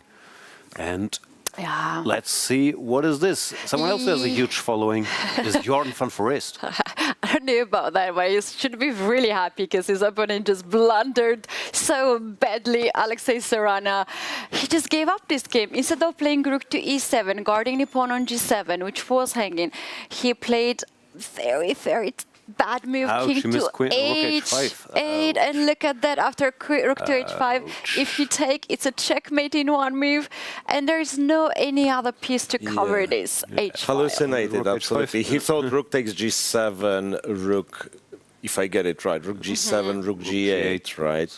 Rook h7, king h7, but you win the queen back, right? Yeah, and he missed rook h5. Yeah, rook to h5. Otherwise, rook e7 here is still with the king and g8, yeah. Oh yeah, with king to here. Yes, it is still game on. So this game goes to the tiebreaks, and as I did the calculation before I came here, we had 12 players already going to the next round, round 4, and so far it was 5 tiebreaks only. But perhaps some of the games have already finished while we are here. So yeah, there will be more tiebreaks, I'm sure. More tiebreaks, yeah. All right. Thanks, Katy. We're not going on a tiebreak, just a small break, and then we'll come back. Plenty of action still to be covered. Are you ready to witness the most intense and unforgiving format in chess? A knockout where one mistake can send you home. This is the 2025 FIDE World Cup. From October 30th to November the 27th, the chess world gathers in Goa, India for 1 month of chess. 206 players, 8 single elimination rounds. With a $2 million prize fund, every round is a test of nerve. 2-game classical matches, rapid and blitz tiebreaks, and even Armageddon if needed. For the top 3 finishers, the prize is even greater. A ticket to the 2026 Candidates Tournament. This is the chance to earn the right to fight for the World Championship. The FIDE World Cup 2025. Only the strongest will survive.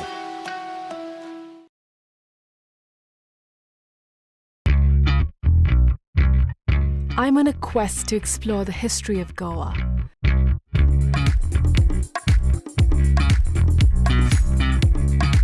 A land steeped in diverse and intersecting cultures and traditions.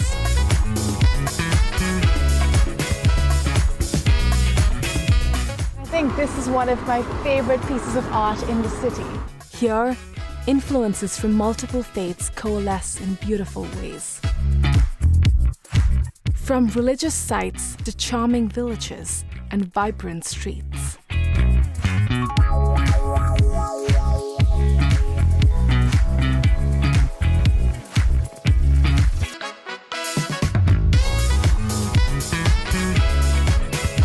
Watch Postcards from Goa on National Geographic. The most prestigious tournament in chess has come to India, the home of chess. अरे यार देगी अरे क्यों चालियो घोड़ो Yes! Yes! Yes! Yes! Chess, chess, chess, chess, खेल ये हमारा है। आओ दुनिया वालों ये वेलकम तुम्हारा है। अपना गेम भारी है, हैंडशेक की बारी है। अब इंडिया बोलेगा। It's your move, it's your move. Goa कर रहा है wait. It's your move. Come, come, come, don't be late. It's your move. ए तो कोई खोर चतुरंग के सारे रंग सदियों से हैं अपने संग शतरंज बिछता है हर आंगन विश्व को दिया हमने विश्वनाथन डंका बजा है गोवा सजा है खेल जमेगा खूब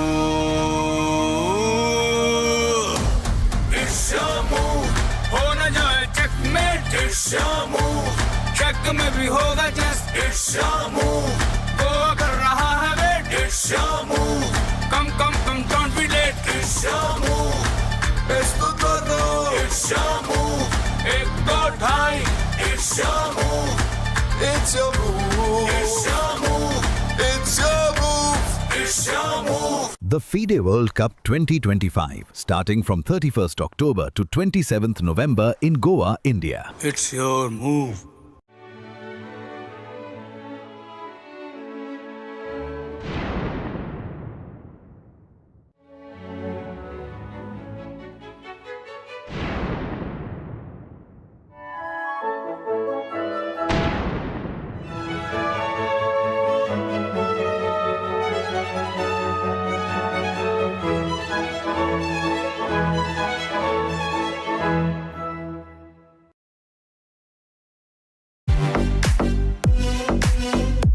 December, the world turns to Doha, Qatar for chess at its fastest and fiercest.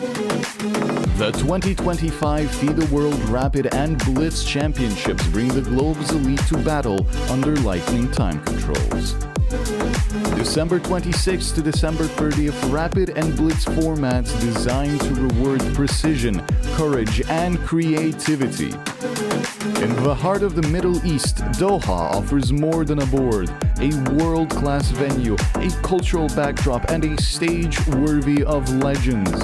With a €1 million prize fund on the line and the title of world champion at stake, The 2025 FIDE World Rapid and Blitz Championships, the ultimate test of fast chess. Move by move, the world changed. City by city, the league grew. United Arab Emirates, United Kingdom.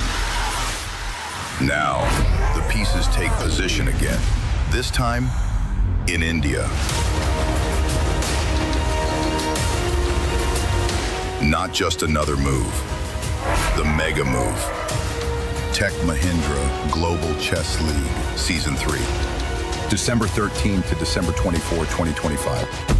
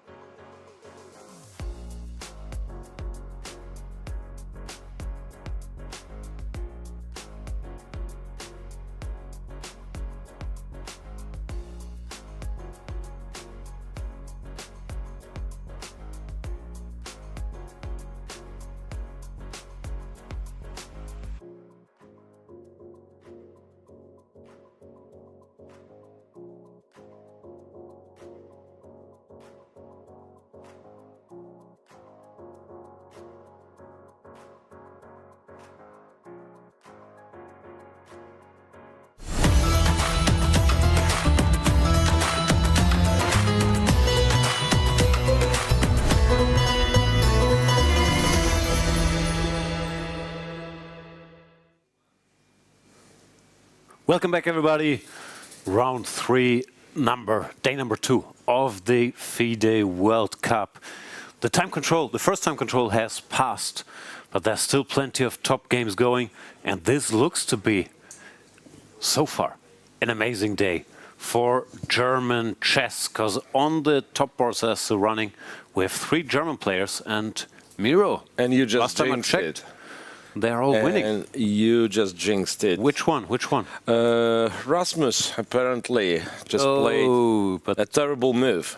That's not on the top 3 boards, but okay. Yeah, but you've mentioned German chess. True. You've mentioned German chess, and now Rasmus is in a terrible trouble. But yes, you are right. Frederik Svane is winning, or we think he's winning. Who's definitely winning is Alexander Donchenko. Yeah, and okay, Vincent Keymer is crushing through as well. One game at a time at the top board. World champion Gukesh drew the first game, and now he's in some trouble, not sure how much trouble, against Frederik Svane. Just went knight to g5 check. He's in a big trouble now after king e7. Yeah, king any square apparently, e7, yeah. d7. And I'm not sure why it's so bad, but knight e3 is a threat. But after knight e4 back, knight h. Apparently, okay, computer is giving strange things. Yeah. Repeats the moves and says black is winning. So let's figure this out. So king d7, let's say. Yeah, let's go king d7, e4. knight e4.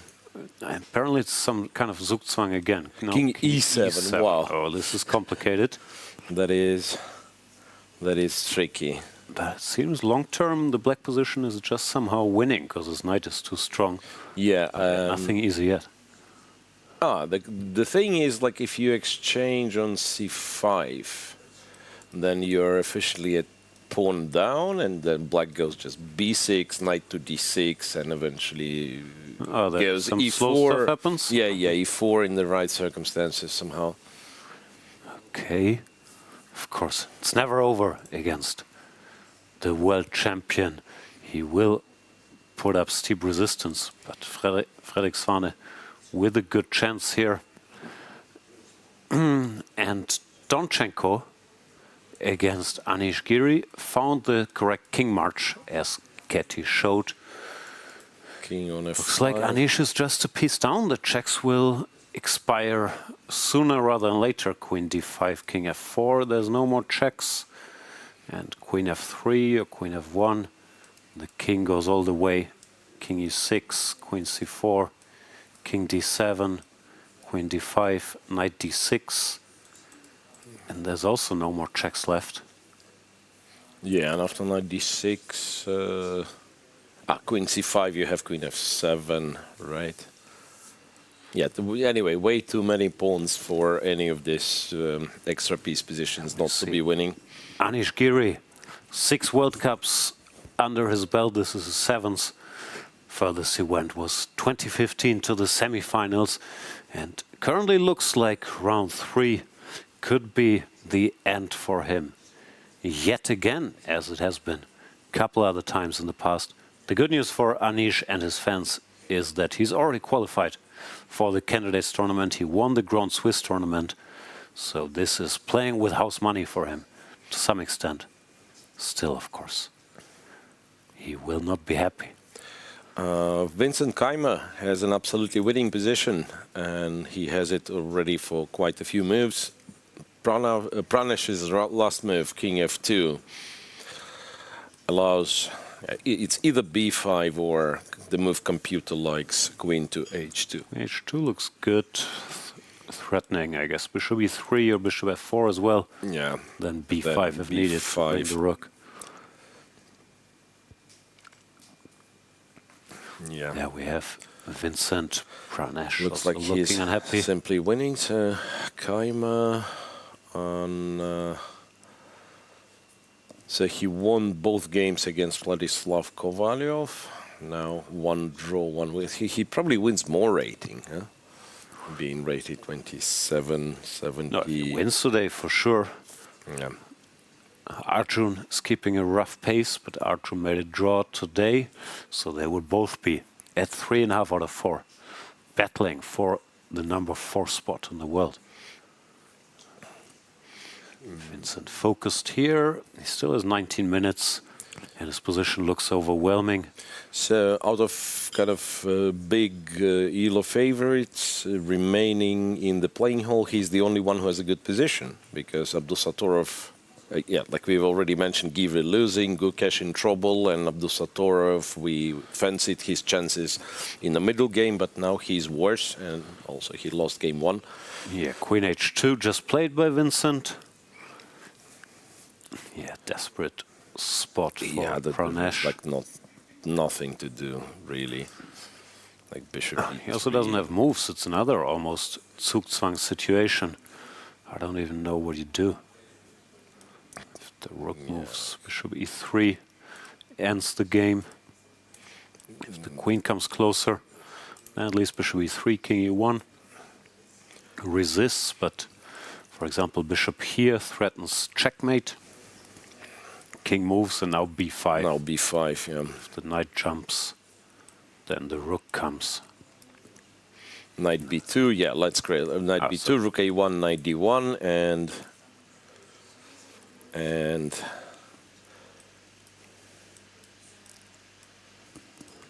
I mean, like winning no matter what. I was just looking for a way to create a complete paralysis.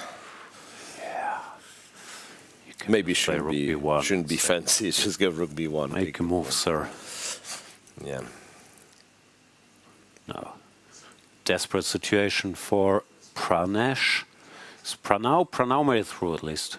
Yeah. And yeah, what did Pranesh play? He went some piece to some square. King he went E1. to E1. King E1, and this is where you go B5, I guess. B5, knight C5, and this is the trick is queen clincher. You went understand this. There's queen G3 also. Wait, could you just take the horse? Can you take the horse immediately? Why be fancy? Like knight C5, queen G2. Take. Yeah. Queen takes. Wait. I've hallucinated. No. F2. Yeah, that's why you go queen G3 first. Yeah. Queen G3. No, I've hallucinated completely. Queen G3, king D1, and then you take. Now I understand. Then okay. Takes, and rook A1 picks up the piece. Yeah. Yeah, many ways to win. Hard to believe Vincent Keymer with 80 minutes on the clock. Won't spot one of them, also it's hard to ruin the position. If he went king G8 here, he would still be totally winning. So he is on track. Let's check in with Nordibek Abdusattorov. Still a tense fight against Jose Martinez, but yeah, he's not gained the upper hand. No. Well, now apparently Compi suggests to go knight F4, knight D6, queen F8, and some dirty business starts, because queen F8 is taking on B7. Yeah, like if you go to H5, then F3. But why can't you? Threats, huh? Why can't you, let's say, take the piece, queen H6, F3? Okay, this is some deep stuff. Yeah. No, take the piece. I mean, in the other line, when it's going queen F8, takes, queen H6, F3, queen F6, some nonsense. Okay. Looks like black is fighting for survival with computer moves. Although here, white could also end up losing queen F2, queen G5. Okay, still complex. What's the clock? Both sides have 13 minutes. Roughly even, yeah. Both look very, very focused, but Nordibek having to win this, of course, is facing an uphill struggle. Even knight F4, not an obvious move at all. I mean, the move is obvious, but it's hanging a piece. Yeah. Josbem looks sleepy, but he's focused. He's focused. He's trying to show us the new Jose. Yeah. Old Jose was also focused, but new Jose is studying chess and then maintains his focus. Right, some more and more results, it seems.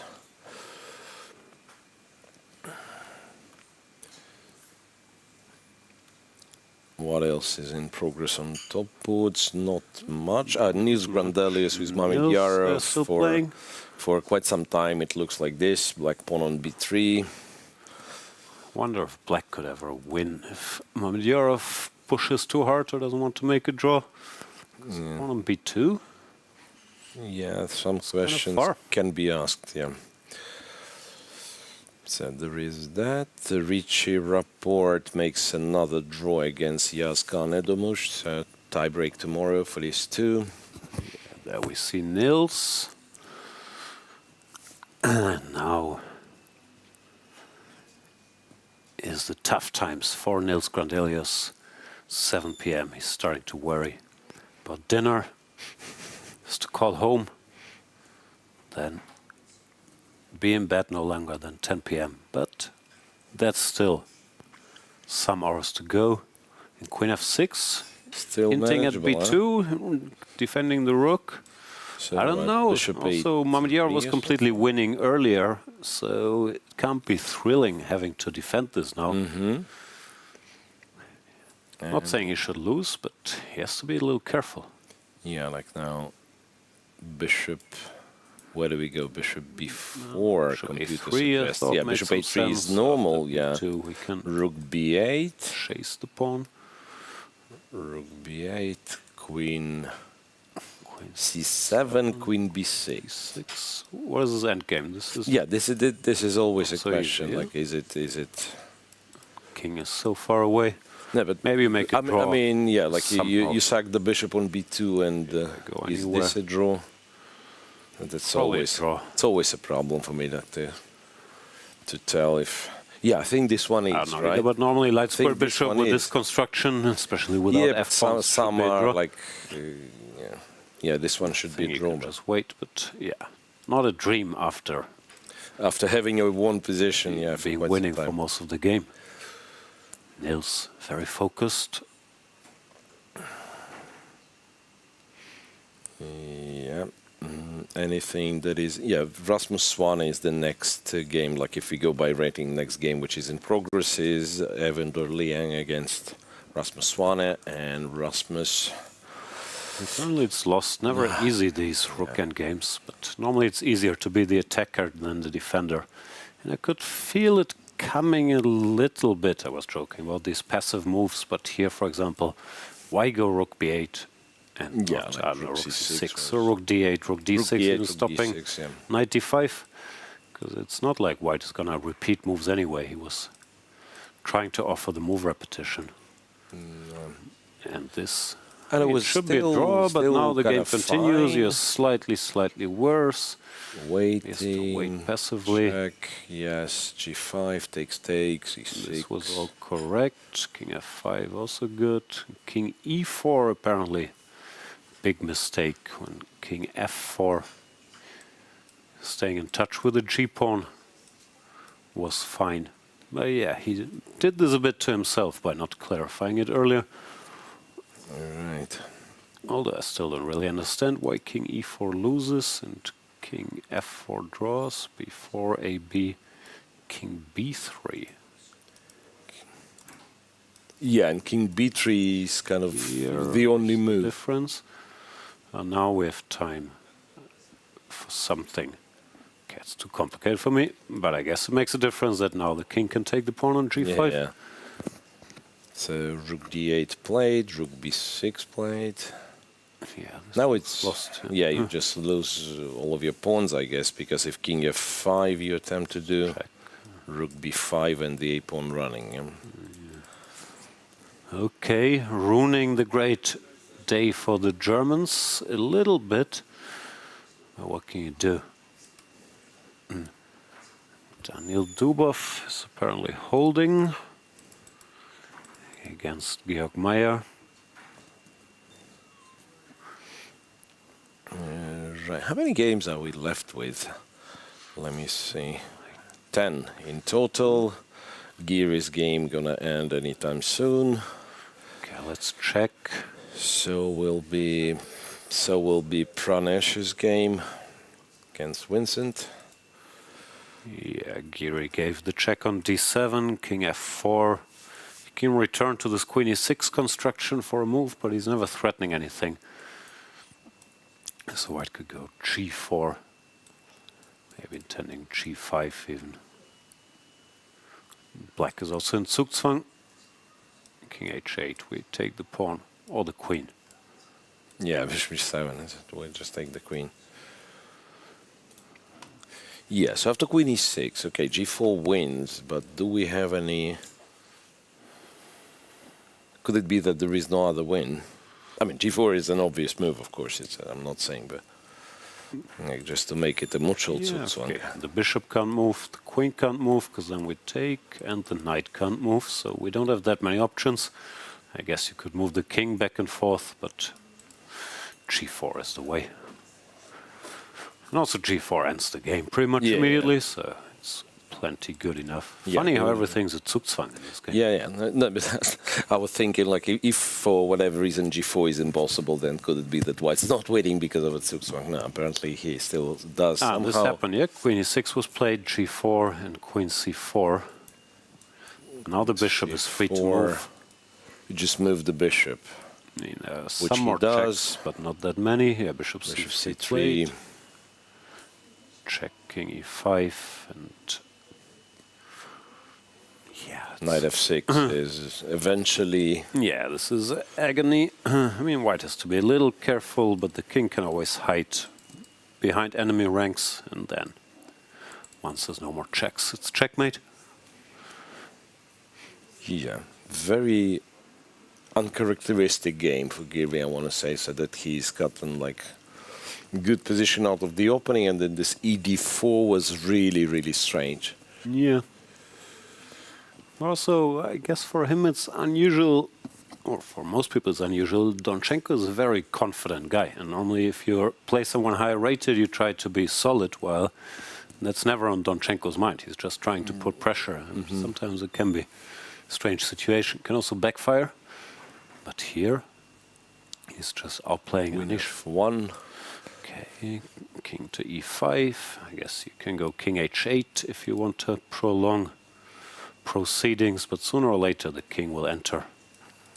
The checks will run out. King h8, king e6. Right. Even here is a nice square. Then this is hanging. Everything. Okay, it's lost. It's a piece down. What to say? Right. Let's check back in with the world champion. Knight g5, king f6. I guess they're both trying to figure out the subtleties of this strange knight endgame. Yeah, but I think you summed it up well. Basically, black has an extra pawn. I mean, these white these guys never move, and black has all kinds of ways to ask questions.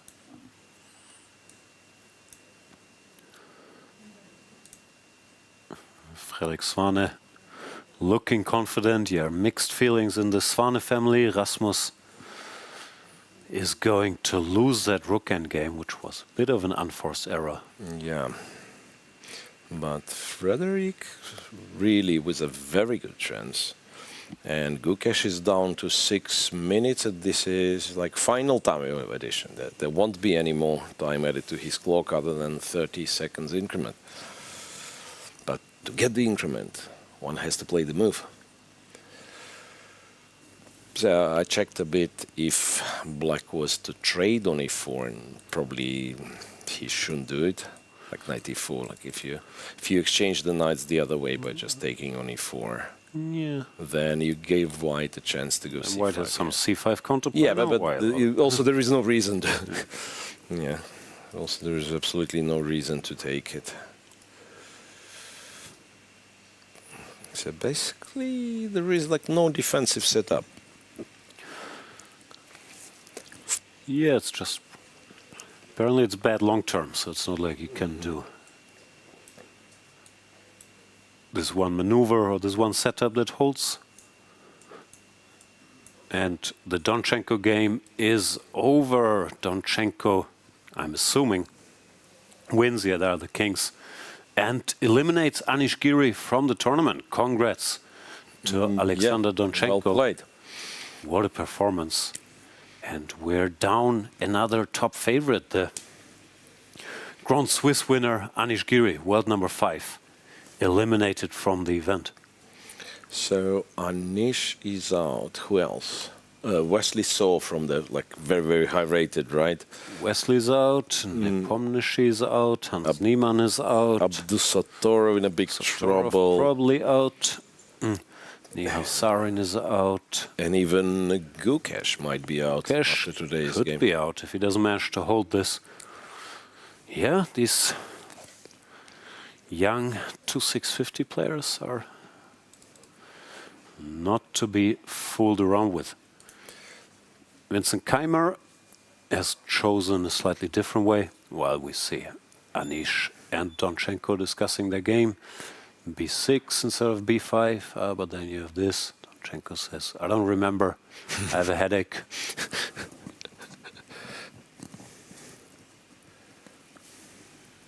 Yeah, he doesn't want to analyze, kind of.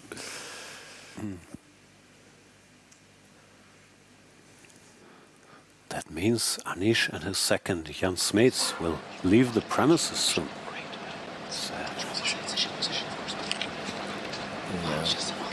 We're trying to listen to the players.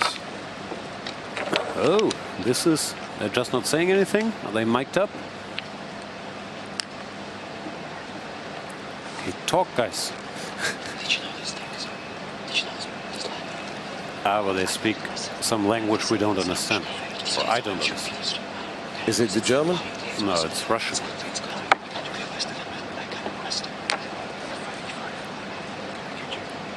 Yanni Gavayu Baruski. No.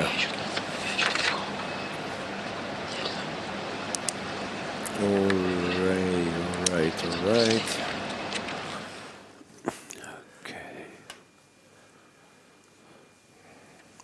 Okay, so Anish's game is officially over. Yeah, Vincent Keymer has a chance to do your trick with Queen G3, and if King D1, Queen G2. I guess you try Rook F2, but this construction is also not super stable. Bishop check. Oops, I clicked something, sorry. Vincent Keymer apparently has finished the game, so we are once again, the PGNs are lagging. He has already won. We are shown the board and he has already won. Okay, I need some help getting to full screen again here. Yep. No, but it has to be done on this computer.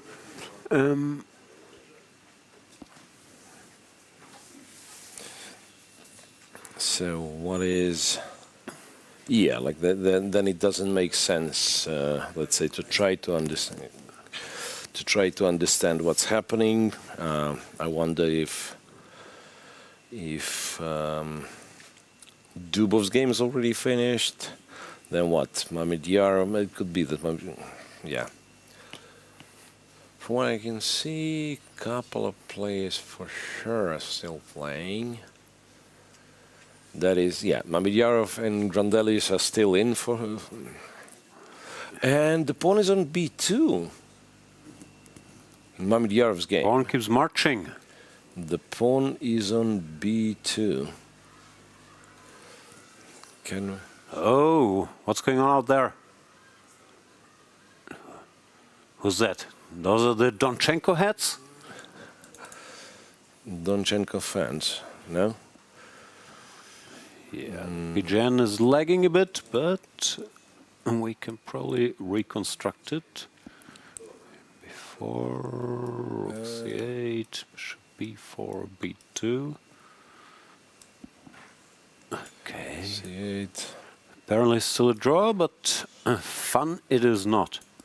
Well, it looks like it's also no fun for Nils, maybe. I'm hallucinating, but I don't think he had any gray hairs when this game started. Hang on a sec. So what does it mean? Bishop a3, rook c2. And then Compi says, no worries, this pawn's not going anywhere, you just go h5. Yeah, h5 setting up some perpetuals if needed to. Maybe that's... You've gotten where you could get, and that is the best you have, right? Queen e6, bishop g7, queen e4. What is this line?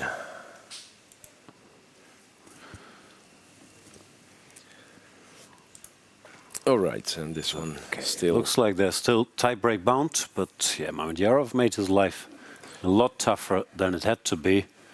So let's sum up. On the top boards, Frederik Svane is still playing the double knight endgame against Gukesh, where it seems like Frederik has good winning chances, but it's nothing is clear yet. Knight e4, king e7 is on the board. Gukesh now also burning lots of time, probably aware things aren't so easy. And I'm wondering if we are once again behind. Yeah, the PGN doesn't work, but we can see the PGN doesn't work. Yes, the knight's 5 minutes on left. 5.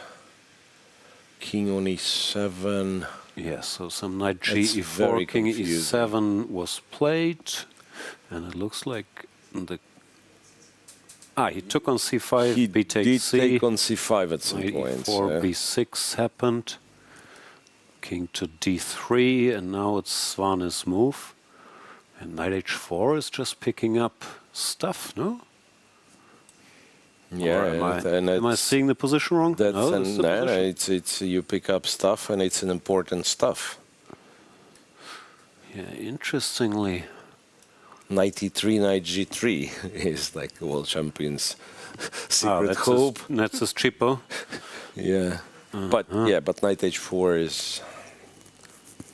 Knight h4 is quite natural, right? And there is like literally nothing to do. Svane also staring him down. He's looking like, what do you do after knight h4? There's literally nothing to do because knight h4 played. You confiscate the g2 pawn if e4. Somehow the g pawn is trying for some desperate counterplay.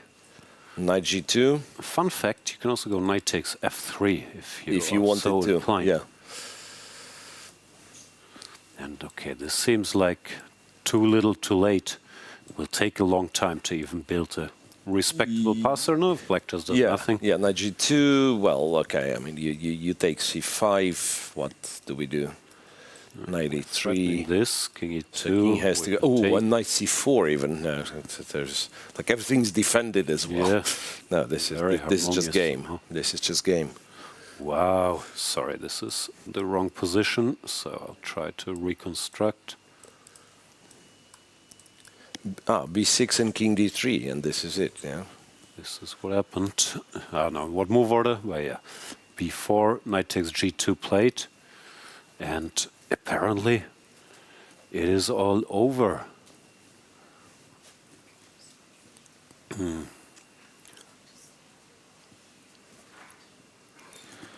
Don't breathe, don't move. It's important. Sorry, just giving some instructions. Yeah, Frederik Svane looks to be completely winning. Vincent Keymer already won his game, and we are joined. We aren't joined by anybody. Just as I was going to announce, I was told, don't announce yet. Wait, no one's here. No one's here. No, we are not getting joined. No. What else? Now, I wanted to count how many games are left, but now that, we have this PGN thingy, I'm not even sure if there is anything. Okay, we've seen Gukesh, but he's going to lose. And then, will there be anything in progress? Which, by the way, we can't understate what a shocker that is. Yeah, we just lost Anish Giri. Now it looks like we're losing the world champion against Frederik Svane. And the man who robbed Anish Giri from this tournament and from us is here to explain himself. Alexander Donchenko is with Ketty. Congratulations. Congratulations. That was a very, very nice win for you. First of all, tell us, how do you feel? Honestly, I just feel completely wasted. I didn't register much of what was happening after the time control, and Honestly, most of the game I was just happy that I'm definitely not worse and just playing along. But at some point, I got a serious chance and somehow capitalized. So very, very happy, obviously. Yeah, you know, guys, I suggested him to, if he wants to check the game with the engine, and he said no. And also here, he just switched off the engine. So this is without engine analyze. And please show us the key moments when you think that unfiltered live nonsense. Yeah. Yeah, but this is why you have us. Don't worry. Yeah, we'll spoil all the fun. Yeah, we had a pretty normal Nimzo line with rook e8. I didn't look at it too deeply, and bishop f8. I didn't remember what to do here exactly. I played something similar myself, but as black. But what I did was definitely not it. Especially, I kind of underestimated this f5 c6 structure, so queen c2 kind of ran into that a little bit. I kind of played g3 just to bail out, so I get a somewhat coordinated position. And I wasn't very happy with how the opening played out here, but probably my position is still fine. And here I think c5 is an important move, or at least I felt this way. I couldn't even explain why, but I think otherwise my position is just very hard to play and I need to grab some space. Yeah, I think the next few moves are pretty normal, but perhaps this is where he needed to improve something, because when I got to play f4, and there are no tricks working for him, this is the first moment where I realized that I could actually have an advantage, and it's just a very pleasant position to play. So he went knight g6 here, rook e7, bishop f2. It's basically just a space advantage for free, and there's not much else going on, but I just have the better squares because of the space advantage. Rook e8. Takes, rook e1, and I think this is a very critical moment, because so far nothing much has happened. I'm probably a bit better, but he can play a number of moves, and okay, nothing much is going to happen if he doesn't allow it to. But he played knight d5, and probably based on a miscalculation. Obviously, I take on e8 to deflect one of the defenders from f5, queen e8, and knight f5. Here, I believe what he was relying on was knight b4, queen b1, and queen e2. But once he realized that bishop f1 just basically kills the game with the point of queen a2, knight takes h6, and white is just mating. So black cannot win back the pawn, and then knight b4, queen b1 kind of loses its point. So here was the first moment where I felt he is actually worried about this game, because before that I was also quite a bit down on the clock, and it was not very easy to play, because here I was already probably down to 15-20 minutes, something along those lines.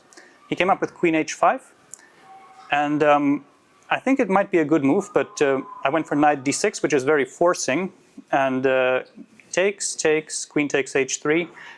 Here I again had a choice. I could take on b7, which is obviously just a pawn, but I was worried that in time trouble he could go for something like knight d5, and if knight a5, maybe knight f6, and the knight is coming to g4, or potentially even e4 if I move the queen, and even though I'm 2 pawns up, it doesn't feel like it. So I decided to instead play for kind of a domination setup with queen g6, where he's forced to go back and stay passive even though material stays equal. Queen d7, I played f5. I think somewhere around here there is probably a way to escape with black, with some kind of move like queen e7.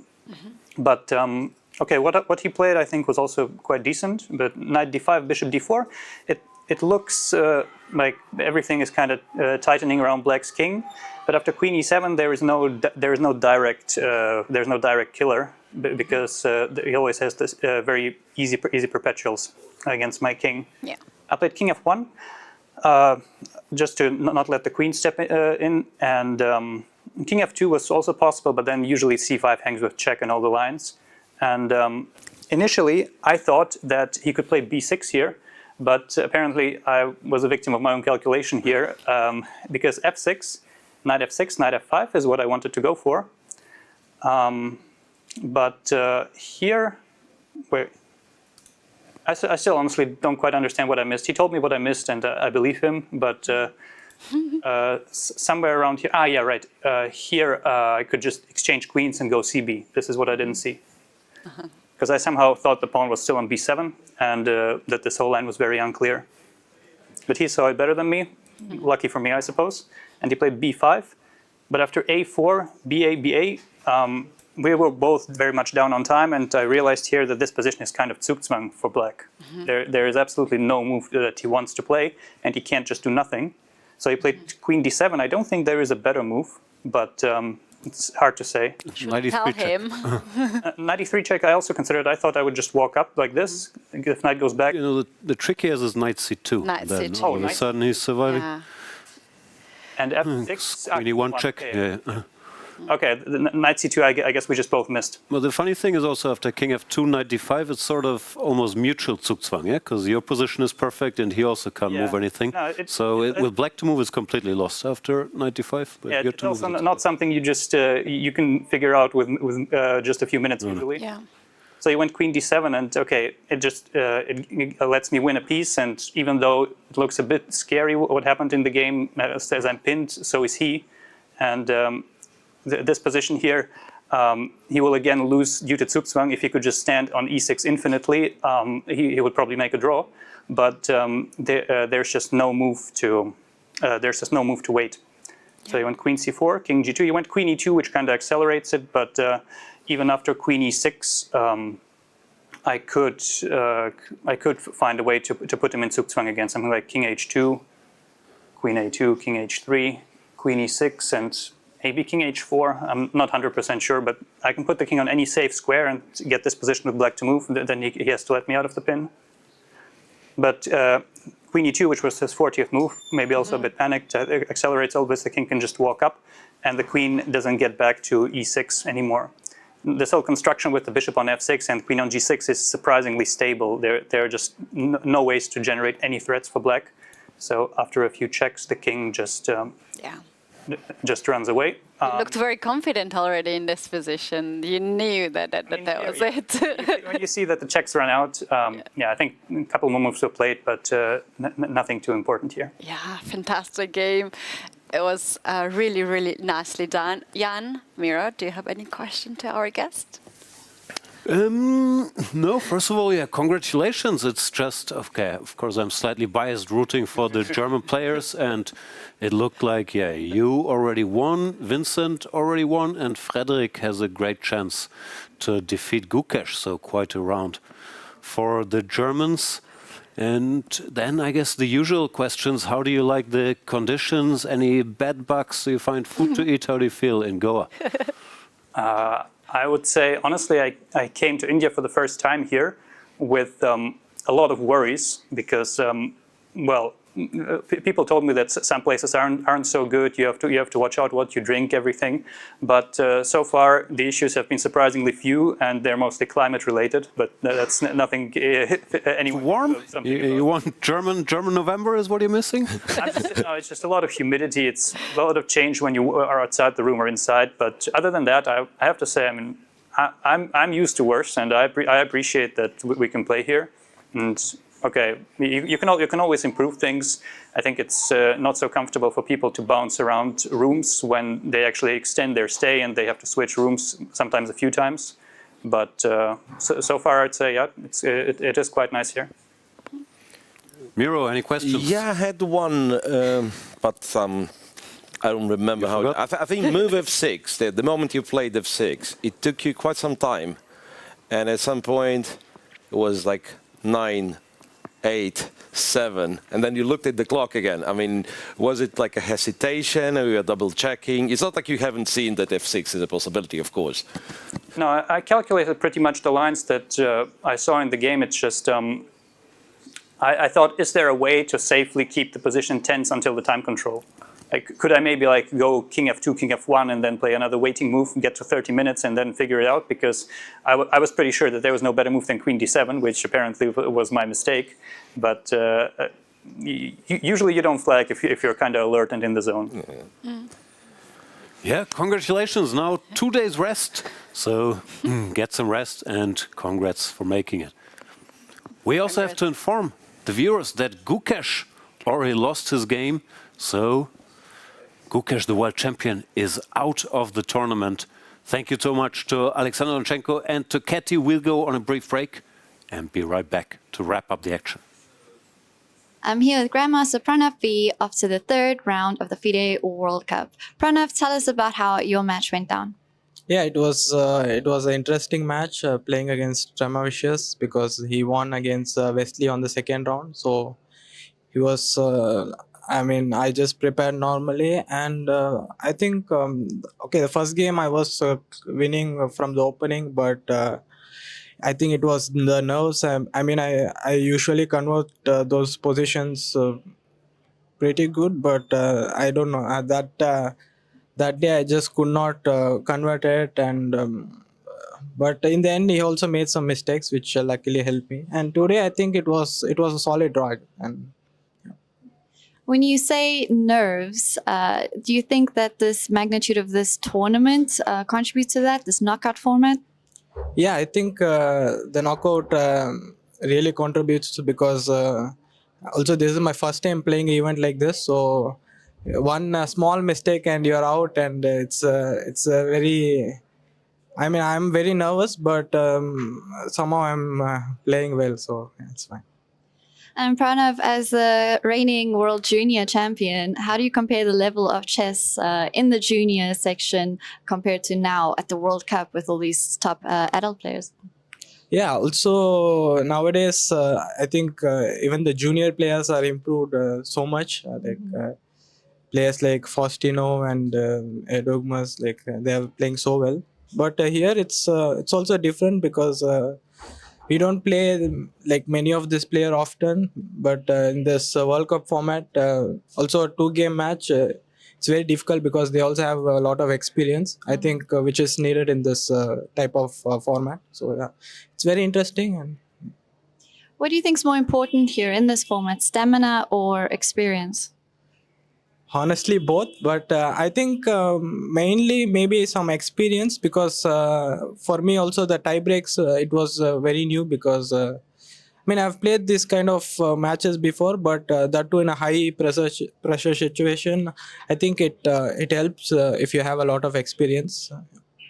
Final question to you is, you were playing here, Goa, India, so many top Indian players. What's that like?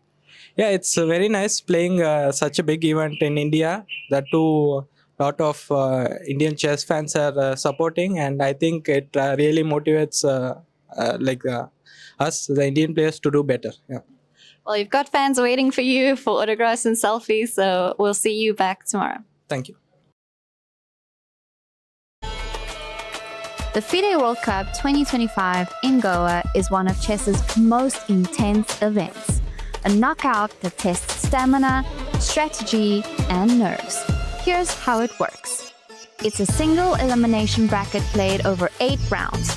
In round 1, lower seeded players face off while the top 50 seeds receive a bye into round 2. Each round runs for 3 days, 2 classical games, and if the match is tied, tie breaks on the 3rd day. The drama builds until 2 players reach the final. The semi-finalists who don't advance play a separate match for 3rd place. And that match matters because the top 3 finishers qualify for the next candidates tournament. It's simple. Win the match and advance. Lose and you're out. Every game takes a player one step closer to the title and to a possible shot at the World Championship itself. From start to finish, it's a fight to survive. One match at a time. Chess is more than just a game. It's a tool for empowerment, connection, and transformation. In 2025, FIDE is proud to launch the Year of Social Chess. We believe in the power of chess to bring about positive change, from therapy and education to rehabilitation and inclusion. Social chess is our way to build a better world. The Year of Social Chess will introduce groundbreaking initiatives across the globe. Monthly themes will address critical social challenges: chess for protection in refugee camps, chess for cognitive health among the elderly, and even chess for addiction recovery. Through this initiative, we are mobilizing communities, conducting research, and creating opportunities for all to experience the joy and impact of chess. Join us for online chess events, global conferences, and even a documentary film festival that will showcase the power of social chess. Let's make 2025 a year to remember. The Year of Social Chess is here. Let's change the world, one move at a time.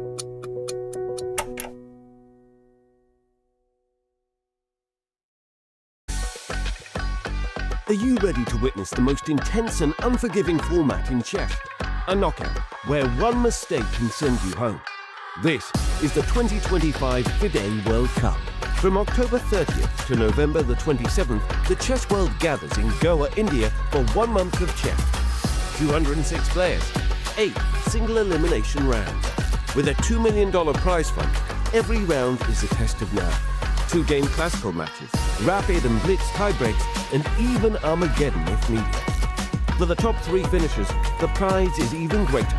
A ticket to the 2026 Candidates Tournament. This is the chance to earn the right to fight for the World Championship. The FIDE World Cup 2025. Only the strongest will survive.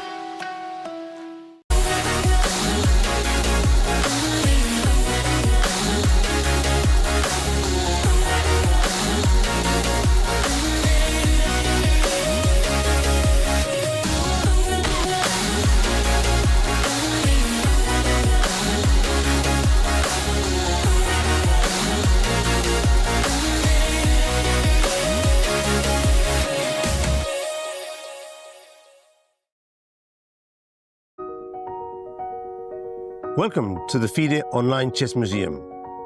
The International Chess Federation proudly presents the FIDE Chess Museum, an online space celebrating the rich history and evolution of chess. Explore exhibits that trace the game's fascinating journey.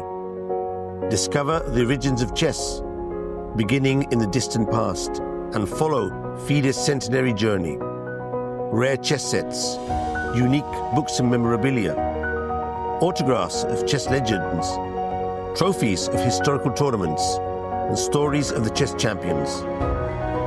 Explore the game's legacy and future. Chess is more than a game. It's a global culture of strategy and unity. Join us to experience this unique online journey where history, culture, and passion for chess converge. And also on your phone. December, the world turns to Doha, Qatar for chess at its fastest and fiercest. The 2025 FIDE World Rapid and Blitz Championships bring the globe's elite to battle under lightning time controls. December 26th to December 30th, Rapid and Blitz formats designed to reward precision, courage, and creativity. In the heart of the Middle East, Doha offers more than a board, a world-class venue, a cultural backdrop, and a stage worthy of legends. With a €1 million prize fund on the line and the title of world champion at stake. The 2025 FIDE World Rapid and Blitz Championships, the ultimate test of fast chess.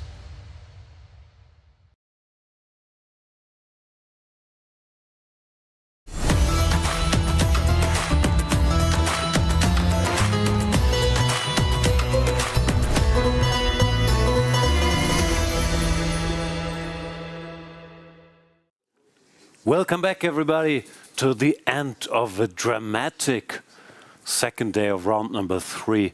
There was an issue with the live games, so while we couldn't see those, everything has ended, and what drama there is. The world champion, Gukesh, gets eliminated. Anish Giri gets eliminated. Miro, what else happened? Abdusattorov got eliminated, and he actually lost the second game as well.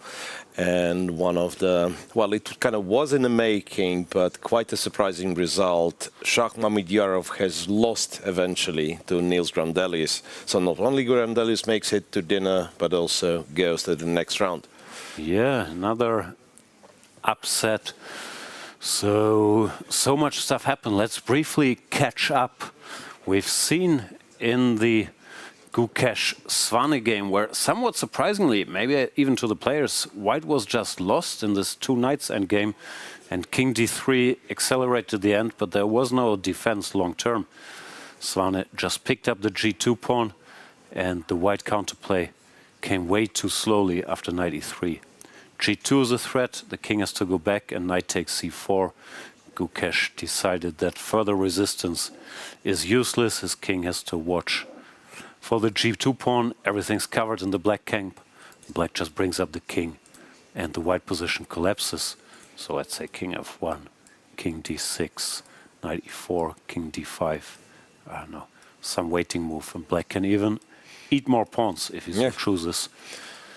And Gukesh decided to resign, which, shockingly means the world champion is out. Of course, he doesn't need the spot in the candidates tournament, but still, what a loss for the tournament. And on the other hand, through my German glasses, what a success for German chess and young Frederik Svane. Vincent Keymer also wins against Pranesh. So pretty much with this trick that we've shown on air already. Yeah. Vincent Keymer, not an upset, but Pranesh, of course, very, very strong. Held Keymer to a draw in the first game. We've seen Donchenko beat Anish Giri. And in the end, Nordibek Abdusattorov even lost his game against Jose Martinez. Knight takes d6, he went queen f6, takes, queen h6. That was still here. Okay, and he had to play queen f6 back. Okay. And I guess he even saw what he had to do here, but the problem is he needed to win in order to stay in the tournament. What you do here is a perpetual check. Was to make a draw. Instead he tried rook f8, but now he's lost, and king f1, nice move by Jospin with this trick. And the game was over all of a sudden. So 2-0 sweep against the favorite Nordibek Abdusattorov. The Grandelius Mamedyarov game, it was a bit in the making. The trend was favoring but Shak Nils just for a while. blundered it away. Yeah.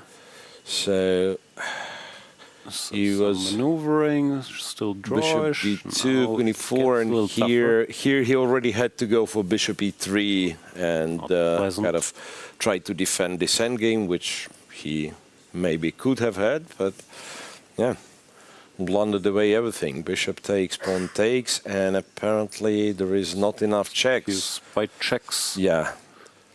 The bishop is pinned and king just hides. He didn't even do this, he resigned beforehand. Nils Grandelius. His steady routine paying off yet again. Defeats another 2700 player. I haven't even counted the 2700 carnage in today's round. Frederik Svane eliminates Gukesh. Anish Giri is out. Abdusattorov is out. Mamedyarov is out. Fedoseev is out. Fedoseev is out. So we lost a lot of favorites, but of course the fun thing about the World Cup is they typically lose to young, strong, up-and-coming players who will then battle with the remaining favorites. Therefore, there's plenty of action to look forward to. Tomorrow, of course, is tiebreak day. I haven't counted. Do you have a rough idea how many tiebreaks we're getting? No, I don't think I have, but again, my estimation would be 10, maybe 10, 11. Let's look at the results. So, no tiebreaks for our top encounters. The first one is on board 7, Wei Yi, Gledura. Every other match found a winner, even if it wasn't always the one we suspected. This is also decided. 11 the next tiebreak, MVL against Artemiev. Then Erdogmus Rapport. Rapport. That is 3 not tiebreaks. A lot of tiebreaks. Not 3 a lot. out of 16. That is a very low quota. Wei Yi, of course, going to tiebreak. Vidic Shankland, Diak and Kartik. And now we get some more. Sevian Nair.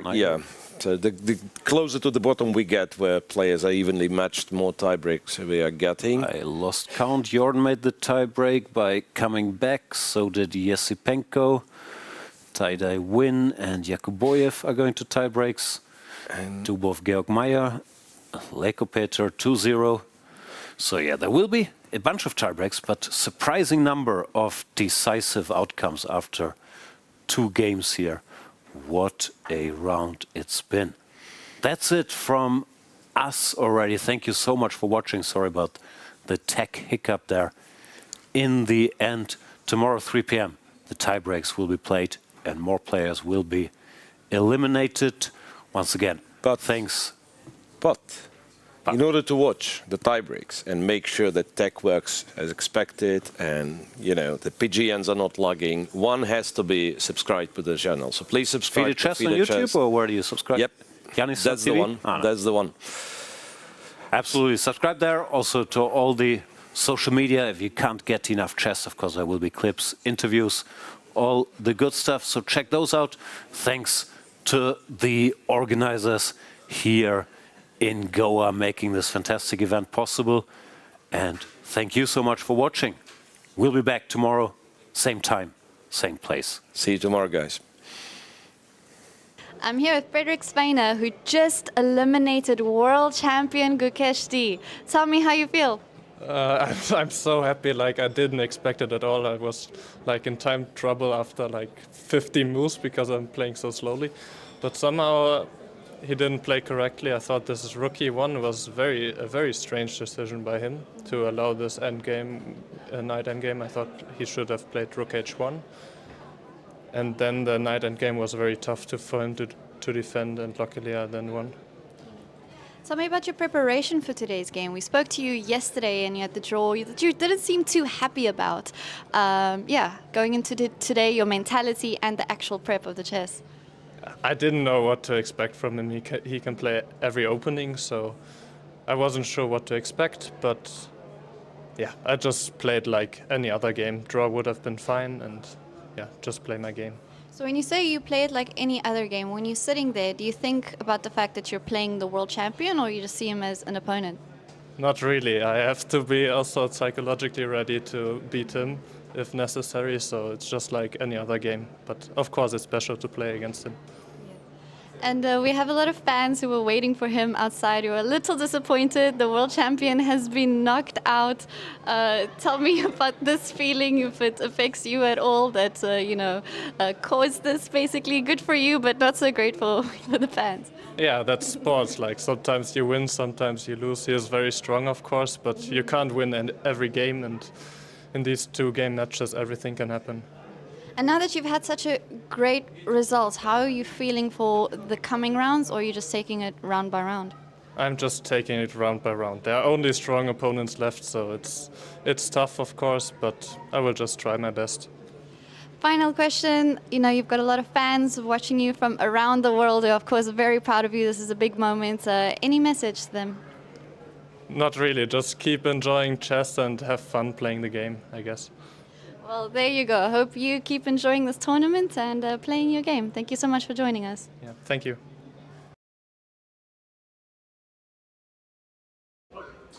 I'm here with Grandmaster Vincent Keymer, who has qualified to the next round of the FIDE World Cup. Vincent, you're having an amazing run. Tell me about this momentum. Yeah, it's nice because, yesterday was a kind of tough game. I felt like I was the one putting pressure throughout most of the game, but he defended really well. And, I kind of got the feeling that playing just normally and beating him is not as easy as it is with 2-6 30s usually. So he clearly is, I think, stronger than his rating. And also he was pretty well prepared. They had some ideas. So I think for today I decided to play Berlin for the first time in my life, just because he's an active and kind of aggressive player, so I didn't think I needed to worry about him wanting to make a draw. He's a fighting player, and I thought that Berlin is quite nice if White wants to fight, because then I will also get some chances, and that's exactly what happened. I think he was hesitating to go for lines that ended up in some simplifications, and therefore gave me long-term chances, and I think he just missed his moment to get out, and then slowly got outplayed today. So Berlin is kind of synonymous with a draw in the chess world, if we talk about the history of it. But you went in wanting a fighting game from it. Yeah, I think the reason is that against Berlin, actually, White has quite many options. So you give the opponent the chance to choose. Of course, there are many drawish lines, but also many lines which are interesting. And I was nearly sure he would choose one of the more interesting ones. So then suddenly Berlin becomes quite interesting. Vincent, we've got eliminated top players, like many of them. Giri just went out. What are your thoughts on this? Low-rated players taking these guys out? Well, it's nerfs. It's quite simple. I mean, basically, first of all, for these little low-rated players, it's a great chance to go very far here. They are very motivated. And then for the top players, there's always the pressure that you need to win that round. Yeah, and it's kind of unpleasant because you always suddenly the lower rated player becomes the chaser, like mentally. And that's how I explain so many upsets. I mean, I think Gukesh also looked shaky. I'm not sure whether he's going to survive, but that looked shaky. I think Nodirbek today, okay, I'm not sure. Objectively, it didn't look too well. Maybe he has some tricks. There are still some chances. But yeah, I'm not too surprised, although I have to say it's really a lot of upsets. Like upsets, of course, you have to expect in the World Cup, but that many are, it's quite crazy. So I am glad I don't have to play tiebreak tomorrow and I'm through. And yeah, I'm looking forward to watching the tiebreak actually and having some rest and then hopefully being back for nice round 4. We caught up with your coach, Peter Lecko, yesterday. He said that he spoke about the mentality that you should have here is not to win the whole tournament, that the winner doesn't really think about winning, they just play every game. Can you expand on that a little bit? Yeah, I think usually if you think about how will it end if I get to quarterfinals against some very strong player, usually you will not even get there. And basically here it's very difficult to even get through the first few rounds. There's not a single easy round here. So it's most important to focus on the match that you're currently playing and trying to win that. And also, as we see, there's pretty much zero chance of predicting who you're actually going to play in one of the next rounds because there are so many upsets. It can easily happen you're playing someone very different than you thought. Final question to you, Vincent. You know, we're here in India, a lot of Indian players, and people talk about the how many of them are up and coming. But the German contingent is the same. We've got a lot of you here, and you're doing really well. Can you tell me about German chess and how this can be also be in conversation the way we talk about Indian chess booming? Yeah, it's great to see Alex beating Giri and also Frederik having good chances against Gukesh. It really shows that they have a lot of potential, which I always thought they have, but it's very tough to break out because there are so many strong players in the chess world. It's tough to be different, to be special in that sense. So yeah, most of them are still quite young, so there's potential. And of course, for me, that's also a nice feeling that maybe, for Fuji Olympiads, we have a very nice chance. I was just thinking about Olympiad. It's going to be very exciting. But thank you very much, Vincent. Enjoy the games tomorrow, and we'll see you in the next round. Thank you. You have only one vacation spot for life. What do you choose? Greece. Havana. There are a lot of, beautiful places that I would like to stay, but let's say Switzerland. I actually prefer to stay home. Like we usually travel a lot to tournaments, so it's become very less that we stay at home. So I actually prefer to stay at home. Somewhere in Caribbean. Probably Caribbean. Nowadays going home already feels like a vacation, so I'll choose home. San Sebastian, Spain. Bali, Indonesia. Well, I haven't been to Maldives and I wish to, so maybe let's give it a try. Austria. Maybe Portugal. I don't. As I said, I travel so much that whenever I'm at home, I just feel so good.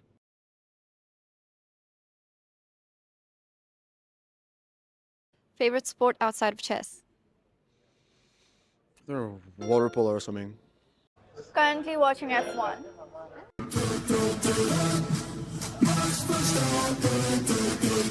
Maybe tennis. Squash. Figure skating. Basketball. Basketball. Football. Football. Table tennis to play, yeah. To watch maybe soccer if it's like the big final my country's playing, yeah. To watch, I like gymnastics, tennis, figure skating, so a lot. Yeah, but obviously I'm not so good at it. Table tennis.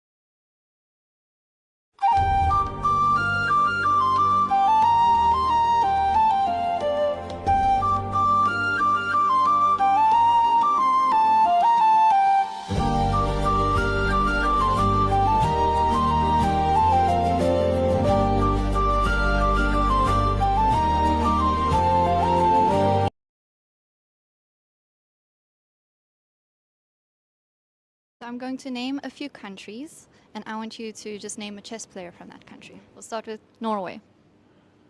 Arjun. China. Van Hal. Spain. David Anton Giaro. Ukraine. Vasily Ivanchuk. US. Robert James Fisher. Egypt. Amin Bassem. Hungary.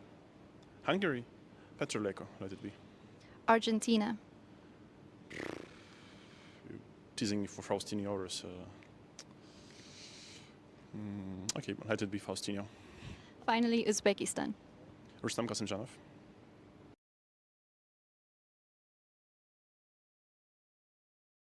Favorite comfort food? Curd rice. I'm actually an addict when it comes to some types of bread. So, yeah, like tandoori roti. Give me some tandoori roti and some yogurt, like raita type of thing. And yes, I'm happy. South Indian. Which dish specifically? Dosas at home. Beef with rice. Also salmon. Salmon is my favorite. Probably pizza. I think my mom makes this amazing khichdi with an Indian oil mix that she makes. I think that. Does she ever make it at events for you? Sometimes, yeah. Indian. Teriyaki chicken. Dosa. Comfort foods. Sushi I like. By far, my favorite food is plof. This is our national food.